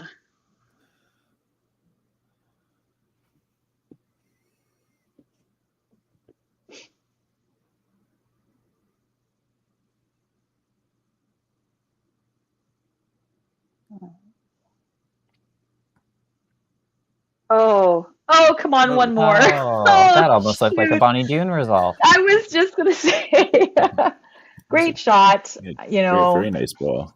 Yeah. Yes. And over on their side. Oh, sorry, go ahead, Michelle. No, that's okay. I was just going to say, see if you can take the spare. Yeah, easy little 30 count. Nicely done. Oh, perfect. Hunter. Nice cover. Right on top of it. Over on Nova Scotia New Brunswick side, they have Rod Nitz, who's just such a big advocate for bowling out on the East Coast in their province. And an excellent coach with the kids. He's been there year after year after year. That's awesome.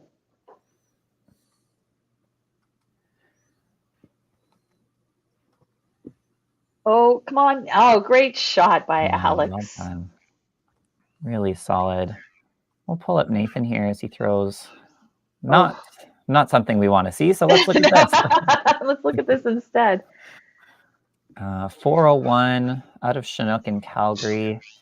Yeah. He's tall. He's like got to be 6'3", 6'4", and he throws so just tall. a rocket. Yeah. Just got silver at Nationals in YBC. Yeah, super experienced for 18. Really, really impressive. Yeah. Well, looks like little Addison throws a matching head pin on the other side. Yeah. Looking to take the big side and get 13 out of this frame.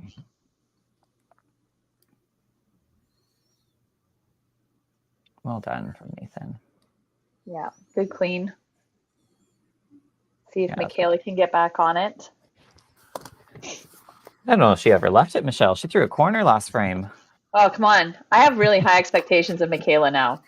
Yeah, true. No, wait a second. I just watched her throw a 376. Like, yeah, we're under average. Yeah.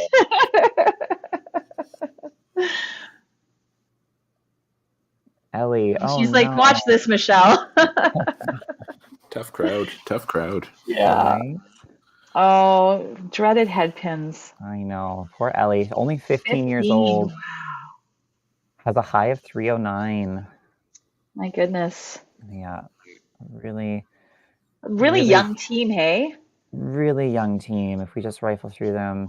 16. Even Hunter is only 16. Yeah. 13 we said 13. With Addison. 18. Adam is 18. 15. Dylan, 15. My goodness. They're just babies, all of them. Oh my goodness. Wow. Like, they've really held their own for such a young team. Because let's be honest, that is a very young team. Like you just have the one 18-year-old in there. Good job, Jillian.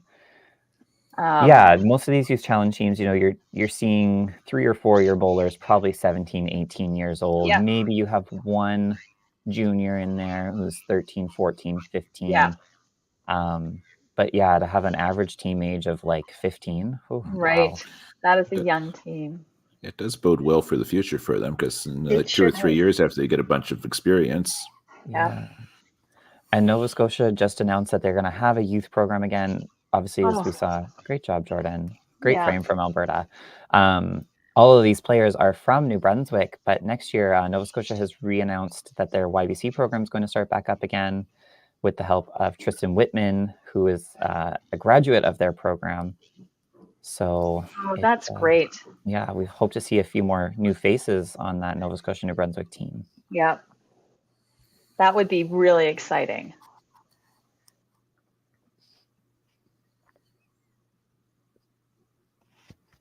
Just dropping his shoulder a little bit there, Yep.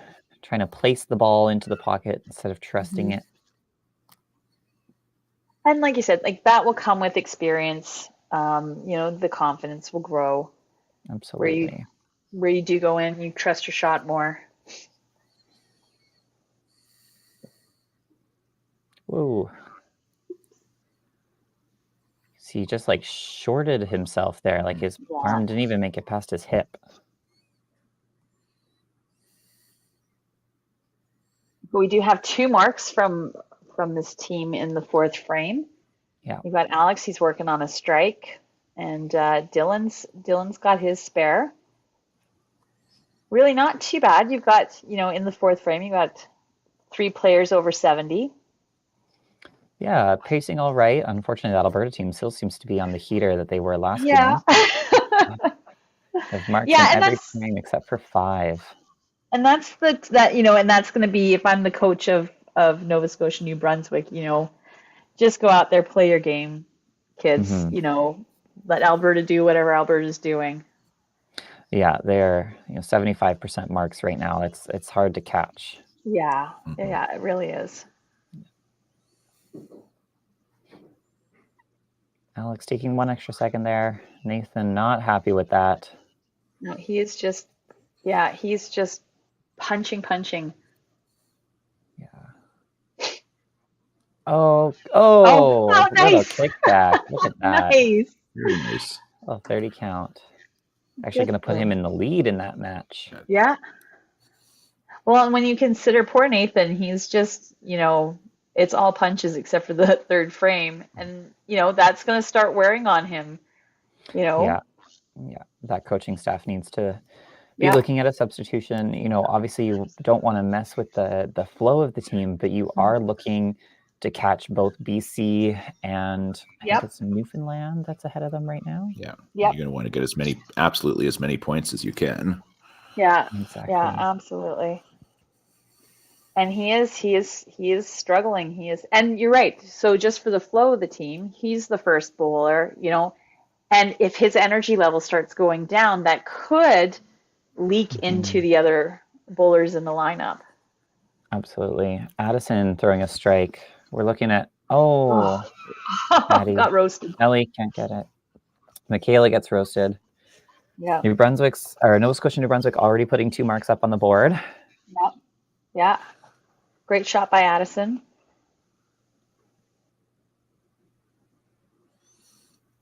Ellie frustrated with that one, not on her mark. Said, I think some of those kids are probably a little hangry. Dinner time. Yeah. Well, that's hard, right? Especially I think we've all been there.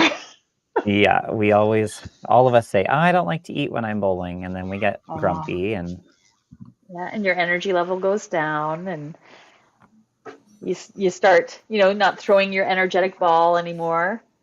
Yeah, absolutely. Brianna in slow-mo gets the double. Yay! But yeah, the coaching team on Alberta has to be kind of either having a conversation with Nathan or thinking about that pull.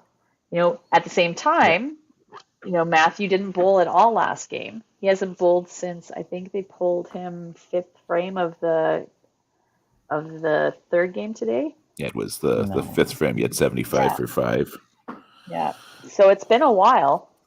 Yeah, but these kids have been warming up. Again, different than that in-person nationals where True. you don't get warm up between. That's true. So he's probably still been a little loose. We got another double. Great job from Jillian. Like you said, And then we sneaky remember little that Jillian. we remember that they're kids too, so Yeah. they don't take as long to warm up as some of us older bowlers. Not Yeah. speaking about me at all, but Hunter's spare shot just slides right past, not able to get it. If I had to slow go in, motion strike. yeah, nice shot. Yeah, if I had to go in, I'd need at least a week to warm up.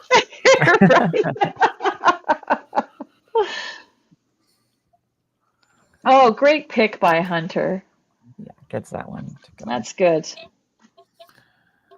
Oh, we got fan comments saying Ellie looks really anxious. She bowled really well her last 2 games. No, maybe putting a little extra pressure on herself this Yeah. game.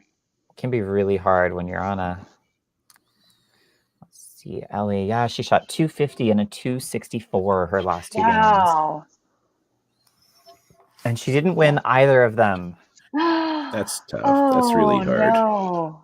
I mean, it's outstanding that she bowled that, but that's really hard when you play well like that and don't get a lot to show for it. Oh, there we go. Oh, Nathan's gets got to be one. relieved. What do you think the coach said? Nathan, you got one more ball. Yeah. How many times have we been there? Yep. I think we've all been there. Yeah. Yeah, and poor Nova Scotia and New Brunswick. There, you can see the pressing a little bit. You see a lot of head pins up there. Yeah. Yeah. Oh. Thought he got that one, and it just eased him. Kayla, oh, that looks pretty thick. Yeah. Gee, this Bonnie Doon Wi-Fi. Oh, geez, it's almost like their Pro League team ends up with the same copy feed. Oh, Addie. Let's see if she a little 30 count, a little corner spare in reverse.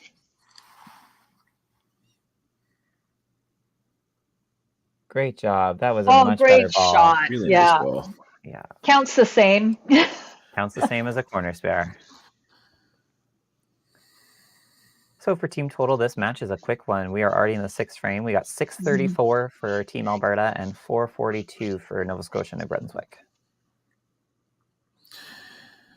In Alberta, with these 3 double counts, it could really start to jump fast. Yeah, absolutely. I'm going to tell Brianne again, take your time on this corner. Get your ball out there. I'm going to put my turkey emoji away again. Back in my pocket. We should shout out Nathan, struggling start, but he's averaging 302 for this tournament. Right? Yeah, no, he has been bowling phenomenally. Yeah. Yeah, like when you have 246 as your low game for the tournament, you're playing well. Right? Yes. Brianna, oh. Oh, is that a half for Miss Ellie? That is a half, I think. I get confused with all the dashes. Oh, no, it's not. Okay. Missed a ball. Yeah. Dylan's going to look to count on his spare here. Oh, that Really looked well good. done. Yeah, great shot. Nice. Jillian. Another bomb. Boom. Here's your moment, Tyler. The moment you've been waiting for. Let's see what Hunter can do. He's been on the middle for most of the game.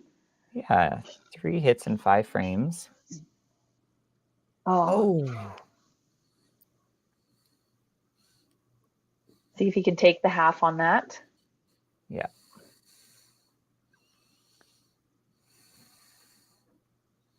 Oh, and a bomb Gordon. by. Woo. Another turkey. Yeah. I thought that corner might stand for him, but Me too. it slid away. Oh, shoot. Oh, sticks are important. Yeah. Keep it clean out there. Yeah.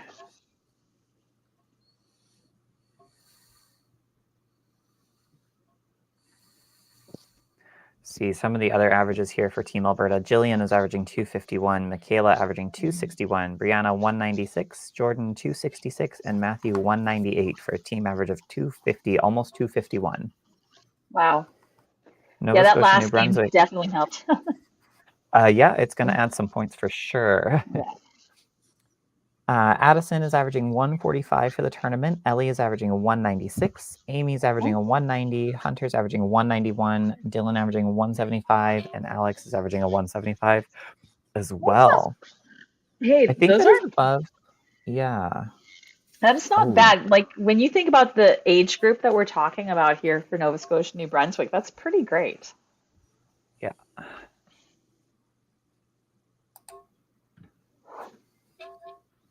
Alex a little fast there. Oh, and I see Nathan's back on the head pin. He is. I thought there was going to be a pull there. It does seem strange that you wouldn't, and let's talk about, I guess two for, for his average. Keep that up there. And frustration level that he's got to be feeling. Now, at the same time, you're coming into tomorrow, how does that affect him if he gets pulled? I don't know. Absolutely. Yeah, there's going to be some tough decisions for coaches tomorrow. A lot of these teams could be facing just one game. Yeah. Or it could be potentially as many as 4. Yeah. Yeah. So Nathan pulls just ahead, 113 to 110, that first spot match. Whew. Yeah. And, the tough thing for Nathan, he's all over the middle. Yeah. It's just. Yeah. Oh! That is what you get when you throw the ball 43 kilometers an hour. Yeah.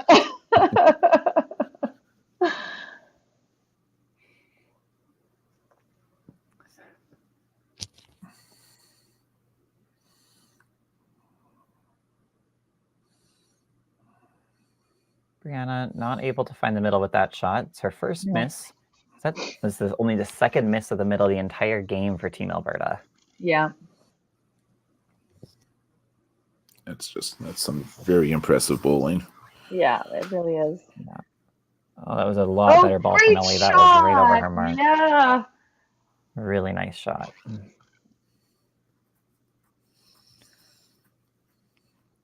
So Alberta keeps chugging along. The lead for total is now pushing 300 points. Yeah.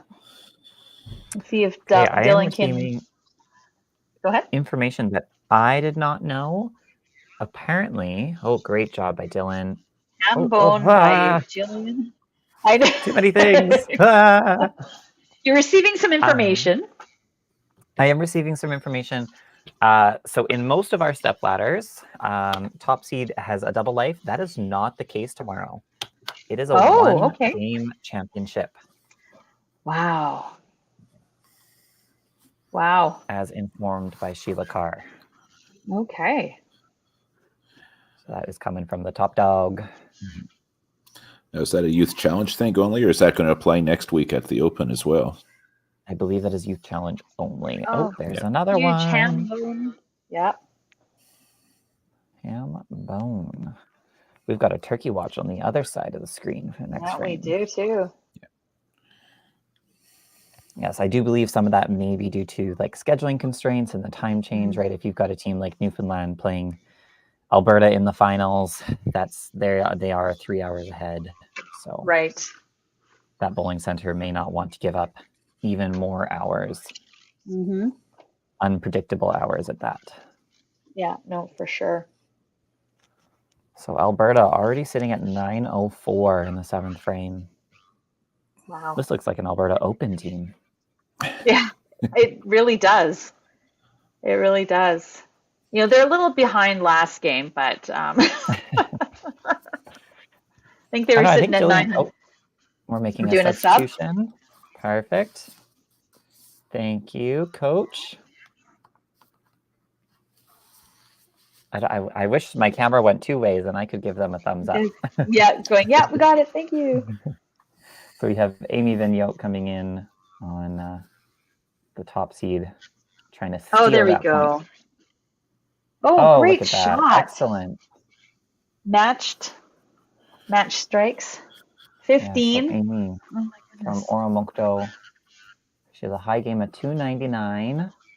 Hasn't been able to crack that 300. I know she was the representative for them at Four Steps Nationals this year. She's been to a few nationals. So she might be the most experienced on that team, or close to.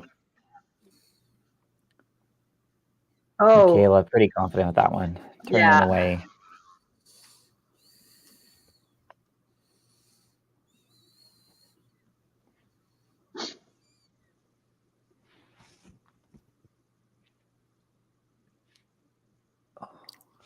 Oh, just a little wide there. Yeah. Yeah. Brianna, ooh.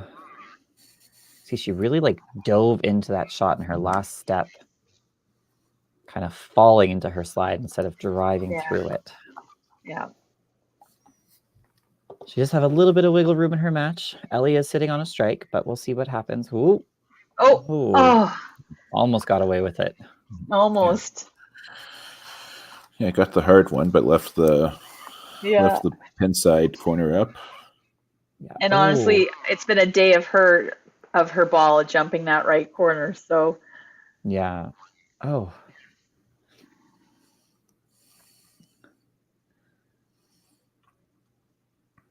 See if Ellie can get the half. Yeah, it looks good. Oh no. Oh. Kept going, never seemed to move back on her. Jillian looking for another one. She is just found the rhythm. Yeah, she really has. Well and she does Yahtzee. Yeah. Let's talk about. I was going to say, let's talk about Jillian for a second.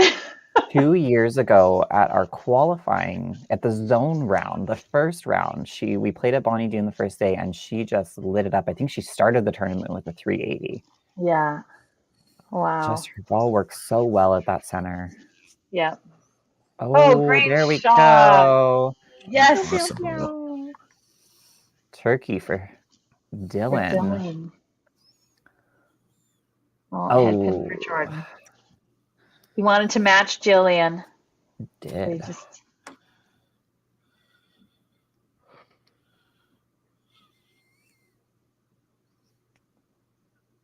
Come on. Oh, power shot, one more. Wow. Just about. 12. Okay, and he's just going to go right at it now. Yeah. So we're coming into the home stretch. Oh, we're going to have to get a little score correction there again. I'm not sure what's happening with their system, but actually it might be okay because we got the spare. Oh, perfect. For some reason it added it all in. It's like a one spare. Another one spare. Yeah. So we're going into 9-10. Yeah, it looks like Nathan gets at least one more ball. Yeah. You can see Steve Petricevic. Oh, that is a hard one, Michelle. You're right. Ooh. It is. What did I say? I don't even know what I said anymore. Just stepped into screen, but then stepped right back on out. And Amy, that bench bowler, looking to do what bench bowlers do best. Yeah. Come in and win. Oh, great shot. And matched. Oh, another great shot. We got a game here. Yeah, we do. Woo. I'd love to know what's happening in our other influential matches. Oh, I know, right? This is the point of the tournament where people would be running from like end of the bowling alley to the other end. Yes. People have spreadsheets and calculators. Yeah, trying to work stuff out. Michaela. Oh, that was sick. She got away with turkey that. for you. Oh. No, she's lucky that she just got a corner on that one. That was pretty heavy. Addison. Almost. Shoot. Almost getting that spare. Tim, I know you're a multi-screen person. You got any information on for us? I actually do not have any screens open, but I could certainly fix that. Let's fix that. Michaela did come in and spare up her corner. Yeah. Really good effort from her there. Brianna looking to add one on. Oh. Yeah. Oh, my that God. corner. I do feel for her. I have played that game at Bonnie Doon myself. Yeah. Oops, that one just Oops. getting away from Ellie. See, she Yeah. is bent over at her chest, kind of looking down at the foul line, not out towards her mark. So on Yes, stream, good pick. so on stream 2, Newfoundland Labrador is down a little bit through 6 frames to Northern Ontario. Okay. I know they had camera issues, so that's probably why they're a few frames behind.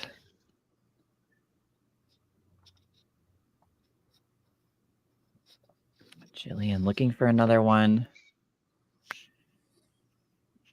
Ellie trying to take 15. Oh, right. great Woo! 6-pack. Wow. 6-pack of 5-pin Bruniverse, which is no longer available, but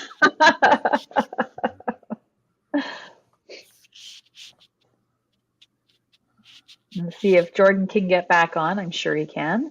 yes, Dylan looking for 4. Oh, Oh, darn. That was a great run. Great little run for him. Gets himself over 200. yeah. Oh, another thick shot. Yeah. Good shot.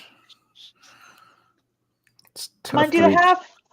Oh, Oh, almost.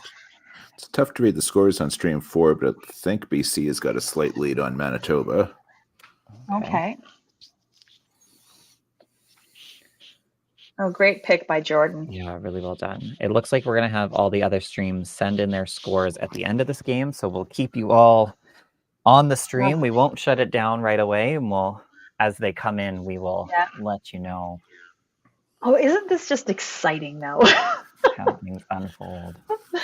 Well, as you guys both said, like, if this was face-to-face, there'd be people like myself who has to have all the numbers running like an idiot. Hunter gets a great ball out great there. shot. Awesome shot. Sets himself up well for 9. Or for 10, sorry. 2 marks from Now here's Amy, the right here's there. the match to watch right here. This is the one. So Amy is up quick. She's going to put the pressure on Nathan. Great ball. Oh, just slid it past. We've talked a lot today about unique approaches. I find it interesting that Amy, when you watch her, she doesn't bring her left hand up to her ball.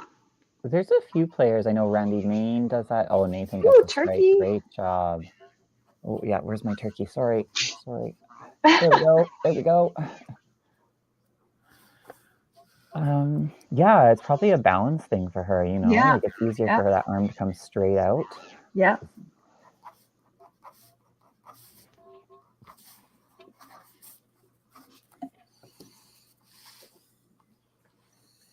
So It's nice to see Nathan catch his groove here at the end of this game. That was a tough game. Really fighting through. Can he get one more? Yes, he will. Yeah. Locking up that first spot match for Alberta. What a story for them if they could finish this tournament on 3 8s in a row after having a rough start to the day. Yeah. And good for Amy for coming off the bench so strong. Like, honestly. So strong. Yeah. Scoring. I can't do that math. 67 points in 3 frames. Might as well finish with a head pin. That's what that body language just told me. Yes. But still, 238. Not bad for as many head pins as he had. Yes, absolutely. So Michaela is going to win her match here as well. Yes. We'll see how many points she can get. Barely touches the head pin, but Addison's going to look to finish Oh. with a 15. She's got one more shot for a good ball here. Take all those pins away. They've given her 2 points, but I don't think she hit anything. But...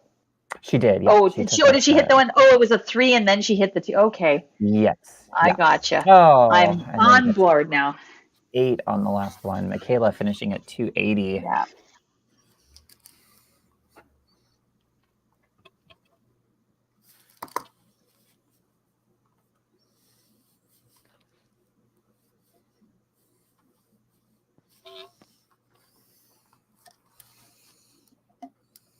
Brianna, Yeah. not a great ball, but it will be enough. Yep. So her match is locked up. She's higher than last game, so she went in the right Yep. direction. She absolutely did. And the last 2 matches are locked up. They are locked up as well. We are going to see an 8-0 victory for Alberta. We want Nova Scotia and New Brunswick to finish on some good balls here, build confidence for tomorrow as they are looking to play Prince Edward Island in the first match of the Constellation Stepladder. Some real positives coming out of this game for Nova Scotia, New Brunswick. You saw Dylan's had a great game. Yeah. And then Amy coming off the bench really strong there. Really strong, Hunter's finishing, pretty strong. So. Mm-hmm. And we look for Jillian to see just how many. Yeah. She is on fire. Keep it going, girl. Yeah. Oh, I thought she might. She might try and get away with it, but it did look a little bit outside out of her hand. Especially throwing that back up, right? Anything on the right side of the head pin, you're a little worried. Yeah. Oh, great shot. Good job. Dylan, another great game. 262, but I think this might be the trash pandas of Youth Challenge. Poor Ellie, 250, 260, doesn't win. Dylan with a 260 and doesn't win. Yeah. My goodness. Jillian, great game. Oh my goodness, great game. Holy. Gives her just over 1,000 for her last 3 games today. Wow. Oh, good for her. That's fantastic. Yes. Hunter gets the first strike. That's a double.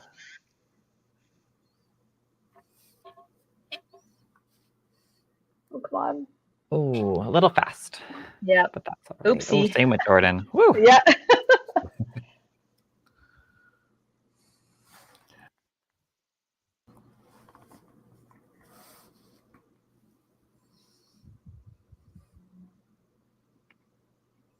Great. Oh, good cover for Jordan there.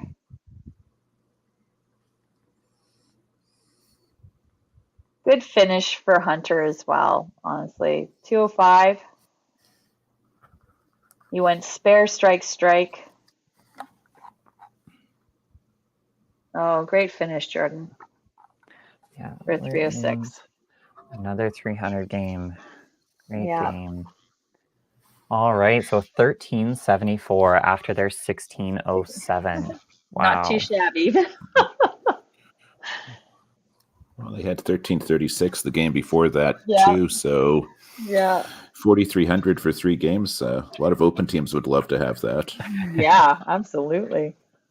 No, so that takes Alberta to 53 points in their round robin, which means British Columbia will need 4.5 points to pass them. And Newfoundland is going to need they have to take 8 to tie. Yeah, 8 to 7 because Newfoundland would win the tiebreak because they beat Alberta in their head-to-head match.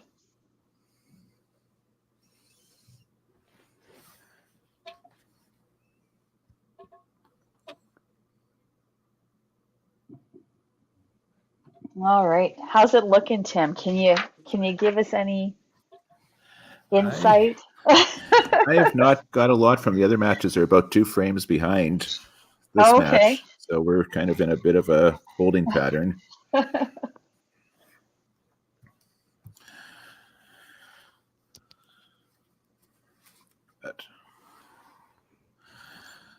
I mean, you certainly have to tip your cap to what the Alberta team managed to pull off the last 3 games today. Yeah, absolutely. Yes, to go, 8-0, 8-0, 8-0, like that's pretty amazing. And like I said, the first 2 games, it wasn't bad, but they just couldn't seem to finish off a game. Right. So obviously, whatever the coaches said after the first 2 games took, right? Let's see. Let's actually just close our camera. Woo, there, oh my goodness. There we go. There we go. Well, everyone that watched, thank you so much for tuning in today. Like I said, we're going to stay on the line until we get a little bit more information. Yeah. So if you want to hear the results, stay tuned. They are not official. We have one update here. Look at that. BC 922 over Manitoba's 783 in 8 frames. In 8 frames. So that makes it likely that BC will get enough points to likely finish first. Yeah.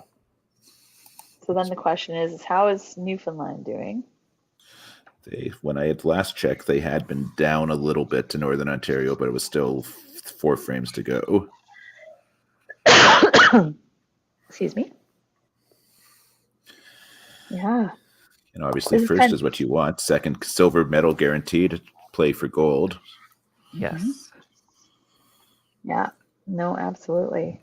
No, this is just so important right now. What's going on? Northern Ontario. Yeah. So we just have another update here. Northern Ontario sitting at 990 to Newfoundland 771. So that's likely going to drop Newfoundland, Labrador down to 3rd or 4th. Mm-hmm. Yes. So do you remember these are unofficial results, folks? Unofficial. Yes. All official Very results will be important. found online. Do not hold us accountable. No. And then Ontario's playing Saskatchewan. Yes, that is correct. Oh, and there we go through 6 frames. We've got 554 to 486. 6 frames. They're going to make us wait that long? Yeah. The anticipation is killing me right now. Yes. I'd like to thank Christian Murphy. He was our behind the scenes technical person of the day. I don't know if there's a specific role, but he was running all the cameras. So thanks, Christian. Oh, we got excellent. an update here. Quebec 7-1 over Prince Edward Island. So that takes Quebec to 32 and a half. 32 and a half? 2.5. 32 and a half. And puts up Prince Edward Island up to 8. So they are going to play Nova Scotia first round. Right.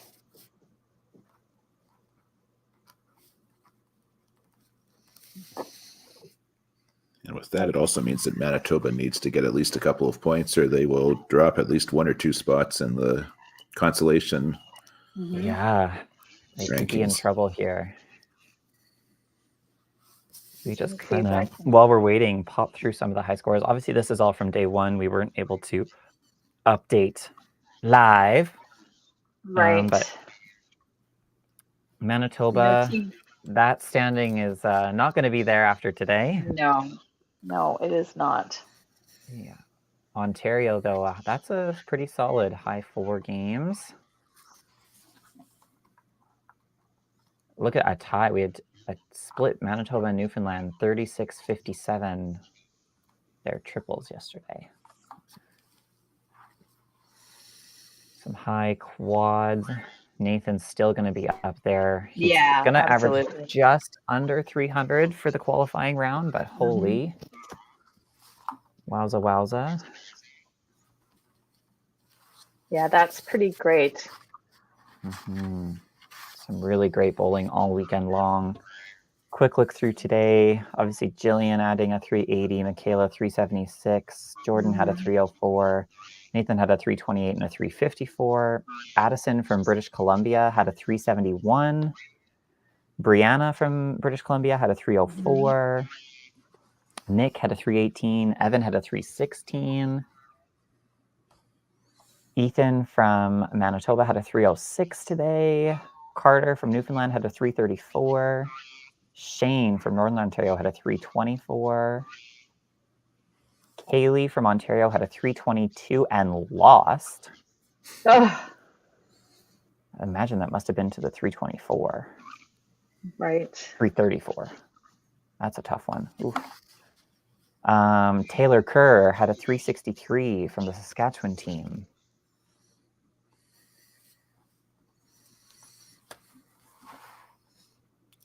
Lots of good bowling all across the Oh. country today. Yeah. Yeah, absolutely. It's been a Solid, great solid day. bowling. Like we just said, I think you said Jillian had over 1,000 for her last 3 games. Like, Yeah. just gonna see if I can. She had 274, 380, and a 352. Right. Was that 1,006? 1,016? That's. Don't make me have to do math. I don't want to. I'm not even trying. I'm just going. Yeah, that sounds good. That would be 1,006, I think. A mental math. Go Ty. That is crazy impressive. Yeah, that is insane. At a national event. Wow, wow. Yeah, that's pretty amazing. I would imagine. Let's pull up Jillian's player card here. Looks like she's got a new high triple. She sure does. Add that to your little player's card. Yeah. For sure. No, it was. I definitely got the good group to watch today. Like, it was exciting from the first game today to the last game. Like, that is exciting. So exciting. Well, that was what you were saying when we had you on the stream earlier. Was that Alberta played, even the 2 games they lost, they played pretty well, and they were close matches. Yeah, they really were. No, it was really good. One thing that's definitely come out of this is the future of bowling in this country is pretty bright. There's a lot of really good players we've seen yesterday and today. Yeah, no, absolutely. Ooh, sorry, I got a loud volume. I'm looking to update our scores here. British Columbia has confirmed 1 point. Okay. They are likely going to take another one, as Manitoba's having a rough second bowler. Oh, yeah. Kyra loved that. Wow. Woo. This is exciting, folks. I don't want you to leave our chat, but maybe go check out the BC game. Their shirts are fun, too. I love their shirts. Yes. So, yes, it's most likely that BC is going to take that top seed, as they are sitting at 1080 for team total to Manitoba's 894. Mm-hmm. Yeah, so good chance that they're going to be walking away with at least 5. Yeah. Their second player throwing a big double in 10 to add to that total. Mm-hmm. Those were the 2 teams we didn't see on our stream all day, was the Manitoba BC. I saw both of them. It was actually really interesting how the schedule set up today, with a lot of the top teams all playing each other too. Yeah. Through the last 4, especially the last 2 or 3 games. Yeah, like we started BC and then Newfoundland. Yeah. Yeah. That's right. Yeah, all of our games were pretty tight. Most of our games were pretty tight. Or fun to watch. Yeah, so BC has now confirmed 2 points. Mm-hmm. They had a chance to steal a third one, but that ball back there gives, I think it's Cadence. I don't know if there was a pull there or not. I'm going to assume the pull was probably in the other spot. Fortunately, Manitoba had their second spot through a 134, so that is really affecting their team total. Yeah. That's tough. Yes, so Manitoba will take 1 point. Their bowler missing, or the BC bowler missing the spare, so now that point will go to Manitoba. So 1 for sure.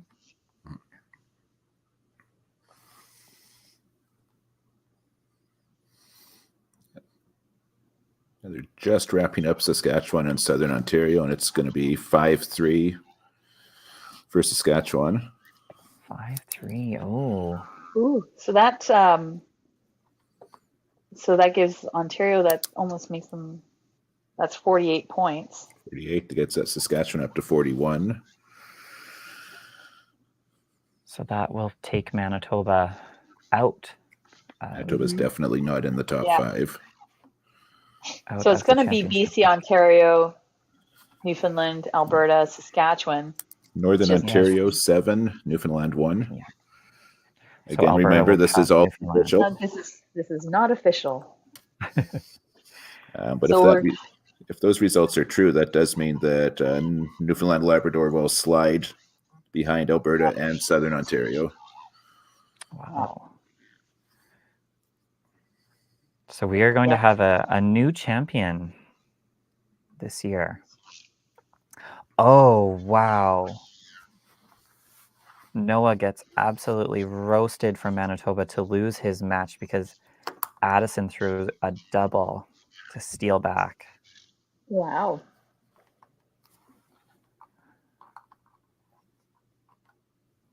That is tough. So 3, looking like 6, potentially 7 for British Columbia. What a dominant qualifying round. Yeah.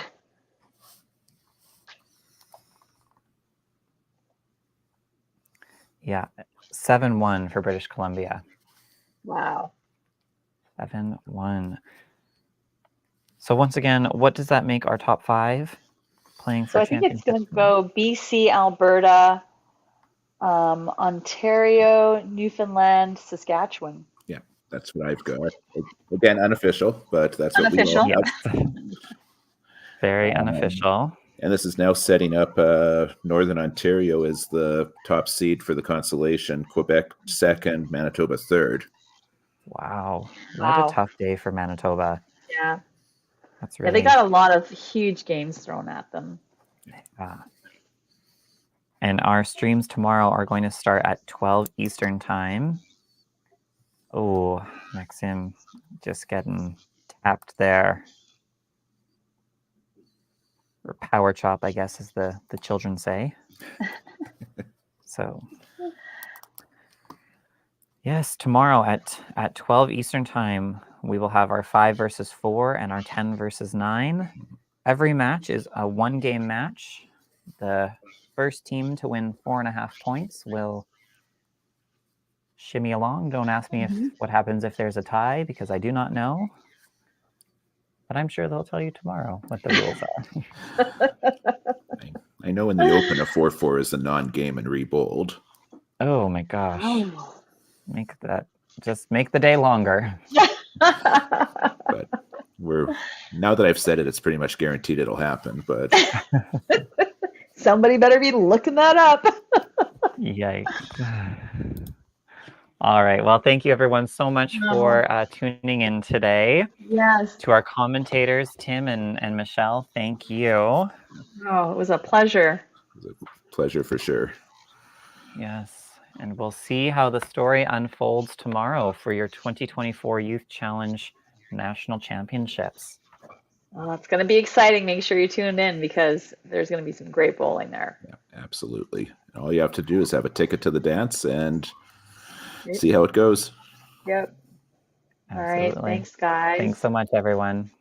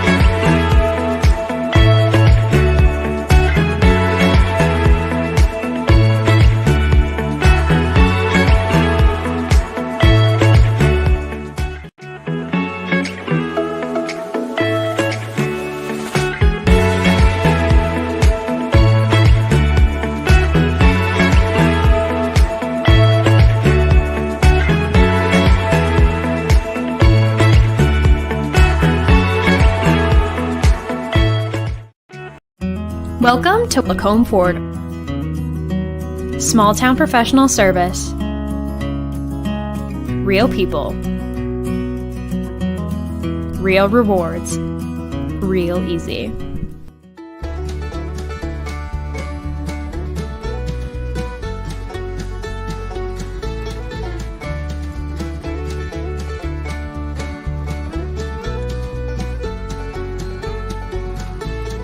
Welcome to Drayton Valley Ford.